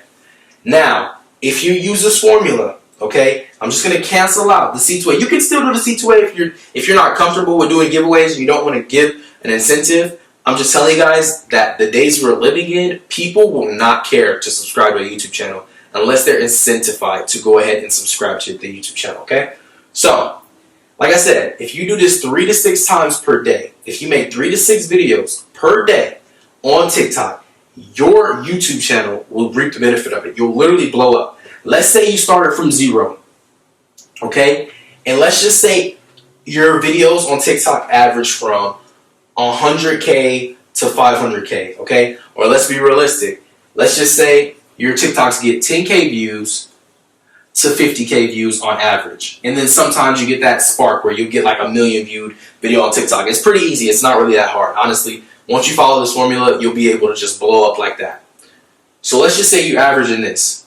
And your average takeaway from this is 300 subscribers per day, okay? You remember, you started with 0. You had nothing. You posted a video, nothing happened, you had nothing. Now you're actually growing this following from TikTok every single day. And now that you're getting these subscribers, guess what's going to happen now? You're going to start to see your videos get views, okay? Your views are going to go up. You're going to essentially get in the algorithm on YouTube a lot faster because now you have traction. Now you have people engaging with the content. Now you have people watching. Now you have these guys who you're telling to go subscribe and turn on that bell. They're tuning into your videos. They have the bell on. And what's really cool about this is that you're not, a lot of people will say, man, this is cool, but I don't want dead subscribers. I don't want people just subscribing for a giveaway. Well, this is how TikTok works. You are in a niche space. This is a niche. This is your niche right here. So you're not just getting random Billy and Timmy and Jimmy and all these guys to just subscribe to you and they don't even care about basketball. No, that's not it. Everybody here, this 1,500,000,000 people, 1.5 billion, these people right here are all interested in basketball. So when these guys subscribe to your YouTube channel, these 300 guys that love basketball and are interested in the video or interested in the gift card, when they get that notification, okay, with my ugly bell, when they get that notification, guess what? Their mind isn't even thinking about this. Their mind is thinking about what happened last night to LeBron James. Whatever video you made. And this can go for any niche, okay? Sewing, cars niche, anything, famous celebrities, pretty much any niche, it works. Because you are basically finding your followers from the fastest growing social media platform in the world right now. And that's basically how it works. So, really study this right here. Take this and implement it because it's going to help you guys grow so fast. Like I'm telling you, literally I use this technique and I tested this from the beginning of 2021 until right now. I'm still testing it with other channels. And I gained on one of my channels 40K, 20K in January, and 20K in February, right? I have another channel, okay, that I'm going to explain how I did this, and I'm going to actually tell you guys in the next lecture. I got 100,000 subscribers in less than 3 months. So this is the beginning, January, February, March, okay? And I don't remember the breakdown. I believe the first month I got like most of those subscribers, was like 50K. It was a really hot time on YouTube. And then 25K or 33K or something like that. But I'm going to explain that in the next lecture, okay? But this is the formula, guys. This is the same formula I use that works, and I guarantee you it's going to work for you. But you have to keep in mind, as long as you're following all these steps, it will work out for you, okay? But that concludes this demonstration. We're going to go ahead and get into the next lecture. Welcome to the next lecture, and in this lecture I'm going to actually show you guys how to create that TikTok that is going to allow you guys to basically create a bridge between your TikTok account to your YouTube account so that the followers and the viewers from TikTok can cross over and become a subscriber and a current viewer on your YouTube channel. This demonstration is going to break it down like step by step, so hopefully you guys understand. I know a lot of you guys have been having trouble as far as trying to figure out how you can actually not use your face or use your voice in your TikToks to promote your YouTube channel, and this lecture is specifically for that matter. So you're not going to ever need to show your face on YouTube, on TikTok, on any platform, or use your voice, and that is the beauty of this content, and I want you guys to understand that. Now, if you're a brand channel or you guys are trying to do something with your face or your voice, by all means you guys can do that. This lecture will still be very valuable to you guys as well. So I hope you guys enjoyed the demonstration. Let's get right into it. Okay guys, so in today's lecture, I'm going to be going ahead and demonstrating how you guys can funnel TikTok viewers to your YouTube channel so that you guys can gain a lot of subscribers and a lot of views. Now, this is pretty simple. A lot of you guys actually had some trouble with this, and I'm going to be showing you guys the best way to do it without ever having to show your face or ever having to use your voice. The beautiful thing about TikTok is there's this thing called text to speech, which allows you guys not to use your voice. And we also have this thing where you just literally don't have have to show your face due to all the videos and all the content that you're going to have access to that I'm going to basically show you guys in today's lecture. So to start this off, I'm actually going to do it with the rain videos. I know a lot of you guys are in that niche, so we're going to start off with the rain videos, and then after that we're going to go over to the TikTok compilations, because I know a lot of you guys want to know how you can actually do that as well. And so the first video we have here is the actual rain video. So this is what you guys want to do. You want to go into your editing software and you just want to drop your rain video. As you guys can see, this is my rain video. It's a loop, and I'm going to make sure that this is actually cut down to 15 seconds. Now you guys know the key times, 11 seconds to 17 seconds, okay? But I think the magic number is 15. Every single time I post a TikTok and it goes viral, it's always 15 seconds long, and I don't know why. It's just like the lucky number for me. But whatever works for you guys, whatever blew up for you guys just go ahead and use that number, okay? But all right, we're just gonna go ahead and put 1501, doesn't matter. Now, the next thing you guys want to do is you want to add your sound of the rain, okay, right in the background, and then you're just going to go ahead and clip that out. Now, what we are doing was we're actually editing the TikTok, okay? Now, this is the TikTok. It's completed. Now, what you want to do is you want to save this and make it one video, okay? Once you guys do that, it should come out something like this. Once you guys go ahead and do that, what I like to do to post it on TikTok is I like to send it to my phone, or I airdrop it to my phone. Once I airdrop it to my phone, I crop the video within my phone editor, and then after that, it's fit for TikTok, and it's going to fit the whole screen on TikTok, okay? Now, once you guys post this on TikTok, this is how it is supposed to look. All right, let me go back up here and grab the entire TikTok. So this is for the rain videos, guys. All right, so this is how your TikTok's supposed to look. I don't know if you guys can actually hear this. You may not be able to hear it through my software, but you guys will be able to see it, and I'll explain what it's saying, okay? So basically, here is my TikTok that I'm going to use to basically funnel followers and viewers all the way to my YouTube channel for my rain videos, okay?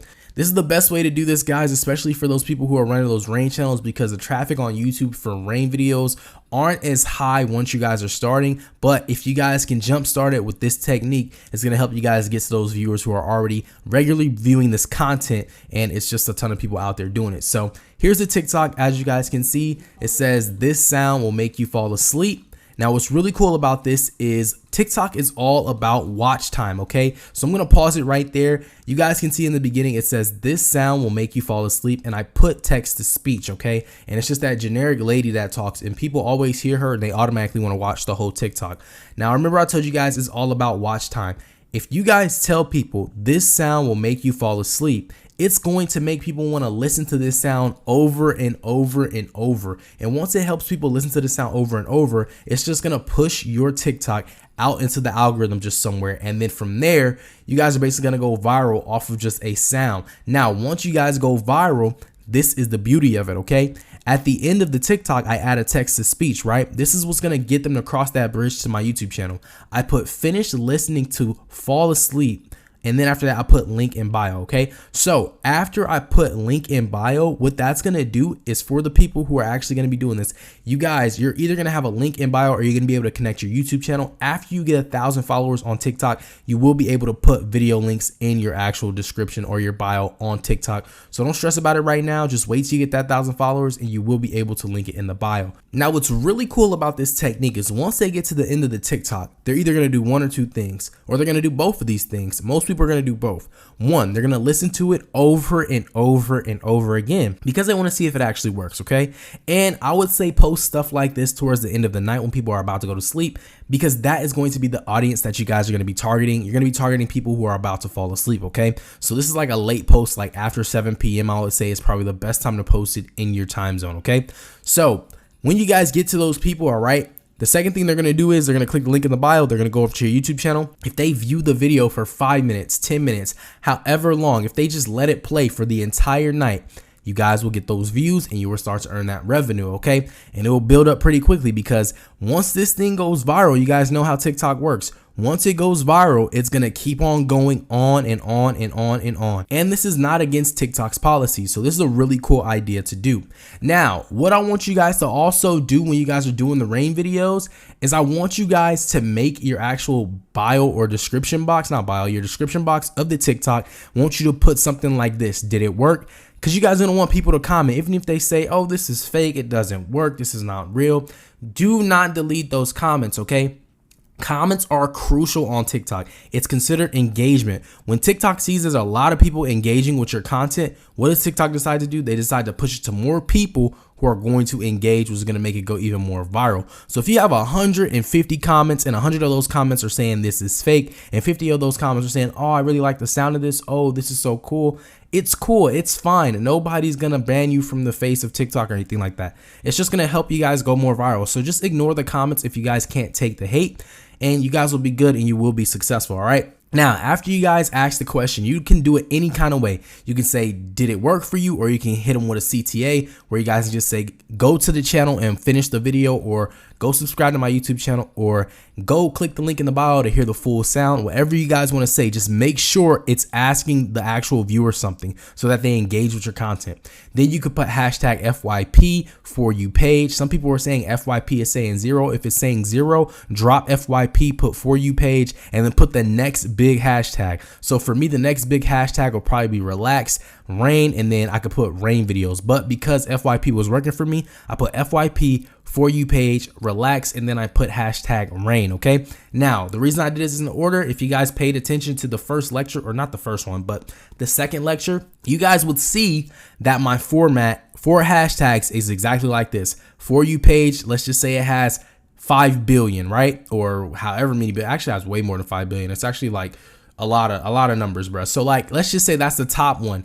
For you page is the second top one, relax is the third top one, and then rain is that other top one. Okay, so it's the final top one. It has a lot of views, but it doesn't have a billion. So that's the format you guys need to do it in. Okay, but that is how I do it for the rain videos. We're gonna jump into the TikTok compilations. If you guys don't do TikTok compilations, I still want you guys to stick around, because if you guys do decide to make another channel in the future because you just want to try different niches out, or you figured it all out, you start making a lot of money, you just want to diversify and just get more viewers and get more content and make more money, it's really good to know about other niches, because the TikTok niche is just as simple as the rain niche. Okay, so I'm gonna go ahead and take this away, and I'm gonna show you guys this one. All right, so same process. All right, the difference between this is I'm going to be using a video, right, from YouTube.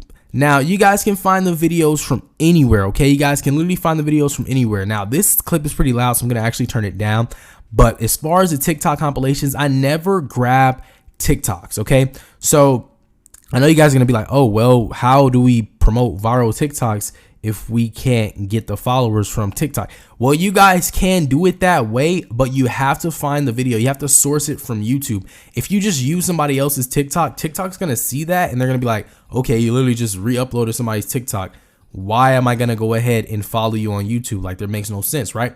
So the way you guys have to do it is you have to figure out your niche. So for example, this is just an example. Everybody's not going to do this, but this is just an example, okay? I created a TikTok channel, right? It's focused on TikTok compilations about cars. So I'm going to find a car accident, okay? A crazy car accident with a really nice vehicle, right? Because this is going to allow people to watch it. It's going to make people want to see exactly what happens, right? So same thing I did here. I'm going to go ahead and just shorten it up, and I'm going to bring it to like right here, right? And then I'm going to go to where the accident happens. All right. Accident happens here. I'm going to clip it. Then after that, I'm going to bring it down to 15 seconds, guys. So it's already at 16 seconds. So 15 seconds is right here. But the accident, you already see it. So where's the suspense at? There's no suspense in that. So what I'm going to do is I'm going to drag this out to 18 seconds, right? After that, I'm going to bring this up 3 seconds. And it's going to put it at 15 seconds, all right? Now, as you guys can see, once this gets to 12 seconds, this is what I'm going to do. Watch what I do, guys. This is how you go viral. This right here is like the genius stuff that gets people going viral. So you're going to trim this, right? Cut it. You could put a black picture or you can just block this clip out, all right? Now, when people watch this clip, I'm going to show you guys exactly how to do it on TikTok. I'm actually going to show you the TikTok that I posted, right? So you guys can see the car is going right now, right? Now, what is the car going to do? Oh, it's going to spin out and boom, it's going to crash. And then the screen goes black. Why did the screen go black? I know you guys are asking that question right now, and I'm going to show you exactly why. But okay, we got our TikTok. We uploaded to TikTok. Boom. We got the video. Here we go. You guys can see now. I added text to speech. What did I say in text to speech? I said watch until the end. I didn't use my voice and I didn't show my face. So watch until the end, right? Okay, cool. Now we're going to see it all the way up until the end again. We're going to watch the entire accident happen. And after it happens, guess what? Boom, you get that black screen. And what does that black screen say? Full link video or full video link in bio.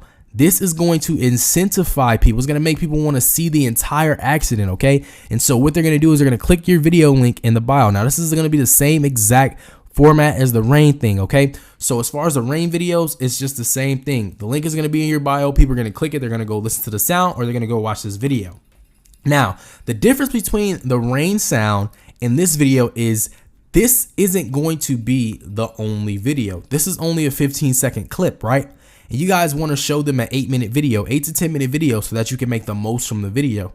What you're going to do is you're going to find a compilation of crazy TikTok car clips or whatever your niche is, and you're going to compile them in a video. So once they come to the channel and they click the video, they're going to just click on the video, right? It's going to take them directly to the video. They're not even going to go to your channel. As soon as you put that video link, they go directly to the video and they're going to watch the whole thing, right? You're going to show them this first car accident in the clip, all right? So if it's basketball, if it's pretty much any niche that you guys are doing, whatever clip you're promoting on TikTok, that's going to be the first clip of the video, right? So you put it right here like this. After you guys do this, this is what you're going to do. You're going to make this be the first clip of the video, and then you're going to have a full video of different clips. And that's just a compilation video of car accidents or whatever your niche is, okay? And that's gonna help people stick around on the video and watch until the end, because most likely if somebody stopped to watch your TikTok all the way through and they clicked on the link to watch the full video, they are already having in their mind that they're gonna sit and watch a full car accident. So when they go to your channel, as soon as they get on that channel, what they're gonna do, they're gonna sit right there and they're gonna watch the entire video because it's interesting to them. And what did I tell you guys about TikTok? What is one of the things I said? I know a lot of you guys have been paying attention, but look, this is the actual TikTok picture or the TikTok description that I use for this type of style of video, right? So full link in bio. I just gave a call to action, CTA, call to action, full link in bio. And so, or full video link in bio. So people are already going directly to my bio to watch this FYP For You page, car accident. Okay. Now, the beautiful thing about TikTok that I love, like I said, if you guys have been paying attention, you guys don't have to worry about not having an audience. You don't have to worry about random people who are not interested in cars, because what is TikTok going to do? When you put those hashtags, it's going to say, okay, this person creates car content. Let's push this video out to a creator, or to not a creator, I'm sorry, to an audience that likes cars and car accidents. Let's see who actually watches it. So TikTok is going to take all these clips that you're making and they're going to find the audience, because that's all TikTok is about. It's about finding an audience. If they think they have an audience for something, then they're going to push that content out to them as much as possible on that For You page, which is going to go ahead and allow you guys to go crazy on your YouTube channels. So all you're basically doing with this content that I just showed you is you're going to go ahead and leverage this content, right? It's completely free to leverage this content on TikTok for views on YouTube and also subscribers. And it's going to allow you guys to grow extremely fast. Now, everything that I showed you guys, I know it is very, very, very, very, very easy to copy it and just do it. But I want you guys to know that you guys have to be creative, okay? I have so many students, a ton of students in this program, okay? And I know a majority of them are going to see this and they're going to say, man, David literally just gave me the blueprint and I'm going to take this and do exactly how I did. I'm going to use the same exact clip. I'm going to find the same exact video. I'm going to use the same exact link and everything, right? But you guys, some of you guys who see this first, you may be able to do a word for word and it'll be good. But trust me, this can get oversaturated extremely fast. So please be creative. Switch up the sound, switch up the video looping in the background, switch up the car clip, switch it all up. Because what's going to happen is all of you guys are going to see it. You're all going to post it and then it's going to get oversaturated extremely quick. Once it gets oversaturated extremely quick, then a lot of you guys are not going to be able to see success from it because it's already been done. So please, guys, think of creative ways to do these things. So if you guys are doing rain videos, like I said, there's so many ways of doing this, okay? It's there on the internet. All the sites I showed you guys to do, you guys can take that stuff there and literally just do exactly what I taught you. For the TikTok clips don't just mean a bunch of viral TikTokers in a compilation video or in a mashup. This can literally mean you guys finding car clips like I did, or sports clips, or whatever niche you're in from TikTok, because TikTok is just a broad niche. There's so many sub niches within TikTok. Like I said, cars, sports, celebrities, anything that is a niche under that is considered a sub niche, okay? And so you guys can branch off if you're like into makeup or you're into art, whatever you guys are into. You guys can literally do this same exact thing I just taught you as a blueprint and just be successful from it, okay? But that is going to do it for this lecture today. I hope you guys did go ahead to enjoy it. I hope I was clear on it. I know a lot of you guys have been having trouble trying to figure out how to actually do this without using your voice or showing your face. And I just hope this was clear for you guys. But with that being said, I'll see you guys in the next lecture. In today's lecture, I'm going to be showing you guys how to avoid and also how to appeal copyright strikes. Now, I currently don't have any strikes on any of my channels, thank God, so I'm not going to be able to demonstrate it for you, but I will be able to tell you guys everything you need to know as far as the details on how to get rid of them and how to just avoid them altogether. Within copyright strikes, there's 3 ways you guys can receive that. There's also other ways, but the 3 major ways that you guys need to know, which is the easiest ways to get them, is basically by using copyrighted music. Now, this is a really big thing on YouTube. If you use even 1 second of a copyrighted song, the owner of that song could go ahead and basically take down your rights to make money on that video. Okay, they could also strike the video if they wanted to. They can get it removed if they wanted to. There's so many things that can happen with copyrighted music. Okay, so I would just refrain from it at all costs, but I'm going to go ahead and explain exactly how you can avoid that in a second. The second way you guys can basically get a copyright strike on your channel is copyright infringement.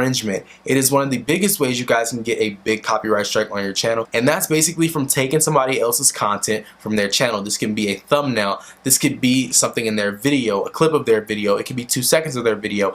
Anything from somebody else's channel is copyright infringement, and all it takes is for somebody to come onto your channel, see that is not your actual content, see that is their content, and they can just basically match up the seconds and what your video has their content in, and then they can just mark it as copyright infringement, and then you will have a strike on your channel. With that strike, you will not be able to live stream or receive super chat, and sometimes people abuse that system and they constantly send more strikes at your channel if they see that multiple videos have something of theirs, and that can actually take away your rights to make money on your channel, and it can also take away your rights to upload any videos. So copyright infringement is the biggest thing on YouTube that you need to avoid, and I'm going to be also telling you guys a little bit about that as well. Now, the third way you guys can get a copyright strike is from a big company. Now, this is one of the biggest ways you guys can get a copyright strike on YouTube. Now, basically what happens is people do things with companies, like some people play games. This is mainly for the gamers. If you are a gamer, this is mainly to you, because basically what happens is if you're doing something in a game, say you're doing a glitch, a cheat, a hack, something that the game does not like you guys to do because they feel like you're robbing them for their money, basically what happens is the company will reach out to YouTube and they'll go through this process, go ahead and take down all the videos that's basically against their terms, and basically what happens with that is you could possibly lose your channel. Now, there's been a lot of channels that have been attacked like that in the past who still have not been able to gain their channels back. And if you guys have copyright strikes all over your channels and you've lost your channel, the only way you will be able to get your channel back from that copyright strike is if you contact that company, and they are very forgiving and they allow you to actually get those strikes lifted off your channel, and that will be the only way you guys can get the channel back. Now, the first way I was telling you guys about was copyrighted music, and the easiest way to get rid of copyrighted music, you guys can go ahead and check out NCS on YouTube. NCS offers you guys a ton of non-copyrighted sounds that you guys can use and put on your videos. There's also a ton of good channels that actually make non-copyrighted sounds, and you guys can go look in the search engine and you'll find a lot of them and listen to some of the music, and you guys may like something like that for your videos. Now, I know you guys may get really eager, because I get eager as well. I hear a song on the radio or I hear a song on my Apple Music and I really want to use it in a video, but I know for sure I cannot use that actual song. Well, if you guys go on YouTube, there are some people who produce beats, and basically what they do with those beats is they remake them so it becomes their own and it becomes free to use. So what you guys can do is you can go and see if the instrumental on YouTube is able to be used for your video, and you guys can use that instrumental. Now, how can you guys figure out if this actual song is not copyrighted? Well, if you guys go on YouTube, this is for any song on YouTube, and you go down in the description, it will read the rights to you. So it usually is highlighted in blue, and at the bottom it will say something like, this song is highlighted and it is by such and such, and it is owned by UMG, or it's owned by some type of company. It'll have it in the description below, and it'll say it highlighted at the very bottom, and you guys will know that that video has been copyrighted. So if you guys want to use songs that are not copyrighted, you guys can go into the YouTube descriptions of those videos, see if that actually has a copyrighted stamp on it. If it has nothing in the description, if it just says entertainment, or it says how to, or anything in the description, and it does not say who the song is by in highlighted blue, then you guys can go ahead and use that song. You guys should not receive a strike or get any money removed from your actual video if you guys use that music. Now, the second way with copyright infringement, I'm gonna tell you guys straight up and simple, honestly, just don't take anybody's content, okay? I know there's a lot of good content out there. Sometimes people want to do reaction channels. They want to sit and create a reaction of a video, and you know, that's really cool. There is ways to get around getting copyright infringement. If you add your own content, you guys should be okay. I have a channel where it's compilations where I basically review videos of big streamers, or I'll do like a compilation of funny moments, and basically what I do is I cut up some gameplay, I talk over that gameplay, I put the clip in, and then I have it roll again where I start talking about the next gameplay, and you guys get it. You go so on and so forth. But with that, you guys will not get any copyright infringement because it is now considered fair use. As long as you are adding your original content to it, like music to it that's yours, you're adding your voice over it, you're putting your face cam on it, and you're talking, that is okay for fair use. Now, if somebody strikes that video because their content is in it and you used it as fair use, they have checked a box on that actual copyright strike saying that if it isn't a valid strike, their channel will be terminated, and you guys can basically go ahead and counteract that strike. And once you counteract that strike and you tell them that this is fair use, I added my own dialogue to this video, I didn't just take your content and re-upload it, YouTube will see that and they'll say, okay, you are abusing the system to the person who is sending the strike, and then their channel will be deleted and your video will be back up on YouTube. So that's how that works, and that's how you can get around it and avoid that.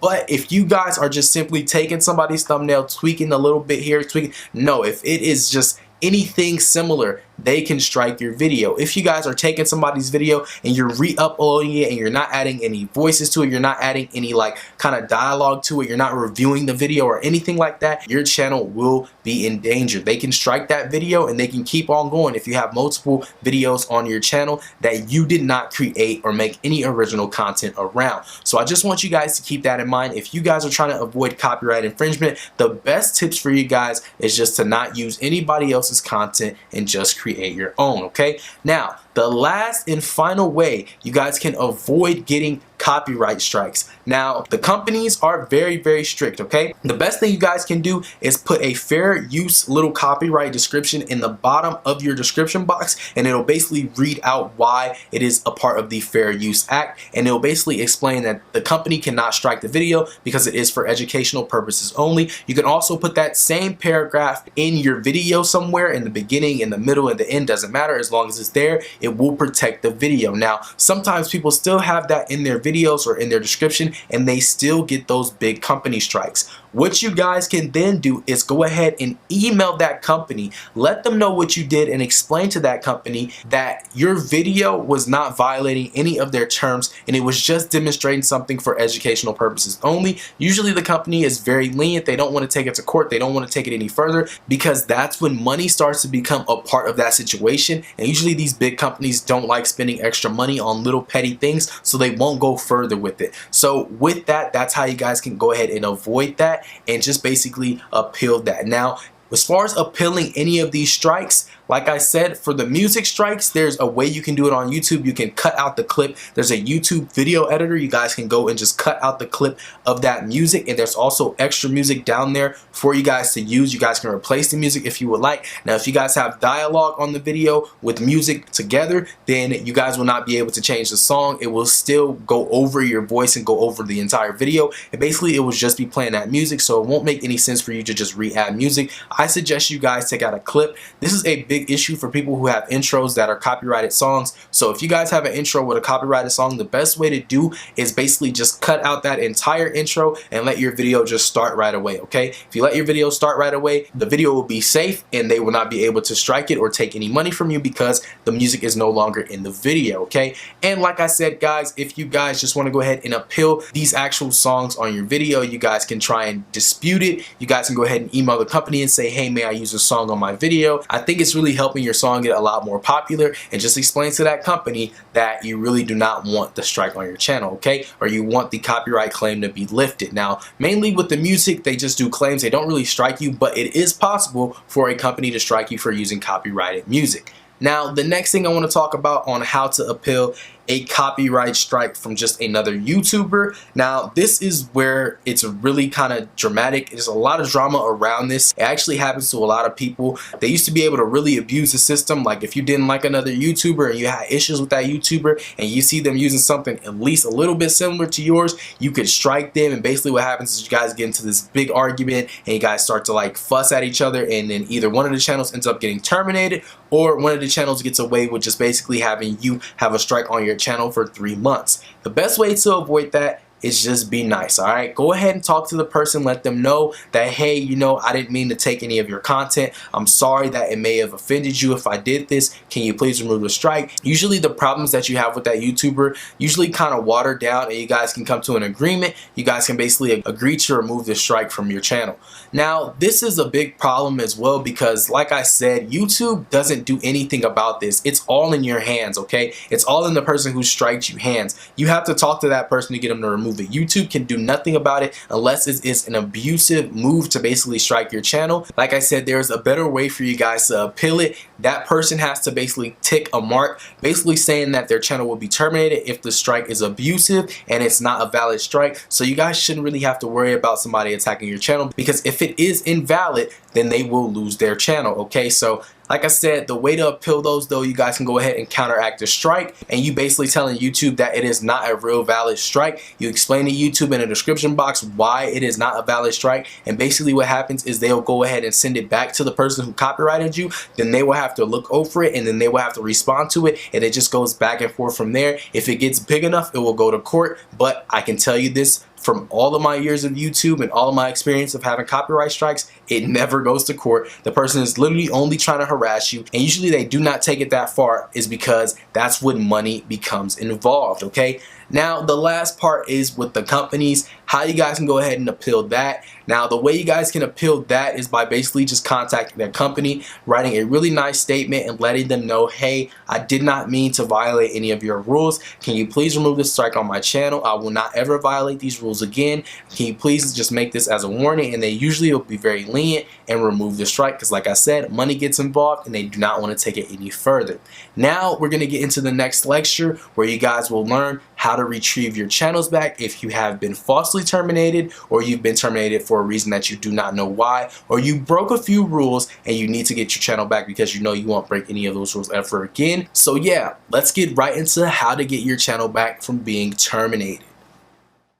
If you have ever been terminated, it is probably the worst thing that could possibly happen to you. So in today's lecture, I'm going to be teaching you guys how to restore a terminated channel. Now, if you guys were terminated for the wrong reason and you do not know what you did, and you know for sure you didn't break any rules, this will help you get it back and get it restored. Now, if you broke any of the rules that were really, really bad, like sometimes you may break a rule that you don't know about. Sometimes you may do something that is a black hat trick on YouTube that you're not supposed to do as far as the community guidelines. If you have broken any of those rules, sometimes this method will work. Now, I'm not going to 100% guarantee that this method will work if you did go ahead and break the rules.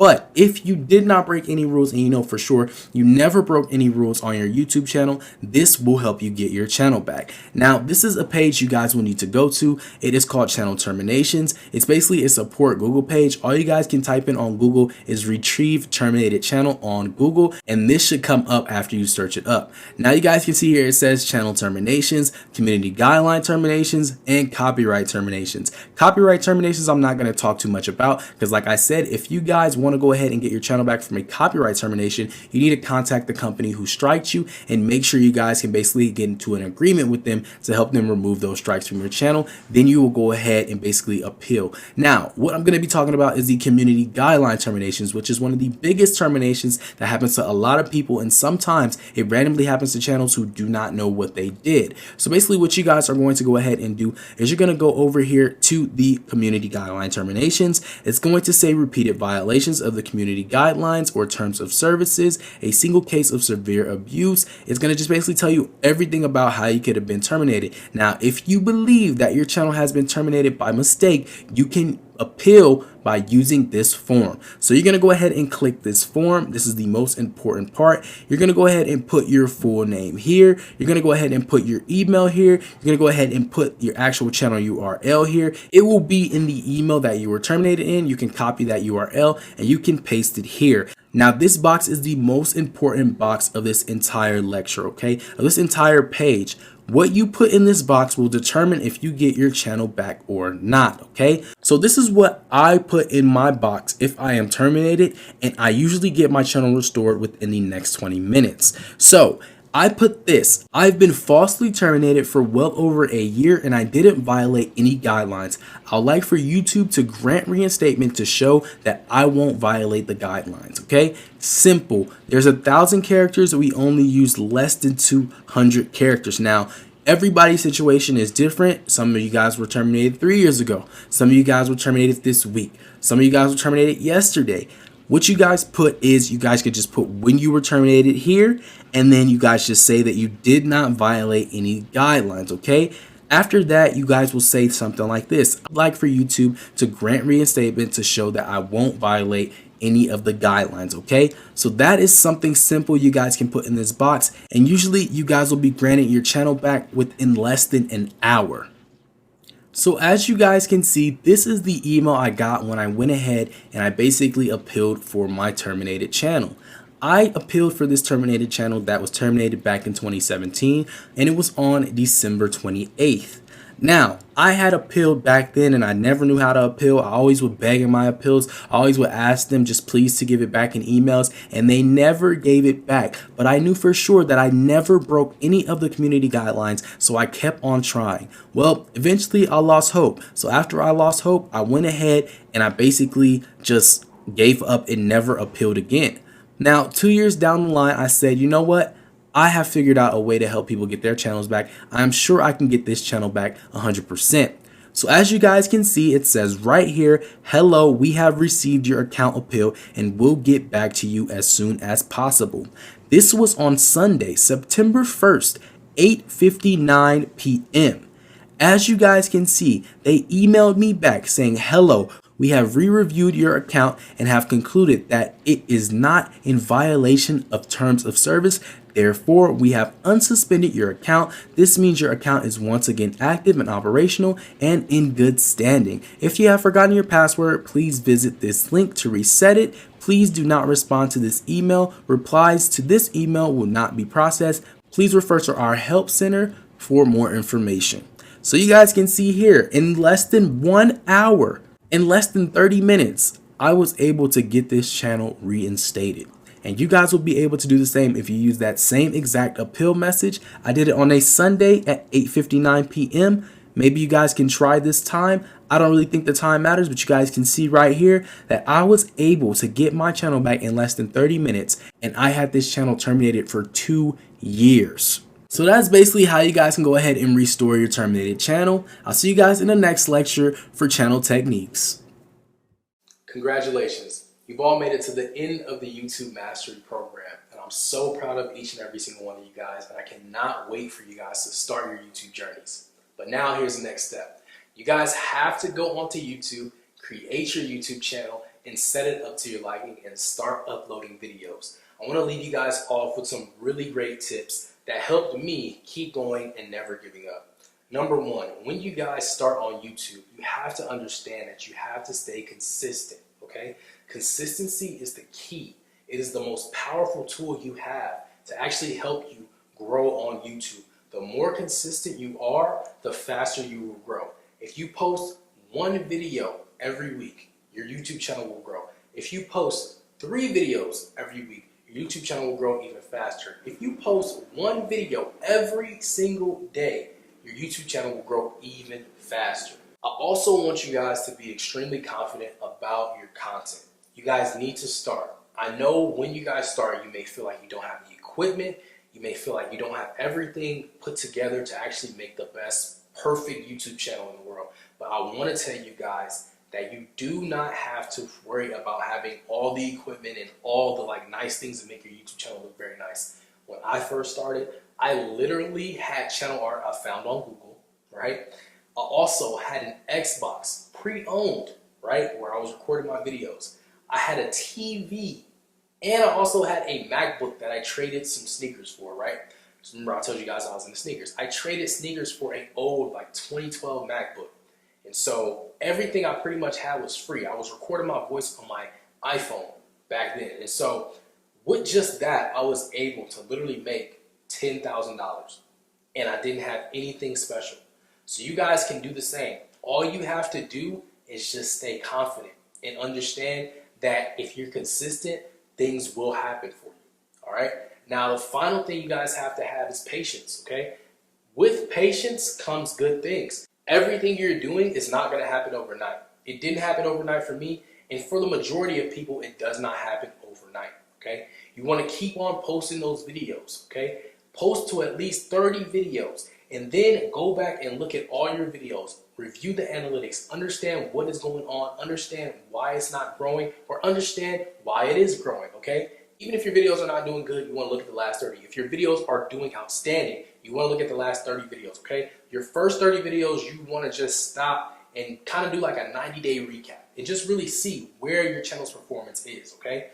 Then go ahead and question yourself on what you need to do better to perfect your channel so that it can perform at its best, okay? Now, if you want to take your YouTube channel to the next level, if you feel that you're very serious about taking this thing and making this thing bigger than what you've ever dreamed it to be, and you would like to be privately mentored by myself, all you simply have to do is just email me the word mentorship or mastermind. You guys can email me those keywords with my email down below.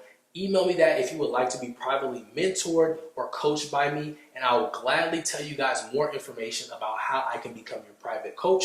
That way you guys can have more access to me and I can actually help you along the way. And we can talk face-to-face on Zoom calls like we're talking now, or phone calls if that's what you prefer. But please email me if you guys have any questions. But I want to thank everybody here for joining the program. I look forward to seeing all your success, and I cannot wait to see where this journey leads you.